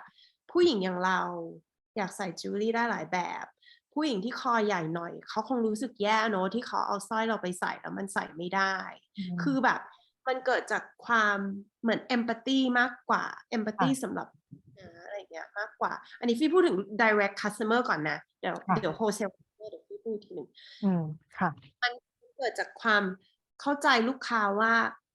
ลูกค้าไทยอยากได้ชิ้นงานที่เหมือนเขาใส่แล้วเขารู้สึกเหมือนว่าเขาเปลี่ยนจิวเวลรี่ไปได้ทุกวันลูกค้าไทยจะมีความชอบแต่งตัวกว่าลูกค้าต่างประเทศเพราะฉะนั้น การสไตลิ่งชิ้นงานที่เข้ากันเป็นสิ่งที่สำคัญเพราะฉะนั้นฟีว่าการเข้าใจลูกค้ามันออกมาในรูปแบบของการสไตลิ่งมากกว่าออกแบบเพราะตอนออกแบบฟีไม่ได้คิดถึงลูกค้าเลยเหมือนฟีคิดแค่ว่าฟีชอบอันนี้เหมือนอาจจะตัวเองตั้งว่าตัวเองเป็นลูกค้าตัวเองชอบอันนี้แต่ว่าตอนที่เอาไปสื่อสารน่ะจะคิดถึงลูกค้าเยอะว่าลูกค้าไทยจะอยากดูแบบนี้เขาชอบซื้อเป็นเซตลูกค้าต่างประเทศลูกค้าฝรั่งเขาจะชอบเนี่ย statement piece ชิ้นเดียวถ่ายยังไงให้มันรู้สึกแบบเขาสามารถใส่อันนี้ได้กับเสื้อยืดเสื้อเชิ้ตได้ทุกอย่างอะไรเงี้ยแล้วก็อันนี้คือในส่วนของลูกค้าตรงรีเทลค่ะส่วนของโฮลเซลเนี่ยเราก็ลองผิดลองถูกมาเยอะมากคือเพราะว่าฟี่ไม่เคยทำตอนแรกที่ไปนั่งเสนอในราพอร์เต้เขามาเจอเราใน Instagram แล้วเขาก็เหมือนเราไม่มีความคาดหวังเท่าไหร่เพราะเราไม่รู้ว่ามันเขาจะซื้ออะไรยังไงมันแบรนด์เราใหม่มากอะไรเงี้ยก็ไปแล้วก็โชว์ให้เขาดูเยอะมากเลยเต็มไปหมดเลยค่ะเราเรียนรู้จากอันนั้นก็คือว่าตอนนั้นเราโชคดีเรามี buyer ที่เก่งมากที่เขามองขาดว่าอะไรที่เขาจะ sell through ดี sell through เนี่ยแปลว่าเวลาที่เราทำ wholesale แล้วเขาจะซื้อเราต่อไม่ซื้อเราต่อมันอยู่ที่ว่าเราขาย sell through คือการดีขนาดไหน performance ของสินค้าเราคราวนี้เราเข้าไปโดยที่เราไม่ได้คิดถึงเรื่องพวกนี้เลยเราโชว์เขาแบบทั้งคอลเลกชันทั้งหมดเลยเราโชคดีที่เรามีเขาที่เขาหยิบชิ้นที่แบบเขารู้ว่ามันจะขายดีเขาก็หยิบไปสมมติ6-7 แบบอะไรเงี้ยเขาบอกเขาจะซื้อพวกนี้เราก็ยังไม่เข้าใจเท่าไหร่พอตอนที่เราขายไปแล้วเราก็ได้อีเมล report sell to เราก็แบบมันคืออะไรวะเนี่ยก็มันคือการขายเฮ้ยอันนี้ขายดีอันนี้ไม่ออกเลยเครียดทำไงดีอะไรเงี้ยเพราะว่าเราก็มันอยู่ที่ดีลกับ buyer บางทีเขาคืนของได้บางทีคืนของไม่ได้แบบตายแล้วทำไงดีอะเราไม่เคยรู้ว่าแบบถ้าเขาคืนของจะทำยังไงอะไรเงี้ยมันก็คือแบบเนื้อก้อนมันก็ใหญ่เหมือนกันอะไรเงี้ยเราก็เลยเริ่มเข้าใจว่าโอเคการออกแบบสำหรับการเลือกของไปขายให้โฮลเซลเลอร์อะเราควรคิดด้วยว่าโฮลเซลเลอร์เนี้ยเราควรถามเขาว่ายูขายอะไรเยอะแหวนต่างหูสร้อยข้อมือยูขายอะไรที่เยอะที่สุดเพื่อที่ตอนที่เราแบบพรีเซนต์ของเราคือเราไม่ได้วางให้เขาดูทั้งหมดซึ่งมันก็คือจะเหนื่อยเรามากเพราะว่าในปีหนึ่งโฮลเซลเลอร์เขาจะบีบเราให้เราพรีเซนต์ 4-5 คอลเลกชันอะไรเงี้ยซึ่งเห็นของเยอะที่สุดเขาจะได้มีออปชันในการเลือกใช่ซึ่งเราก็ต้องฉลาดเราก็เริ่มฉลาดขึ้นว่าแบบโอเคงั้นแบบนี้เราออกแบบคอลเลกชันพอฟี่เป็นคนที่แบบ process ในการออกแบบในการจบงานอย่างที่เล่าให้ฟังมันยาวมากคือเราเป็นคนลงรายละเอียด product ที่ฟี่บอกมันสำคัญเพราะว่าฟี่ใช้เวลากับมันมากเพราะฉะนั้นเนี่ยฟี่ไม่สามารถเอาตัวเองไปอยู่ใน process นั้น4 ครั้งต่อปีมันไม่โดยที่ตัวเองทำเองคือแบรนด์จิวเวลรี่อื่นเขาอาจจะมีทีมออกแบบแต่ว่าฟี่ยังคง active มากยังคงเป็นคนออกแบบเองอยู่เราไม่สามารถทำอย่างนั้นได้เพราะฉะนั้นฟี่ใช้วิธีการออกแบบปีละครั้งแล้วออกแบบให้หมดเลยแบบสมมติออกมาให้หมดเลยทำอย่างนั้นแล้วเราก็เลือก curation ว่าเราซีซั่นนี้เราจะโชว์เขากี่ชิ้นแต่ถึงอย่างนั้นก็ตามฟี่ก็ยังคงต่อรองลูกค้าว่าขอขายแค่ซีซั่นละ2ปีละ2ครั้งก็2ซีซั่นเมนหลักๆเพราะว่าฟี่คิดว่าเราจะโลภได้ว่าแบบก็เขาซื้อฉันก็ขายไปเลยปีละ4 ครั้งแต่ฟี่แค่รู้สึกว่าแบบการเกลื่อนเห็นอะไรเกลื่อนเกินไปคือเราไม่ใช่แฟชั่นแบรนด์เราเป็นแบรนด์ที่แบบอีกแคตตากรีหนึ่งเราเป็นแบรนด์แบบที่คนเขา depend on classic แบรนด์ที่คนเราต้องทำตัวให้เป็น classic แบรนด์ว่าคนกลับมาซื้อเราเรื่อยๆไม่ใช่เห็นเกลื่อนอะไรอย่างเงี้ยวันนี้ฟี่ยัง challenge หลักของฟี่ก็คือแบบเรามีเยอะมากแบบสวยเรามีเยอะมากแล้วเรายังไม่ได้มีเวลาในการปั้นในการโปรโมทแต่ละแบบอย่างเต็มที่เลยเพราะแต่ละชิ้นกว่าเราจะทำออกมาแบบมันเป็นเดือนกว่าที่ฟี่จะจบกับมันอะไรอย่างเงี้ยเพราะฉะนั้น สิ่งที่สำคัญการ know your client ในแง่ wholesaler ก็คือเราต้องฉลาดในการเลือกอย่าโลภว่าเราจะขายโชว์ให้เยอะที่สุดขายให้เยอะที่สุดเราโชว์เขาในสิ่งที่เรามั่นใจว่ามันจะขายเราต้องนึกถึงระยะยาวอย่านึกว่าร้อนเงินฉันจะขายรอบแรกให้มันจบเนี่ยแหละแล้วก็แบบแบรนด์อยู่ก็จะจบแค่นั้นเนี่ยจริงทำได้สิ่งที่ดีกับเขาอะเหมือนสปีกเกอร์หลายๆท่านก็พูดถึงเรื่องนี้เนอะเรื่องการที่จะ create long term business ว่าแบบ longevity ของแบรนด์ว่าเราไม่ใช่แค่คิดว่าเราจะโกยในซีซั่นแรกแต่เราต้องแบบทำอะไรที่มี consistency แล้วค่อยๆ build คุณเบสกับคุณเพชรใช่ค่ะอันนี้ก็เป็นประเด็นที่น่าสนใจอย่างนี้อยากทราบนิดนึงค่ะพี่ว่าเวลา buyer เขามาเห็นของปาจารีนะค่ะidentity ที่เขาเห็นมาเนี่ยแล้วเขาทำให้เขาสนใจที่จะเอาไปวางขายทั่วโลกเนี่ยความแตกต่างบางอย่างเนี่ยมันมีการสอดแทรก identity ของความเป็น aesthetic แบบ oriental หรือความไทยอะไรอย่างนี้อยู่ด้วยไหมคะพี่มองว่าแบรนด์ของพี่มัน represent อะไรที่มันมีความเป็นไทย aesthetic ใน aspect ในมุมไหนไหมหรือว่าตลาดโลกเนี่ยเขามองเห็นอะไรที่แตกต่างจากแบรนด์ origin จากที่อื่นบ้างคะจากพาซารีอะค่ะแบบพูดตรงๆก็คือแบบต่างประเทศเขาไม่ได้มีใครแบบ give a damn เกี่ยวกับว่าคนไทยแบบสินค้าไทยอะไรเงี้ยเพราะว่าประเทศไทยมันไม่ได้มีอะไรที่มันชัดเจนอย่างสมมติpasta from Italy แบบอะไรเงี้ยหรือแบบรองเท้าจากสเปนอะไรเงี้ยแต่ประเทศไทยไม่ได้มีอะไรที่แบบถูกสร้างมาในแง่ heritage ตั้งแต่ยุคโบราณมาถึงตอนนี้อาจจะมีข้าวไทยอาหารใช่ข้าวไทยในแง่ product ถ้าเราพูดถึงในแง่ product เรามีข้าวไทยที่เราใส่ความเป็นไทยโปรโมทไทยนั่นเป็นสิ่งที่ถูกต้องแต่พี่คิดว่าถ้าเป็น category ถ้าเป็นหมวดหมู่อื่นเนี่ยมันไม่ได้มีใครสนใจอะว่าคุณเป็นคนไทยคุณเป็นแบรนด์ไทยคือแน่นอนพี่มีความภูมิใจที่เราเป็นแบรนด์ไทยแต่พี่ไม่เคยมานั่งแบบสกรีมให้ต่างประเทศรู้ว่าเราเป็นแบรนด์ไทยแล้วก็ไม่ได้อายที่เป็นแบรนด์ไทยแต่แค่รู้สึกว่ามันไม่เกี่ยวคือเขาซื้อจิวเวลรี่เราเพราะเขาชอบจิวเวลรี่เราแต่ถ้าถามฟี่ในแง่ของการในแบรนด์ปัจจรีเองมีอะไรที่เป็นไทยก็คือมีคราฟต์ในความเป็นคราฟต์ของช่างทองไทยแต่เราก็ไม่ได้มาพูดเรื่องนี้เพราะว่าจิวเวลรี่มันเป็นเรื่องแบบ personal อะเหมือนคนเขาไม่ได้ต้องการรู้ว่าแบบอันนี้คือลายจากช่างไหนอะไรอย่างเงี้ยคือมันไม่ได้แบบนั้นแต่ว่าถ้าในแง่ของแบบถ้าให้ call out อะไรที่เกี่ยวกับไทยของแบรนด์มันก็คืออย่างคอลเลกชันแรกพวกพื้นผิวตัวเรือนพี่เรียกแต่ละรุ่นว่าดินอะไรเงี้ยมีรุ่นดินรุ่นจันก็คือการมาฝังเข้าไปในมุกมันเหมือนพื้นผิวจันรุ่นก็คือการเอา texture ดินแบบที่อีสานเหมือนตอนนั้นเราทำผ้าไหมแล้วเราอยากเอาจิวเวลรี่ไปเข้าเซตกับผ้าไหมเราก็นึกถึง contrast ของไหมกับดินแตกระแหงอะไรอย่างเงี้ยด้วย inspiration อะอยู่ในหัวเราอะและด้วยการเรียกชื่อรุ่นดินอะไรอย่างเงี้ย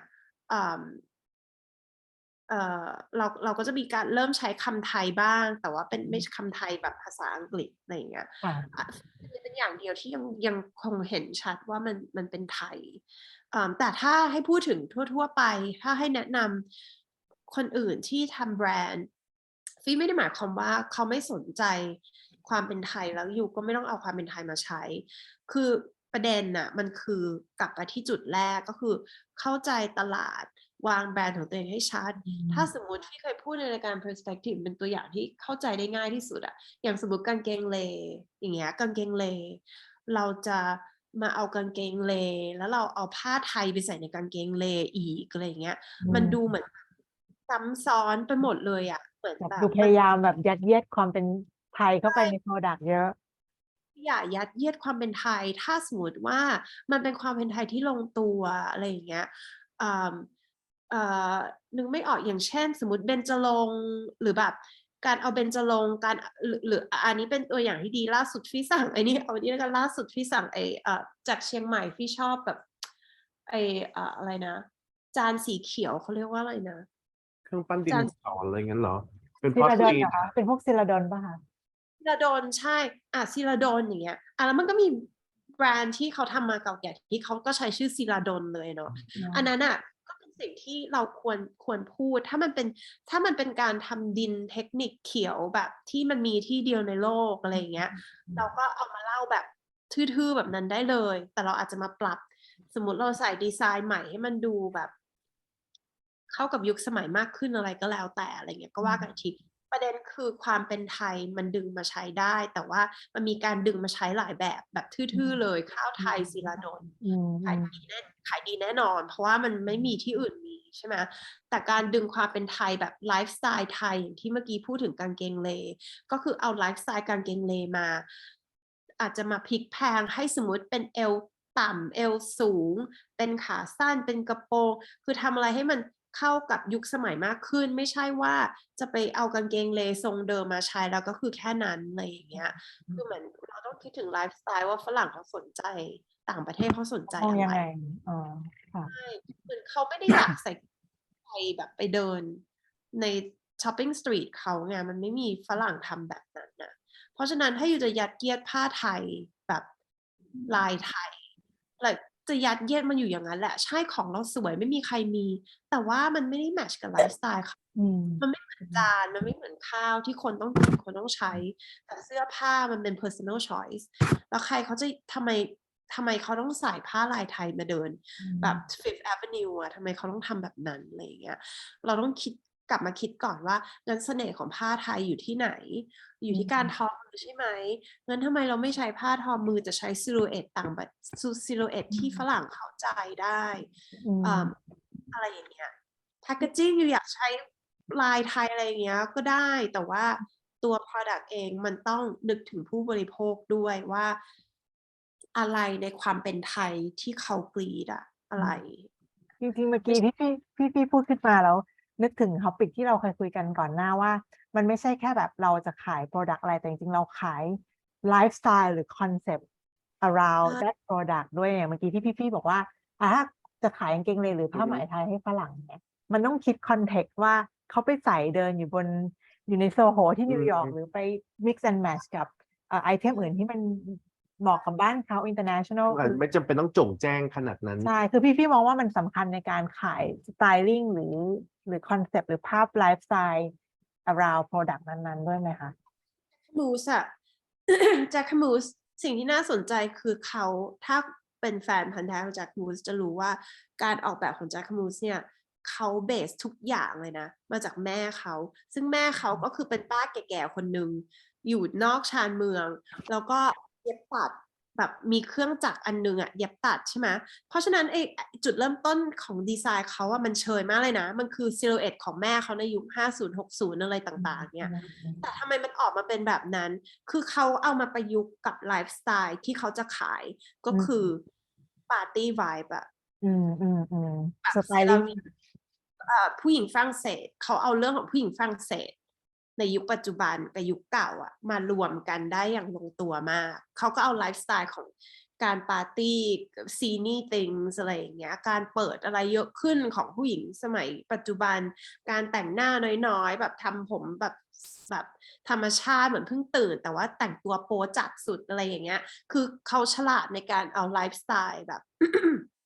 มาปนกันอย่างที่บอกบางอย่างความเชยของไทยอะไรเงี้ยแบบผ้าตัวอย่างที่ง่ายสุดก็คือผ้าอะไรเงี้ยลายที่มันดูแบบ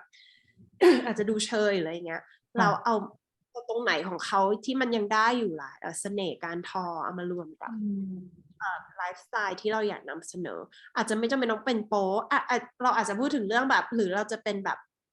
ชุดนอนผ้าไหมไทยที่แบบแต่ว่าเราออกแบบ ออกแบบชุดนอนที่มันเข้ากับทุกวันนี้เดี๋ยวนี้หลังจากโควิดไทม์ชุดนอนกลายเป็นชุดออกไปนอกบ้านด้วยได้อะไรเงี้ยเราเอาผ้าไทยมาแล้วเราเติมขนเติมดีเทลเติมอะไรให้มันดูแบบอยู่สามารถใส่เสื้อท็อปตัวนี้ออกไปกับกางเกงยีนแล้วไปปาร์ตี้ต่อได้อะไรเงี้ยคือมันคิดไปได้ถ้าเกิดเราเข้าใจไลฟ์สไตล์ที่เราอยากขายขายสไตลิ่งขายไอเดียใช่พอพี่ว่าแบบ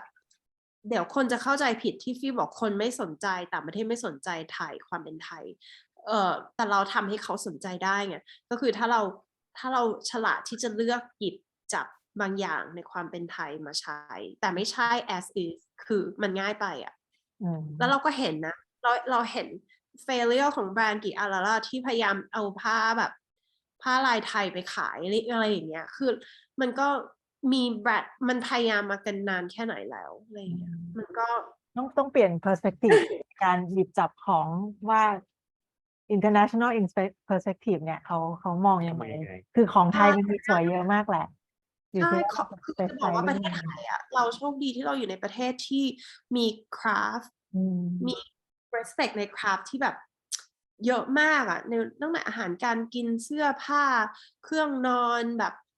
ทุกสิ่งอย่างอ่ะคือคนไทยชอบประดิษฐ์คนไทยชอบประดิษฐ์แล้วคนไทยชอบแบบสนุกกับการแบบเอาอันนี้มารวมกับอันนี้อะไรอย่างเงี้ยแบบมีสีสันมากอ่ะใน material ที่เราจะเล่นด้วยใน material ใน craft แต่ในแง่ของดีไซน์และการนำเสนอคือปัญหาที่การนำเสนอใช่ดีไซเนอร์ยุคใหม่ต้องตีโจทย์อันนี้ให้แตกว่าเราจะนำเสนออะไรแล้วมันควรจะต้องย่อยง่ายอ่ะมันต้องย่อยง่ายแบบบางทีพอ back story มันเยอะๆอะไรอย่างเงี้ยคนเขาแบบlostอะไรอย่างเงี้ยเอา back story ที่คนอย่างผ้าทอมือหยิบขึ้นมาพอเขาเห็นมันเป็นร่องผ้าเขาก็รู้สึกได้เลยไงบางอย่างมันไม่ต้องเป็นต้องเล่าเรื่องเยอะอะไรอย่างเงี้ยเขาพูดถึงเรื่องการนำเสนอหรือว่าการ create like communication หรือว่าวิธีการเล่าเรื่องอย่างเงี้ยค่ะแปลว่าอันนี้อาจจะเป็นปัจจัยหนึ่งที่ทำให้แบรนด์พัชรีเนี่ยไปสู่ visibility ในระดับสากลมี exposure กับสื่อ PR มากมายเลยและอันนี้พี่โซฟีได้มีโอกาสแชร์ไปฟังก่อนอันนี้ว่าจริงๆแล้วพี่โซฟีใช้วิธีที่ออร์แกนิกมากๆในการสื่อสารตรงนี้วิธีการเล่าเรื่องพี่มีทิปยังไงในการสร้างเรื่องราวหรือการ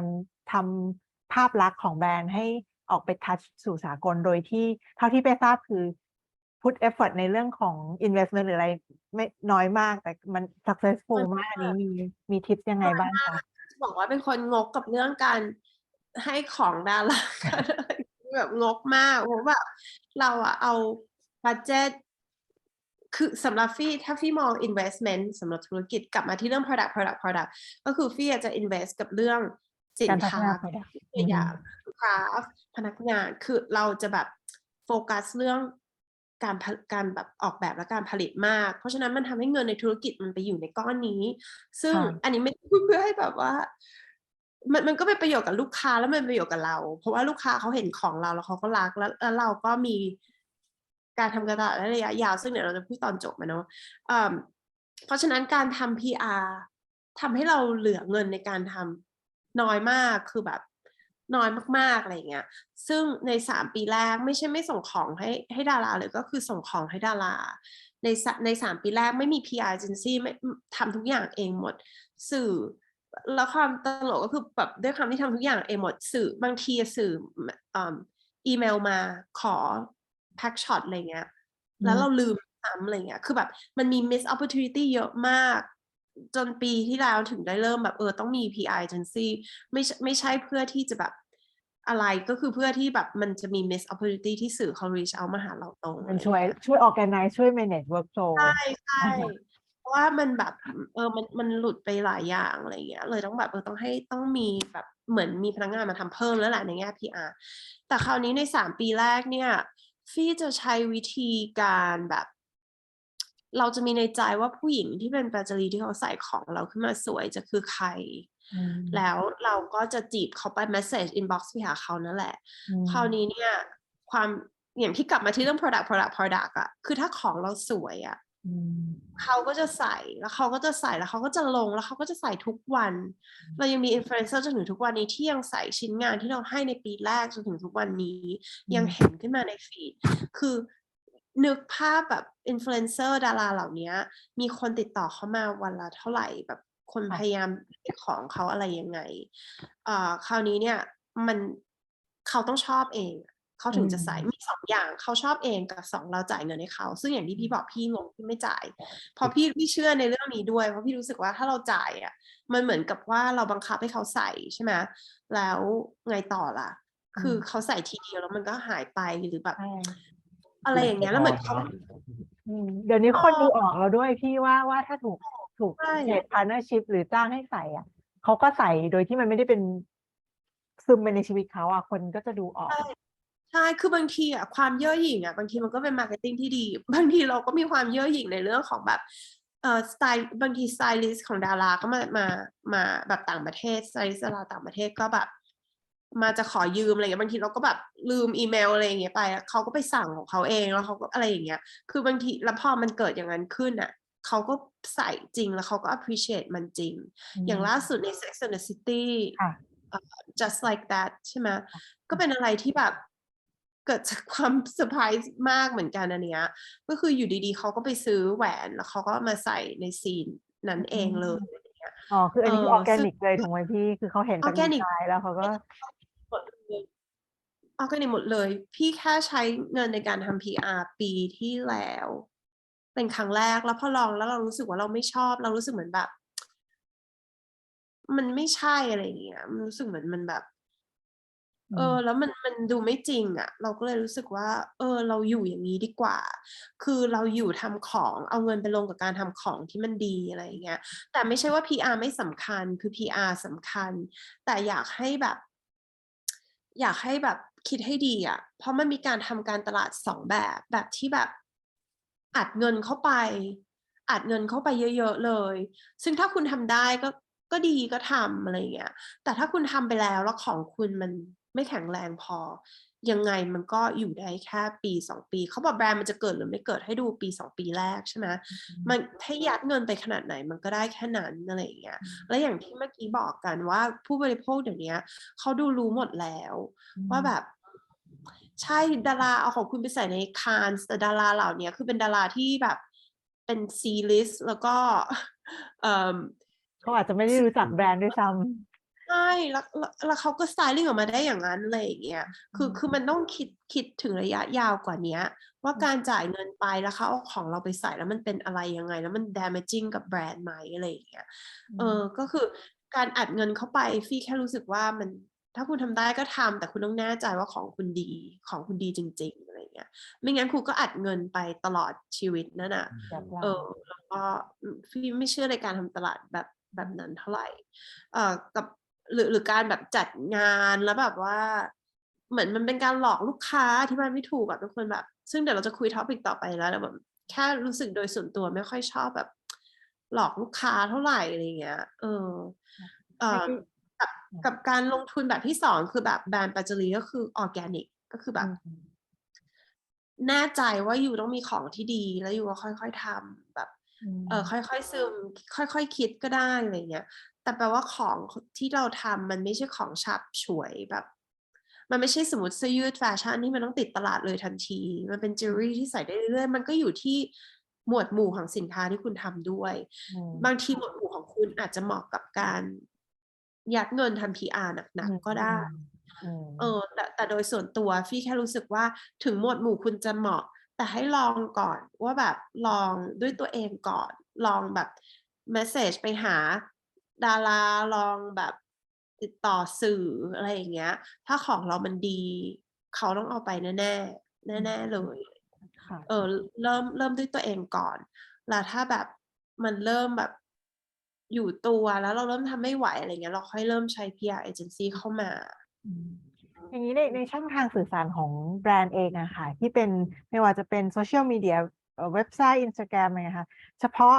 ของการสื่อสารภาพเราออกไปให้มี visibility อะค่ะเมื่อกี้เห็นพี่พูดมาประโยคนึงว่ามันอยู่ที่วิธีการนำเสนอทำให้มันย่อยง่ายทำให้คนจำได้ง่ายก็เลยอยากทราบว่าในมุมมองของแบรนด์แฟชั่นอะค่ะเวลาพี่ทำภาพหรือทำคอนเทนต์ที่พี่ไม่ได้อยากจะไปจ่ายหรือไปบูสต์ไปอะไรเงี้ยแน่นอนทำยังไงให้เหมือนคนเขามีแบบ key take home message ว่าเขาจำได้กลับไปแล้วเขารู้จักแบรนด์ทันทีเขาแบบ register แบรนด์อะไรอย่างเงี้ยค่ะอันนี้ในส่วนของช่องทางตัวเองใช่อันนี้คือสิ่งที่สำคัญเพราะว่า แบรนด์เราเป็นแบรนด์ที่แบบคนจะเห็นเราแทบจะแบบสปอนเซอร์แอดทำแบบปีละ2-3 ครั้งคือแบบน้อยมากเป็นคนไม่ซึ่งจริงๆควรทำนะไม่ได้บอกว่ามันไม่ควรทำแต่ว่าด้วยความที่เรามันเป็นสิ่งที่ควรทำแต่ก็ไม่ควรต้องโอเวอร์แต่สิ่งที่สำคัญกว่าก็คือในนานาภาพที่นำเสนอคนต้องจำก็คือกลับไปที่ point แรกอะสมมติว่าแพ็กช็อตของเราเป็นการแบบวางสินค้าอยู่บนหินก็ใช้วางสินค้าอยู่บนหินไปให้หมดไปให้ตลอดให้ที่สุดคือแบบความสม่ำเสมอเป็นสิ่งที่สำคัญ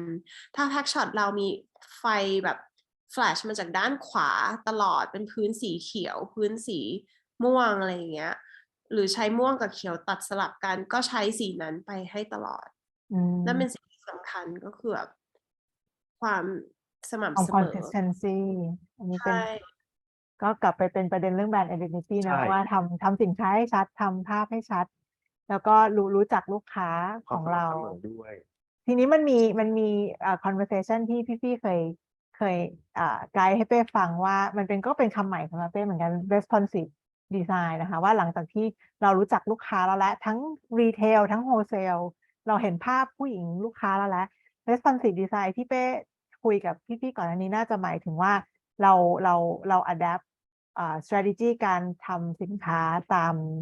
าม market ป่ะคะหรือว่าอันนี้เป็นยังไงนะคะพี่ responsive design ก็คือถ้าคือการแบบไม่ใช่สักแต่จะออกแบบว่าแบบคอลเลกชันนี้ฉันจะเล่าเรื่องแบบเล่าเรื่องแก้วเจลไนอะไรก็จะแบบทุกอย่างต้องเป็นแก้วอะไรเงี้ยนั่นก็คือ consistency เป็นสิ่งที่ดีแต่ว่ายูต้องแบบสมมติต้นปีออกแบบมาแบบ10 ชิ้นลองขายไปก่อนครึ่งปีว่าคนชอบอะไรแล้วเราก็เอาแบบที่คนชอบมาปรับแล้วก็ใส่เพิ่มอันนี้คือเป็นสิ่งที่เราเพิ่งเริ่มทำละใน2 ปีนี้เอาแบบเหมือนฟังผู้บริโภคว่าเขาชอบอะไรเขาอยากได้อะไรเขาชอบอะไรในชิ้นงานนี้เขาชอบห่วงอันนี้แต่เขายังไม่มีห่วงใหญ่ก็ทำต่างห่วงให้ใหญ่ขึ้นอะไรอย่างเงี้ยก็คือเป็นการปรับตัวให้เข้ากับอันนี้ตลอดแต่ถ้าเป็น extreme example หน่อยก็คือแบบเราจะมีแบรนด์น้องอีกอันหนึ่งชื่อ Moon Tree อย่างแบรนด์ Moon Tree เนี่ยเริ่มต้นมาจากการที่แบบฟี่ทำกับน้องสาวแล้วเรามีลูกพร้อมกันอะไรเงี้ยเราก็เลยแบบอยากทำจิวเวลรี่แม่ลูกใส่มีเสื้อผ้าเด็กด้วยนะมีแบบเต็มไปหมดเลยมันเหมือนเป็น experiment อะไรเงี้ยก็ทำตอนนี้พอทำออกมาถามว่ามีแม่ซื้อจิวเวลรี่ไปใส่กับลูกไหมมีแต่ปรากฏว่ากลายเป็น 60-70% ของคนที่ซื้อก็คือแบบวัยรุ่นเด็กลงมาหน่อยชอบจิวเวลรี่เล็กๆอะไรเงี้ยก็เลยกลายเป็นว่าแปลว่าตลาดที่เขา respond กับเรามันไม่ใช่แค่แม่ลูกยังไงที่เราจะเริ่มเข้าถึงตรงนี้เราก็เริ่มปรับมีรูปการใช้เด็กอยู่บ้างแต่ว่าส่วนมากแล้วเป็นรูปนางแบบละก็เริ่มมีการปรับแล้วก็สินค้าก็เริ่มนึกถึงกลุ่ม20-30ขึ้นมามากขึ้นคราวนี้ว่าทำไปเรื่อยๆเริ่มแบบคนซื้อแม่ลูกก็ยังมีอยู่แต่ว่าคนเขาเริ่ม respond กับพวกเรื่องเกี่ยวกับแบบเรื่องราวสินค้า meaningful เล็กๆน้อยๆอะไรเงี้ยงั้นเราต้องลงไปทำ gifting เพิ่มขึ้นเนาะอะไรเงี้ยคือมันก็เลยกลายเป็นแบบเหมือน develop ไปเรื่อยๆจากตอนแรกพื้นฉากของแบรนด์สี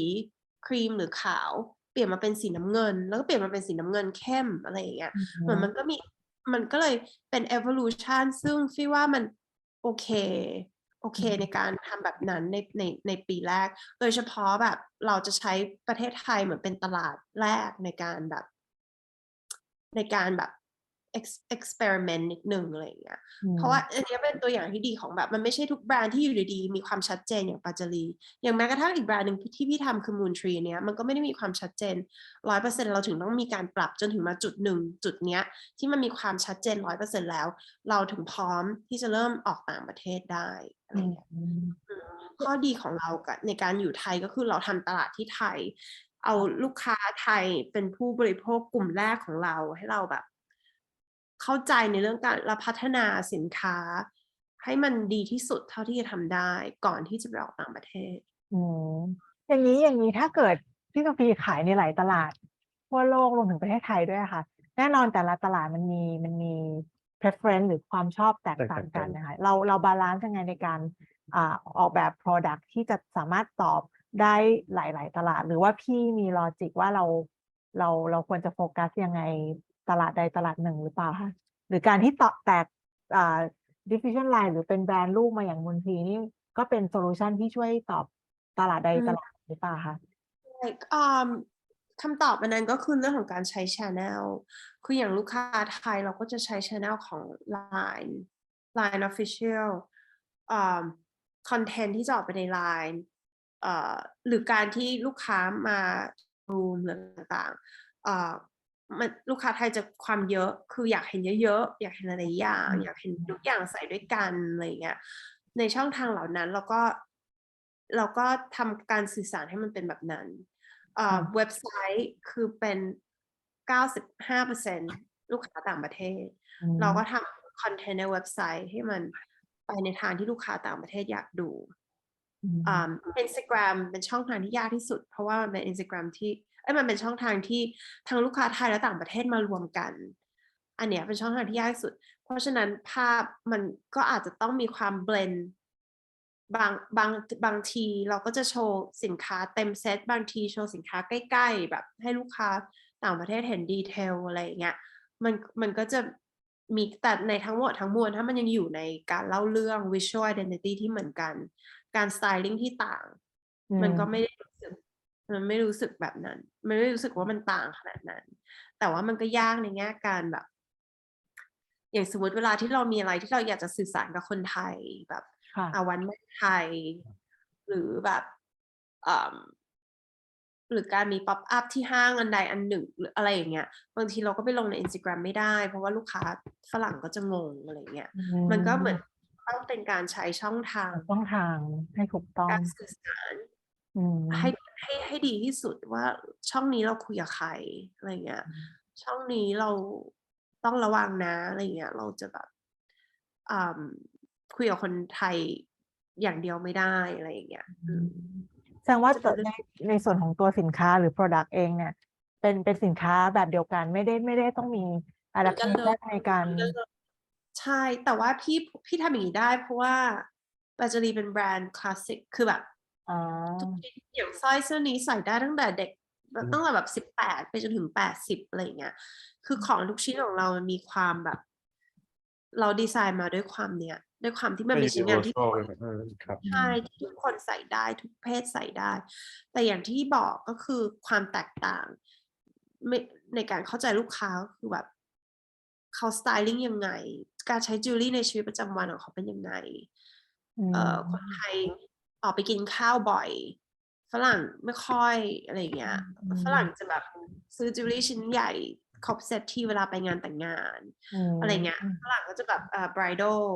อะไรอย่างนั้นของเราไปแล้วก็คนไทยก็จะแบบจัดเต็มตลอดเพราะฉะนั้นก็คือแบบว่าเพราะฉะนั้นมันอยู่ที่การสไตลิ่งมากกว่าแต่อันนี้มันอาจจะใช้ไม่ได้กับทุกแบรนด์นะอย่างเช่นถ้าเกิดคุณทำแบบมันอยู่ที่ category อ่ะอย่างบาง category อยู่อาจจะต้องออกแบบสินค้าเพื่อการใช้งานให้ต่างชาติได้ด้วยก็ได้แต่สำหรับพี่ว่าแบบเรื่องของวิธีการสื่อสารการใช้สินค้าให้มันแตกต่างสำคัญว่าต่างประเทศเขาใช้จานนี้ในคอนเท็กซ์ไหนเขามีผ้ารองจานด้วยนะเวลาถ่ายก็ควรต้องมีผ้ารองจานไหมหรือแบบหรือเราจะทำผ้ารองจานเพิ่มถ้าเราจะขายจานอะไรเงี้ยคือเหมือนประเทศไทยไม่ค่อยใช้ผ้ารองจานหรือแบบคือมันอาจจะต้องมีทั้ง product extension กับไลฟ์สไตล์นั้นและการสื่อสารด้วยวิธีการสื่อสารต้องไปพร้อมๆกันนี่ขอบคุณมากเลยค่ะอันนี้มาถึงหัวข้อสำคัญสุดท้ายแล้วค่ะที่เรียกว่าน่าจะเป็นหลักการของแบรนด์ที่จะยึดถือมาตลอดแล้วก็สามารถไปแอพพลายได้กับหลายๆคนที่ทำแบรนด์ด้วยคือความออเทนติกความเป็นตัวตนความชัดเจนใช่ความเป็นตัวของตัวตน เพื่อการสร้าง longevity ให้แบรนด์หรือความยั่งยืนในการทำธุรกิจระยะยาวอย่างเงี้ยค่ะอันนี้อยากให้พี่โซฟีลองแชร์ประสบการณ์ตรงนี้ได้ไหม จริงๆอันนี้มันก็เป็นการขมวดสิ่งที่ได้เกริ่นมาแรกๆคือแบบสิ่งแรกคือถ้าเกิดเรามีสินค้าที่แข็งแรงจริงๆอ่ะเราไม่ต้องห่วงเรื่องอื่นเลยคือคนอยากใช้ของที่มันดีของที่มันสวยอยู่แล้วคือเราไม่ต้องมีความกังวลเลยในเรื่องเนี้ยยึดมั่นในการพัฒนาสินค้าให้ดีเพราะว่าการพัฒนาสินค้าที่ดีคุณภาพที่ดีของที่มีเอกลักษณ์ที่คนอื่นหาไม่ได้มันเป็นการให้กำไรลูกค้าและให้กำไรตัวเองเพราะว่าลูกค้าก็จะกลับมาหาเราอย่างของเราเนี่ยอย่างที่พูดไปเรื่องการ copy อะไรต่างๆทุกวันนี้ลูกค้าส่งมาด้วยซ้ำว่าแบบนี่ดูซิอะไรอย่างเงี้ยแบบแบรนด์นี้เอาไปทำเหมือนเลยอะไรอย่างเงี้ยในปีแรกๆเราคือพี่นอนไม่หลับนะพี่รู้สึกแบบทำไมทำกับเราแบบนี้แบบไม่เข้าใจว่าแบบทำไมยูไม่มีแบบ integrity คือไม่มีความแบบเรียกว่าอะไรความแบบซื่อสัตย์ในตัวเองเลยเหรอทำไมยูไม่ตั้งชื่อแบรนด์ ABC ไปเลยล่ะถ้ายูจะก๊อปของอะไรเงี้ยทำไมใช้เวลาไปตั้งชื่อแบรนด์ตัวเองทำไมถ้ายูจะก๊อปของเหมือนแบบปีแรกเครียดมากแบบมีทนายแบบฟ้องด่าอะไรอย่างเงี้ยแล้วคือตอนนี้เราก็ยังมีอยู่นะเราก็ดู case by case ถ้ามันแบบว่าชัดเจนมากแล้วมีการก๊อปแบรนด์ identity อะไรอย่างเงี้ยเราก็คือใช้ทนายแต่เราจะใช้วิธีการพูดคุยก่อนเพราะเราก็ไม่อยากเสียเวลาอะไรอย่างเงี้ยมีการเตือนอะไรเงี้ยคือปีแรกมันก็แบบเครียดอะไรเงี้ยแต่พอไปเรื่อยๆสิ่งที่ทำให้เราหยุดคิดเรื่องนี้แล้วไม่มองอีกเลยไม่สนใจเดี๋ยวนี้ใครส่งอะไรมากอบคือไม่สนยกเว้นว่ามันแบบโอ้ my god อะไรเงี้ยก็คือแบบส่วนมากคือจะไม่สนใจเลยเพราะการ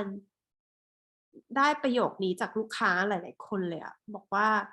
ดูสิทำออกมาได้น่าเกลียดมากเลยไม่เห็นอะไรเลยเหมือนลูกค้าเราเข้าใจอยู่แล้วเข้าใจ value ใช่คือเรารู้สึกว่าแบบยูต้องมั่นใจในตัวลูกค้าอยู่ว่าแบบเหมือนลูกค้าเขา respect เรามาก loyal ต่อแบรนด์ใช่เขา respect เรามากนะเขาจำทุกมุมของชิ้นงานเราได้จนเขาอยู่กับเราจนเขารู้ว่าอันนี้คืองานแกะมืออันนี้คืองานปั๊มอันนี้คืองานอะไรอย่างเงี้ยอันนี้คือมุกเกรดดีอันนี้คือมุกเกรดไม่ดีอันนี้คือฉุบย้อมแมวอะไรอย่างเงี้ยคือแบบเขาใช้ของเราจนเขารู้ว่าอะไรคือของดีอะไรคือของไม่ดีเพราะฉะนั้นกลับมาที่ authenticity ว่าแบบถ้าของเราดีเราใช้เวลากับมันเยอะๆเหมือนคนรู้สึกเหมือนทุกคนอยากใช้ของดีแล้วพอเราหาของดีได้แล้วเราก็จะยึดมั่นกับมันไปเรื่อยๆให้กลับมาที่เรื่องนี้ใครจะก๊อปใครจะอะไรอย่างเงี้ยถ้ามันเกินไปก็ตักเตือนแต่ถ้าอะไรนี้ก็คือก็อย่าเอาเวลาไปเสียเวลากับคนเหล่านี้เพราะว่าพี่เคยพูดไว้ที่หนึ่งด้วยแบบตั้งแต่เกิดมาก็คืออย่างที่บอกคือไม่เคยเห็นแบรนด์ไหนที่ประสบความสำเร็จจากการก๊อปปี้นอกจากว่าอยู่มีสเกลการก๊อปปี้ใหญ่ขนาดแบบถ้าเราพูดถึงซาร่าการเอาเทรนด์เสื้อผ้าต่างๆมาแต่เขาก็ไปปรับของเขาอะไรเงี้ยแต่คือเราไม่เคยเห็นแบรนด์ไหนที่แบบดังได้ด้วยการก๊อปปี้เพราะฉะนั้นแบบสำคัญมากว่าเราต้องมี integrity ในเรื่องการออกแบบในเรื่องการตั้งใจทำสินค้าที่มีคุณภาพให้ผู้บริโภคเพราะทุกวันนี้ผู้บริโภคแบบฉลาดมากอย่างที่เมื่อกี้เราพูดใช่ไหมเวลาเขาเห็นดาราใส่มันก็เขาก็รู้ว่านี่คือการจ่ายเงินอะไรอย่างเงี้ยอย่างของเราดาราทุกคนไทยที่ใช้ดาราต่างประเทศแบบ 90% คือแบบซื้อเองหรือถ้าเราให้เขาชิ้นนึงเขากลับมาซื้ออีกอะไรเงี้ยแล้วเราก็จะเห็นเขาใส่ด้วยความรักแล้วฟีลว่าแบบลูกค้าแบบเห็นแล้วเข้าใจว่าอันนี้คือโฆษณาอันนี้คือจ่ายเงินอันนี้คือแบบพยายามเฟกอะไรขึ้นมาอะไรเงี้ยเหมือนฟี่เห็นแบบเหมือนฟี่ไม่ค่อยสนับสนุนการทำการตลาดแบบอย่างบางทีเราเห็นแบรนด์ที่ยัดของให้ลูกค้าอะไรอย่างเงี้ยยัดเยียดอะไรเงี้ยซื้อแล้วจะเป็นแบบ part of แบบไฮโซคอมมูนิตี้หรืออะไรก็แล้วแต่คือฟี่รู้สึกว่าแบบมันดูแบบvery tactical เหมือนหลอกคนไปเรื่อยๆอะไรอย่างเงี้ยแต่หาลูกค้ากลุ่มใหม่แล้วก็หลอกอะไรเงี้ยเราอยากสร้างแบรนด์ที่มันยั่งยืนโดยการที่เราต้องซื่อสัตย์กับผู้บริโภคให้ของที่ดีที่สุดกับเขาให้ของที่ออริจินอลที่สุดกับเขาพวกเรื่อง after sale เรื่องการอะไรเงี้ยเป็นสิ่งที่สำคัญมากอย่างบางทีของเราของที่ลูกค้าแบบ ใช้พังอะไรมาอะไรเงี้ยเราก็ดูแลคือรู้สึกเหมือนแบบมันกินเนื้อแต่ว่ามันก็ทำให้ชนะใจผู้บริโภคคนเนี้ยให้เขาอยู่กับเราไปเป็นระยะยาวพี่ว่าอันนี้เป็นสิ่งที่สำคัญแล้วพี่ว่ามันเป็น challenge นะสำหรับแบรนด์อย่างระดับของฟี่ที่ medium size แบรนด์กำลังจะไปใหญ่แบบใหญ่ขึ้นกว่านี้อะไรเงี้ยการ maintain client service ที่ดีอะทำยังไงซึ่งอันเนี้ยเป็นสิ่งที่คุณต้องเป็นห่วงในระยะยาวพอสร้างแบรนด์เกิดขึ้นมาแล้วหรือแม้กระทั่งความซื่อตรงกับแบบโฮเซลเลอร์อะไรเงี้ยถ้าเราจะพูดถึงเรื่องโฮเซลเลอร์ก็อย่างที่บอกกันที่แบบอย่ายัดสินค้าให้เขาแบบขายเขา4 ซีซั่นหรืออะไรเงี้ยคือเราต้องมีความซื่อตรงมี relationship ที่ดีให้กับเขาว่าเราแนะนำมันนี้นะหรือแบบซีซั่นนี้เราไม่พร้อมอะไรเงี้ยมันดีกว่าการที่จะยัดเยียดเหมือน integrity ก็เป็นอะไรที่สร้าง longevity ให้แบรนด์เนาะให้แบบว่ามีฐานลูกค้าที่เหนียวแน่นแล้วก็มี loyalty กับแบรนด์เหมือนอย่างเวลาเราไปซื้อของถ้ามีคนยัดของให้เราแล้วเราเกรงใจเขาใช่ไหมเพราะเขาแบบอะไรไม่รู้จัดงานใหญ่โตสร้างเรื่องสร้างราวใหญ่โตอะไรเงี้ยเราอาจจะซื้อเขาด้วยความเกรงใจใช่ไหมแต่เรากลับไปซื้อเขาอีกหรือเปล่าอันนี้ในแบบ basic common sense เราก็ไม่กลับไปซื้อเขาอีกในขณะใช่ในขณะที่เราเห็นตู้ของอยู่อีกร้านข้างๆเราไม่รู้จักเขาเลยเขาไม่ได้พูดถึงอะไรเลยเขาไม่ได้ไปใช้ดาราไม่ใช้ดาราไม่อะไรเลยแล้วเราดันไปเห็นแล้วของเขาดีแล้วเราใส่แล้วเรารู้สึกชอบเราก็กลับไปซื้ออีกโดยที่เขาไม่ได้ทำการตลาดอะไรเลยทั้งสิ้นเลยเนี่ยไม่ได้หมายถึงให้ทุกคนไม่ทำการตลาดแต่ว่าให้ทุกคนเข้าใจในแง่ของแบบความซื่อตรงในแง่การออกแบบสินค้าอะไรเงี้ยการสื่อสารที่ถ้าเกิดอยู่ไม่ได้มีเงินไปใช้ทำการตลาดก็อย่าเอาเงินไปจ่ายดาราแบบเพราะว่าท้ายที่สุดแล้วเขาอาจจะไม่ได้รู้สึกว่ามันจริงอะไรดีมากเลยค่ะเป็นทิปที่ดีมากเลยต้องขอบคุณพี่ๆมากเลยทีนี้อยากจะมีคำถามจากผู้ฟังมาถามพี่โซฟีนิดนึงนะคะอันนี้มาจากทางบ้านจากทางบ้านนะจากในแชทค่ะมีผู้ฟังถามว่าเนื่องจากว่าเห็นทั้งของแบรนด์แฟชั่นนะขายออนไลน์เยอะมากเลยอะค่ะเลยอยากทราบว่าการมีหน้าร้านของตัวเองยังเป็นสิ่งสำคัญอยู่ไหมคะในมุมมองของพี่ๆแล้วก็ในยุคของการตลาดออนไลน์ทุกวันนี้ค่ะการมีฟิสิคอลสโตร์เนี่ยสำหรับจิวเวลรี่แบรนด์แบบของแฟชั่นนี่สำคัญขนาดไหนคะการมี physical store สำคัญถ้าคุณขายจิวเวลรี่fine jewelry แบบเป็นเพชรที่คุณต้องมาดูอะไรเงี้ยแต่ฟี่คิดว่าจิวเวลรี่สมัยเนี้ยหรือแม้กระทั่งเสื้อผ้าเองคนโดยเฉพาะคนไทยเอเชียดีกว่าเอเชียและยุโรปค่อนข้าง comfortable ในการซื้อของออนไลน์เราจะตกใจมากถ้าเราเห็นใน Net-a-Porter มีนาฬิกาคาเทียขายมีนู่นมีนี่มีแหวนเพชรแบบเป็นกี่10 ล้านเขาก็ขายออนไลน์กันฟี่คิดว่าถ้ามันสำคัญสำหรับแคตตากรีของคุณอย่างเช่นสินค้าต้องมีการ demonstrate อะไรหรือแบบฟังก์ชันสินค้าคือเป็นสิ่งจุดขายคุณควรมีแต่ถ้ามันเป็นสินค้าแฟชั่นที่คิดว่าโดยเฉพาะ price point ไม่ได้สูงมันไม่จำเป็นแล้วเราเอาเงินมาลงกับการทำคอนเทนต์ทำการตลาดออนไลน์ที่ดีซึ่งอันเนี้ยเป็นเรื่องที่ตลอดจนถึงทุกวันนี้ฟี่ยังคงหาช็อปที่ฟี่อยากมีที่ซูริกอยู่แล้วมันก็ไม่ลงตัวสักทีไม่ได้สักทีอะไรอย่างเงี้ยซึ่งบางทีมันอาจจะ meant to be ว่าแบบเราไม่จำเป็นต้องมีช็อปถูกไหมแล้วคือตั้งแต่ถ้าให้มองกลับไปตั้งแต่ปีแรกจนถึงปีนี้ธุรกิจใหญ่ของเราคือธุรกิจออนไลน์โฮเซลเลอร์ของเราที่ซื้อเยอะที่สุดก็คือ Net-a-Porter ก็คือNeiman Marcus เขาก็ไม่ได้เอาของเราไปวางขายหน้าร้านอะไรอย่างเงี้ยคือพี่เขาพูดเลยพวกกับเปลี่ยนไปแล้วเรากลับมองกลับไปว่าห้างที่เราอยากเข้าไปต่างๆห้างชื่อดังต่างๆทั่วโลกแล้วเราเข้าไปแล้วมันไม่ได้แบบขนาดนั้นเลยคือของแบบขายได้น้อยกว่าของออนไลน์มากเพราะฉะนั้นอย่าเอาเป็นว่าถ้าเหมาะสมก็ควรมีถ้าเหมาะสมกับแคตตากรีนั้น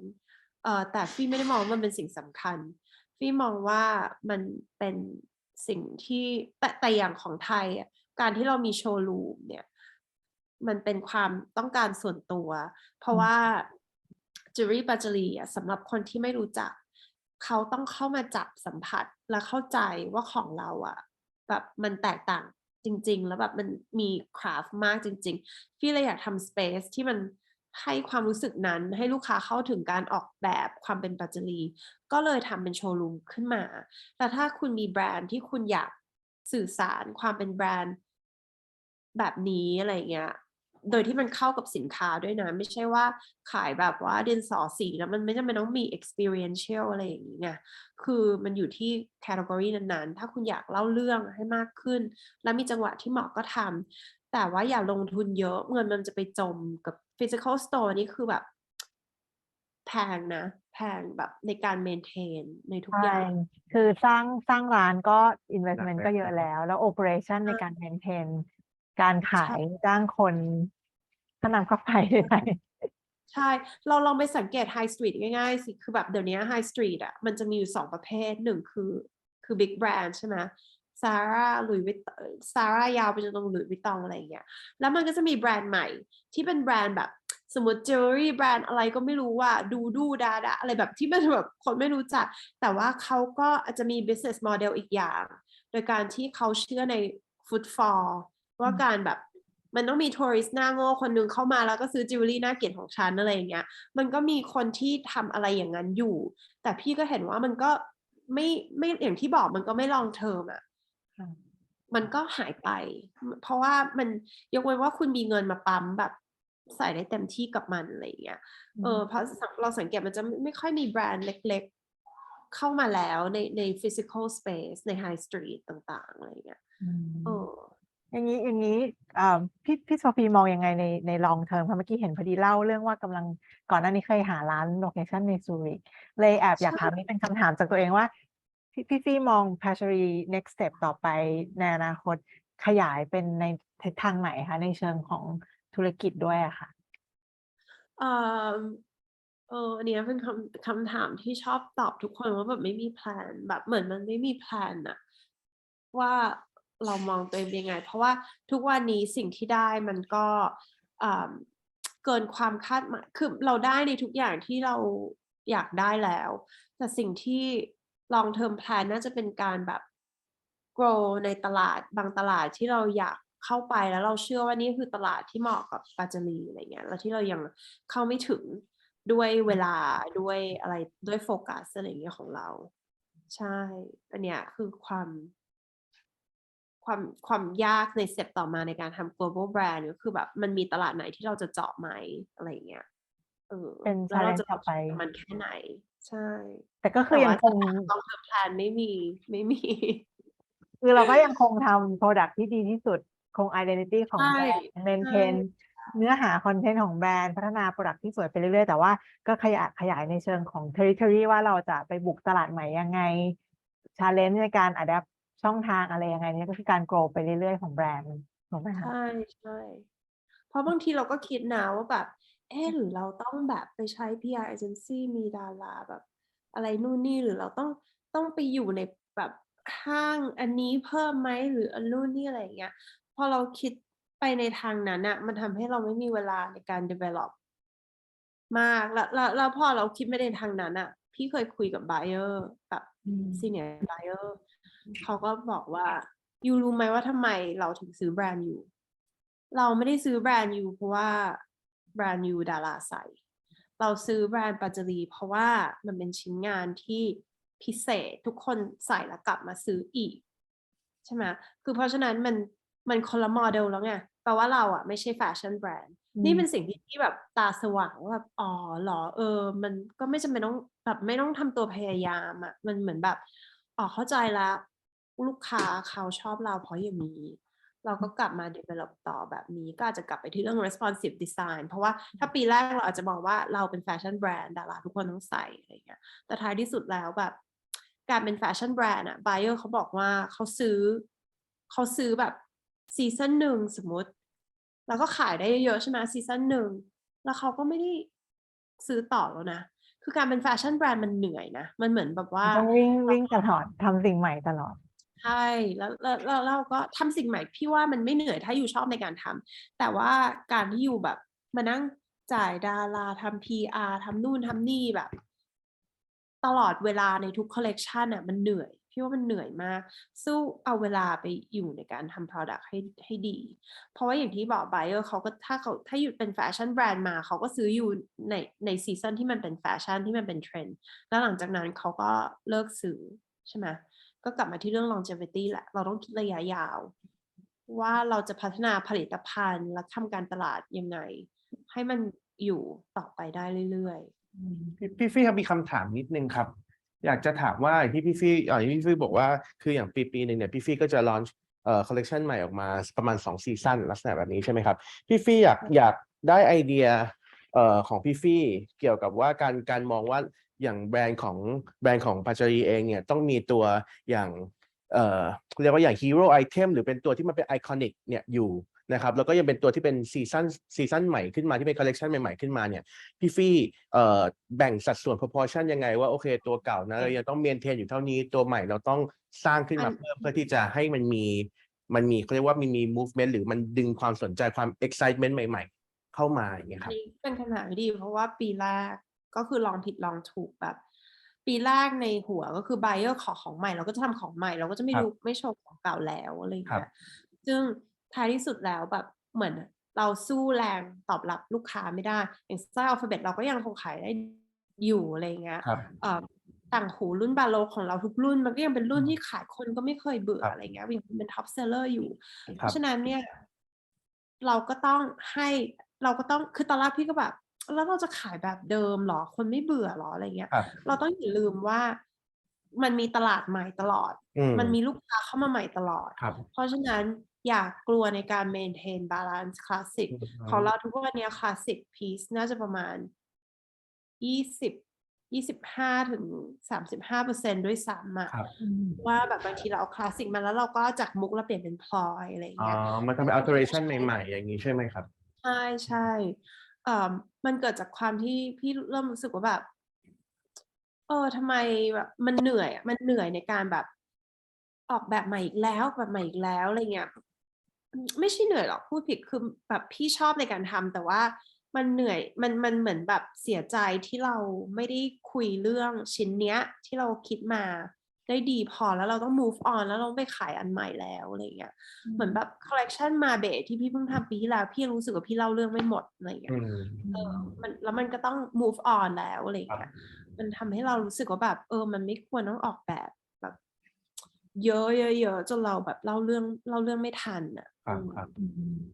อันนี้มีคำถามสุดท้ายจากทางบ้านเราคัดมาให้พี่ๆนะคะสกรีนคำถามที่คิดว่าน่าจะเป็นประโยชน์เนื่องจากว่าพี่ๆเป็นแบรนด์ที่ทำทั้งรีเทลและโฮลเซลอะค่ะเข้าใจว่าจะต้องมีการวางแผนเรื่องราคา price structure ที่ซับซ้อนกว่าปกติแน่เลยเพราะว่าเวลาเราขายโฮลเซลให้ buyer หรือในกระเพาะเต้เอาไปขายต่อเนี่ยปลายทางเขาขายราคารีเทลเท่ากับเราขายเองบนเว็บไซต์ไหมคะพี่หรือว่าเราเผื่อรูมมาร์จิ้นยังไงอันนี้เนี่ยอย่างที่ทุกคนรู้การทำโฮลเซลมันไม่ได้ทำเงินขนาดนั้นหมายถึงว่ามันได้วอลลุ่มแต่ว่าต่อชิ้นมันก็คือต่ำถูกไหมค่ะเพราะฉะนั้นรายได้หลักเรายังอยู่ที่การขายตรงให้ผู้บริโภคอะไรเงี้ยแล้วด้วย cost structure ของเราซึ่งต่างจากแบรนด์อื่นจิวเวลรี่แบรนด์อื่นมันเขาผลิตโรงงานแบบทีละเป็นหมื่นชิ้นของเราแกะมือ cost structure เราจะสูงเพราะฉะนั้นเนี่ยทำให้ราคาแบบทุกวันนี้เรา profit margin เราไม่ได้สูงเท่า industry แต่แน่นอนว่าลูกค้าโฮลเซลพอเขาซื้อของเราไปเขาก็จะไป mark up ให้มันสูงแล้วเราทำให้เราต้องมาปรับราคาในเว็บไซต์ให้มันเท่ากันวิธีการของเราก็คือเราใช้วิธีการดูnet aporte เป็นหลักเพราะว่าnet aporte เราจะดู buyer ที่ใหญ่สุดว่า buyer ที่ใหญ่สุดเขาเอาราคาเราไปขายเท่าไหร่แล้วพี่ก็จะปรับราคาในเว็บให้เท่ากับที่ buyer ขายเท่ากับที่net aporte ขายแล้วนี้แม้ละห้างร้านอื่นๆเขาก็จะมายึดราคาในเว็บเราอีกทีนึงก็เหมือนกับว่าเรามี suggested global retail price อยู่เป็นใช่เรา suggest ให้เขาแต่ว่าท้ายที่สุดแล้วเขาจะเป็นคนตัดสินใจเองซึ่งส่วนมากแล้วเขาก็จะแบบ ทำราคาให้มันแบบแพงไปกว่าที่เรา suggest ด้วยซ้ำเหมือนเราจะแบบค่อนข้างมีความเกรงใจลูกค้า แต่ว่า buyer เขาก็จะมีความแบบฉันรู้ว่าอันเนี้ยขายได้ก็จะแบบในราคาของเขาไปอะไรอย่างเงี้ยก็เซตเป็นมาตรฐานแล้วเว็บไซต์ของเราเองก็ขายราคารีเทลเท่ากันหมดจะได้ทั่วโลกจะได้เป็นเท่ากันหมดซึ่งอันนี้ก็จะมีทริกกี้เพราะว่าแบบอย่างตอนที่ชิ้นงานบางอย่างเราเป็นกระแสอย่างตอนนั้นแหวนในที่ Sex and the City เอาไปซึ่งแบบยอดขายแบบจริงๆยอดขายมันควรมากกว่านี้มากเพราะแบบทุกคนพูดถึงทุกคนสั่งอะไรเงี้ยกลายเป็นว่าเราก็มีปัญหากับโฮเซลเลอร์เพราะว่าของมันหมดเลยแล้วเขาไม่ได้รีสต็อกเพราะว่าเราไม่ได้บอกเขาซึ่งเพราะว่าเราไม่รู้ว่ามันจะอยู่เพราะมันออร์แกนิกเพราะว่าทำไมไม่บอกอะไรอย่างเงี้ยมันก็จะมีปัญหาเรื่องอะไรแบบเนี้ยซึ่งอันนี้โอเคเราคาดการไม่ได้แต่มันก็จะมีโฮเซลเลอร์บางคนที่เขาจะทริกกี้อย่างสมมติเจ้าหนึ่งที่เราทำด้วยอันนี้เขาไม่ใช่โฮเซลเลอร์เขาเรียกว่า drop ship มันเหมือนกับว่ามันจะมีอีกธุรกิจหนึ่งที่เขาเอาของเราไปถ่ายแล้วเขาลงเว็บแล้วเราเป็นคนส่งของให้ลูกค้าเขาแล้วเขาก็หักเปอร์เซ็นต์ไปอะไรอย่างเงี้ยซึ่งเราก็ไปเจอแบบ drop ship เจ้าเนี้ยซึ่งมีความทริกกี้เพราะเขาเห็นปั๊บว่าแหวนอันเนี้ยมันคนกำลังเป็นกระแสเขาก็ทำราคาถูกลงแบบ€50หรืออะไรอย่างเงี้ยเพื่อให้คนไปสั่งกับของเขาเราก็งงว่าทำไมเรามีออเดอร์ drop ship มาแบบเยอะมากอะไรเงี้ยแล้วทำไมในเว็บไซต์เรามันแบบมีบ้างแต่ทำไมน้อยกว่าเขาแบบน้อยกว่าเขาเป็น10 เท่าเราก็เลยต้องเข้าไปดูแล้วเขาก็มีการปรับราคาลงใช่ไหมอันเนี้ยก็คือเป็นสิ่งที่ต้องระวังเราต้องคอย stay on top ว่าแบบมันจะมีเจ้าไหนที่เอาราคาของเราไปขายให้ถูกกับราคาของเราไหมอะไรอย่างเงี้ยเหมือนกับว่าเขายอมลดกำไรในส่วนคอมมิชชั่นเขาเพื่อที่จะได้ออเดอร์หลายๆชิ้นใช่แต่ว่าเขาก็จ่ายที่ในเท่าเดิมที่ตัดถ้าเขาจะตัดคอมมิชชั่นไปแล้วนั่นก็คอนโทรลได้เหมือนกันเราก็ไม่ได้ขายตรงเท่ากับว่าเราไม่ได้รายได้ในการขายตรงเท่าที่ควรเป็นคือแปลว่าออเดอร์พวกนั้นมันควรจะต้องเป็นของเราส่วนหนึ่งด้วยซ้ำเขาอาจจะมีลูกค้าประจำของเขาแต่ว่าพี่เชื่อว่าพอถ้าแบบท้ายที่สุดแล้วเราลองเข้าไปดูใน Google เวลาคน search ปาจารีก็จะมีปาจารี price เป็น top search result เพราะว่าคนมันไม่ใช่เรื่องใหม่แต่พี่คิดว่ามันก็คือแบบอย่างพวกเราเวลาช็อปเราก็มี list app ใช่ไหมแอปที่ชื่อ list ที่มันจะแบบคอยเข้าไป compare ราคาให้เราอะไรอย่างเงี้ยใครคนไหนขายของที่เราอยากได้ถูกสุดเราก็จะไปซื้อของคนนั้นแหละแต่มันก็จะมีลูกค้าที่น่ารักที่แบบยังไงฉันก็จะมาซื้อตรงเพราะฉันรู้ว่าระบบมันเป็นยังไงอยู่ได้เต็มที่จากตรงนี้ก็จะมาสนับสนุนให้ตรงนี้อะไรเงี้ยแต่ก็คือต้องระวังต้อง stay on top of things มันก็สึกหลายด้านเหมือนกันเนาะเนี่ยเวลาไปตลาด global แล้วมันดูมีคอนเซิร์นเยอะมากเลยเยอะแต่ว่าก็ไม่เป็นไรไม่ต้องกลัวเพราะว่ามันก็คือทีละสเต็ปก่อนปั้นแบรนด์ของตัวเองเรียนรู้จากตลาดที่ไทยพยายามเอาจนปั้นจนของเราแบบพูดเน้นว่าของปั้นจนของเราแบบเจ๋งจริงๆแบบแล้วเราถึงค่อยออกอย่าแบบรีบเอาออกโดยที่อย่างปีแรกของเราอันนี้ก็เป็นบทเรียนที่แบบเราโชคดีมากคือเน็ตตอนนั้นที่ทำแล้วเขาเป็นแฟชั่นจิวเวลรี่มันจะเป็นงานชุบทองคราวนี้เนี่ยด้วยความที่บ้านพี่แบบด้วยเราทำ fine jewelry เพราะว่าพ่อเทรดพวกชิ้นงานใหญ่ๆอะไรเงี้ยก็จะทำ fine jewelry ตลอดเป็นงานทองแท้เราไม่เคยทำงานชุบเราก็ไปหาโรงงานที่ดีที่สุดที่เขาชุบให้เราได้โดยที่เราไม่ได้ศึกษาว่าผลมันจะเป็นอะไรยังไงคราวนี้ปรากฏทำไปปีแรกลูกค้าใส่ไป 3-4 เดือนเริ่มดำคราวนี้เราแบบตายแล้วที่ส่งไปเน็ตพอเต้แบบ1,000 กว่าชิ้นออเดอร์แรกมันดำหรือเปล่าวะเนี่ยอะไรอย่างเงี้ยแล้วมันก็ดำจริงๆซึ่งเราโชคดีมากคือจะบอกว่ามันอาจจะไม่ได้ทุกคนที่จะมีโอกาสนี้ที่ไบเออร์เขาแบบส่งกลับมาให้เราชุบใหม่คือมันคือคอสมหาศาลของเขาส่งกลับไปกลับมาแล้วก็แล้วมันคือความมั่นใจของเขาในตัวเราว่าตายแล้วเขาขายของเราไม่ได้หรอกอยู่ดีแบบใส่ไป3 เดือนดำอะไรอย่างเงี้ยซึ่งเหมือน ประเด็นที่จะบอกก็คือแบบอย่า repeat mistake แบบนี้คือเราเทสเราลองสินค้าเราทุกอย่างให้มันมั่นใจเพราะว่าคุณอาจจะไม่ได้มีโอกาสที่2เสมอไปเราโชคดีที่เรามีโอกาสที่2พอตอนมีโอกาสที่2เราก็คือทำทุกอย่างที่รักษาโอกาสนั้นคือพี่บอกเขาว่าไม่ต้องพี่จ่ายค่าชิปเองพี่จะแก้ไขทุกอย่างเองขอรับผิดชอบตรงนี้ส่งกลับไปแต่ก่อนที่จะส่งกลับไปก็เกิดการ research แบบเป็นเดือนหลายเดือนมากที่แบบการชุบที่ดีที่สุดคือยังไงการชุบแบบอิตาลีเขาทำกันยังไงเราต้องชุบให้หนาขึ้นทองให้เยอะขึ้นเราต้องยังไงแล้วเราต้อง experiment ยังไงอะไรอย่างเงี้ยคือมันก็แบบมันทุกอย่างเกิดขึ้น for a reason อะคือเหมือนแบบตอนนั้นมันดีที่มันเกิดขึ้นตอนนั้นอะจะได้เป็น learning curve ใช่พอคิดดูถ้าสมมติตอนนั้นนี้มันซื้อโมด้าทุกอย่างตามมาแบบออเดอร์ทั่วโลกอะไรเงี้ยมาในตอนนั้นอะคิดดูมันก็คือความเสียหายที่จะเกิดขึ้นเยอะมากไม่ใช่แค่เสียหายแบบมูลค่าแต่คือความน่าเชื่อถือในการขายเพราะฉะนั้นสร้างสินค้าตัวเองแล้วเทสแล้วลองให้มั่นใจที่สุดก่อนนี่ก็เป็น good point มากนะคะเพราะว่าเรื่องcredit เนี่ย credibility อ่ะมันประเมินค่าไม่ได้จริงๆคือถ้าเสียแล้วมันเสียไปเลยอ่ะมันต้องไปเริ่มแบรนด์ใหม่ไปเลยมันแบบแบรนด์โลโก้มากแล้ว เลย wholesaler มันมีกี่คนน่ะนึกออกมาคืออย่างในลาพอเต้อะเจ้าเดียวก็คือมากกว่าทุกอย่างรวมกันที่เราทำแบบเนี้ยแล้วเราจะไปหาแล้วมันจะมีใครอีกอะที่เขาจะซื้อของเราแบบนี้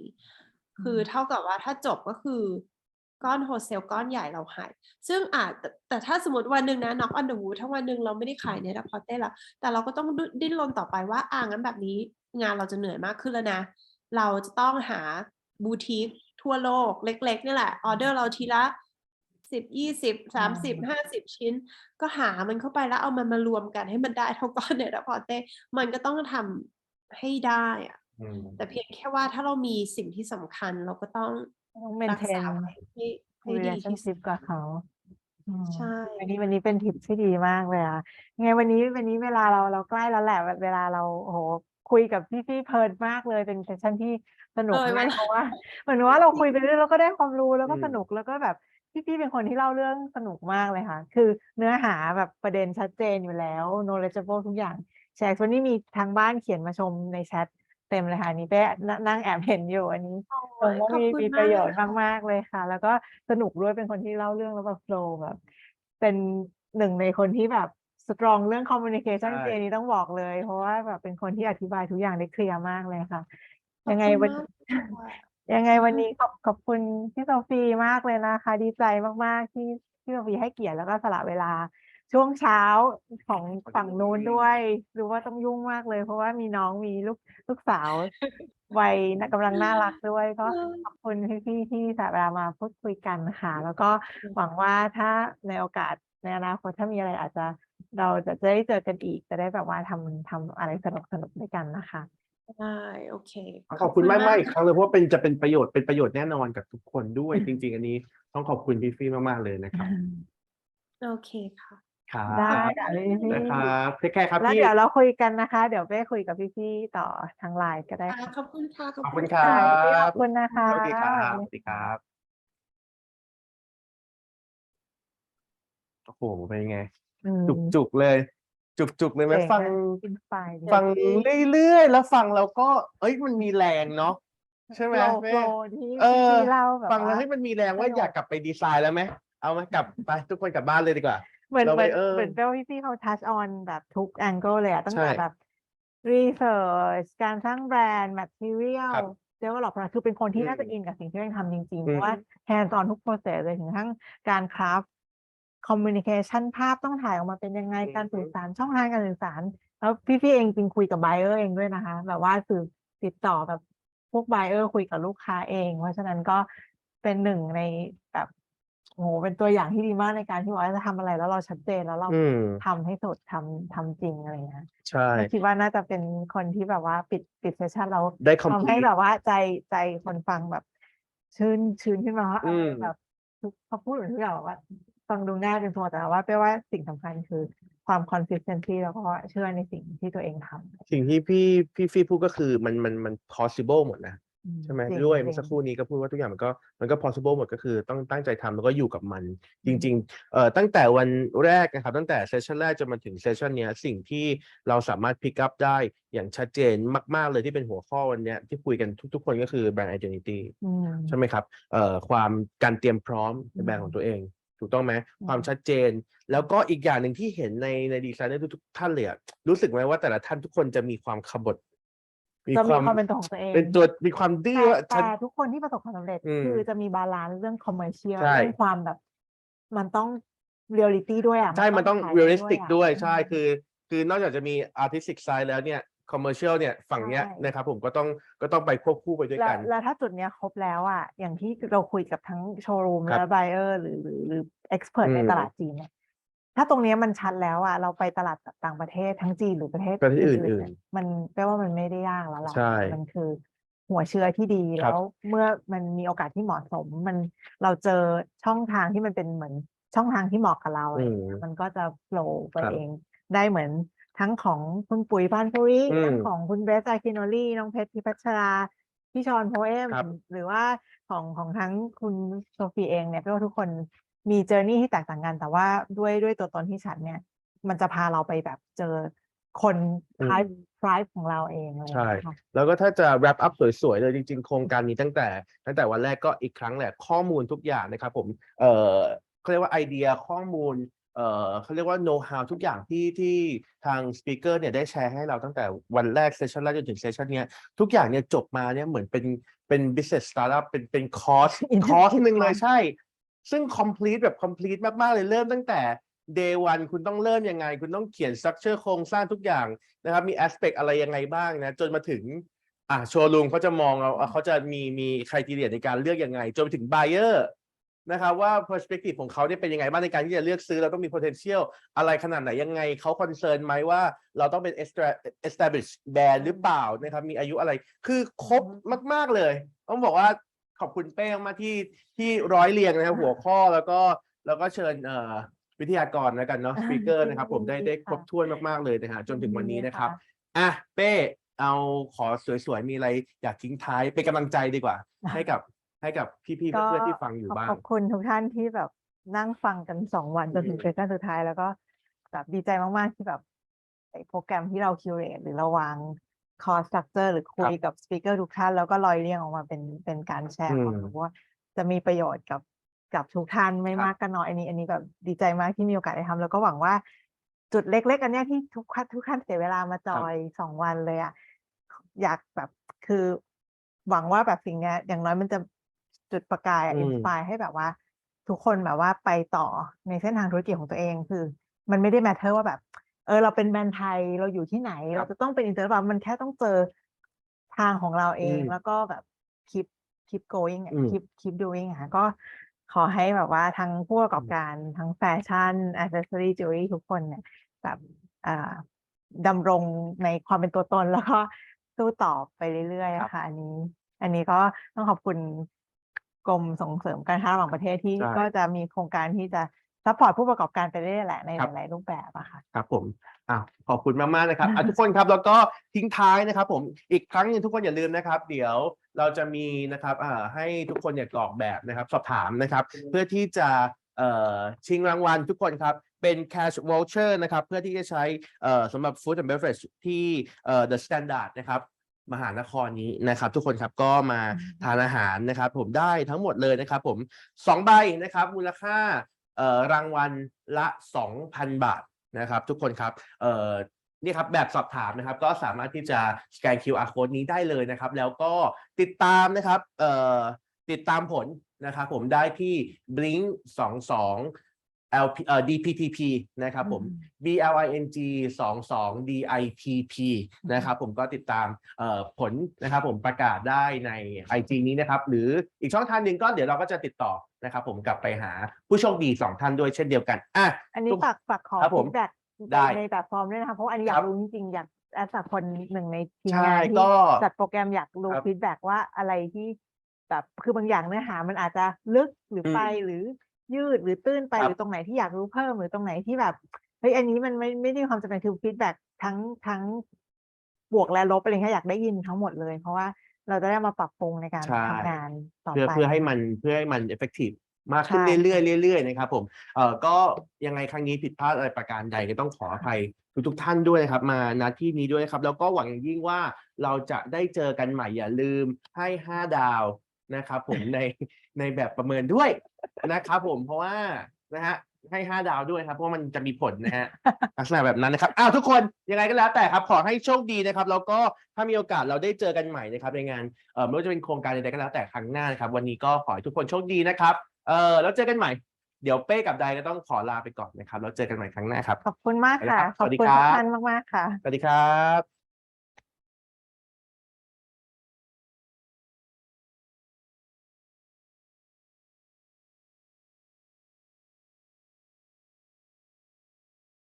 ยอดเยี่ยมไงยอดเยี่ยมมากเป้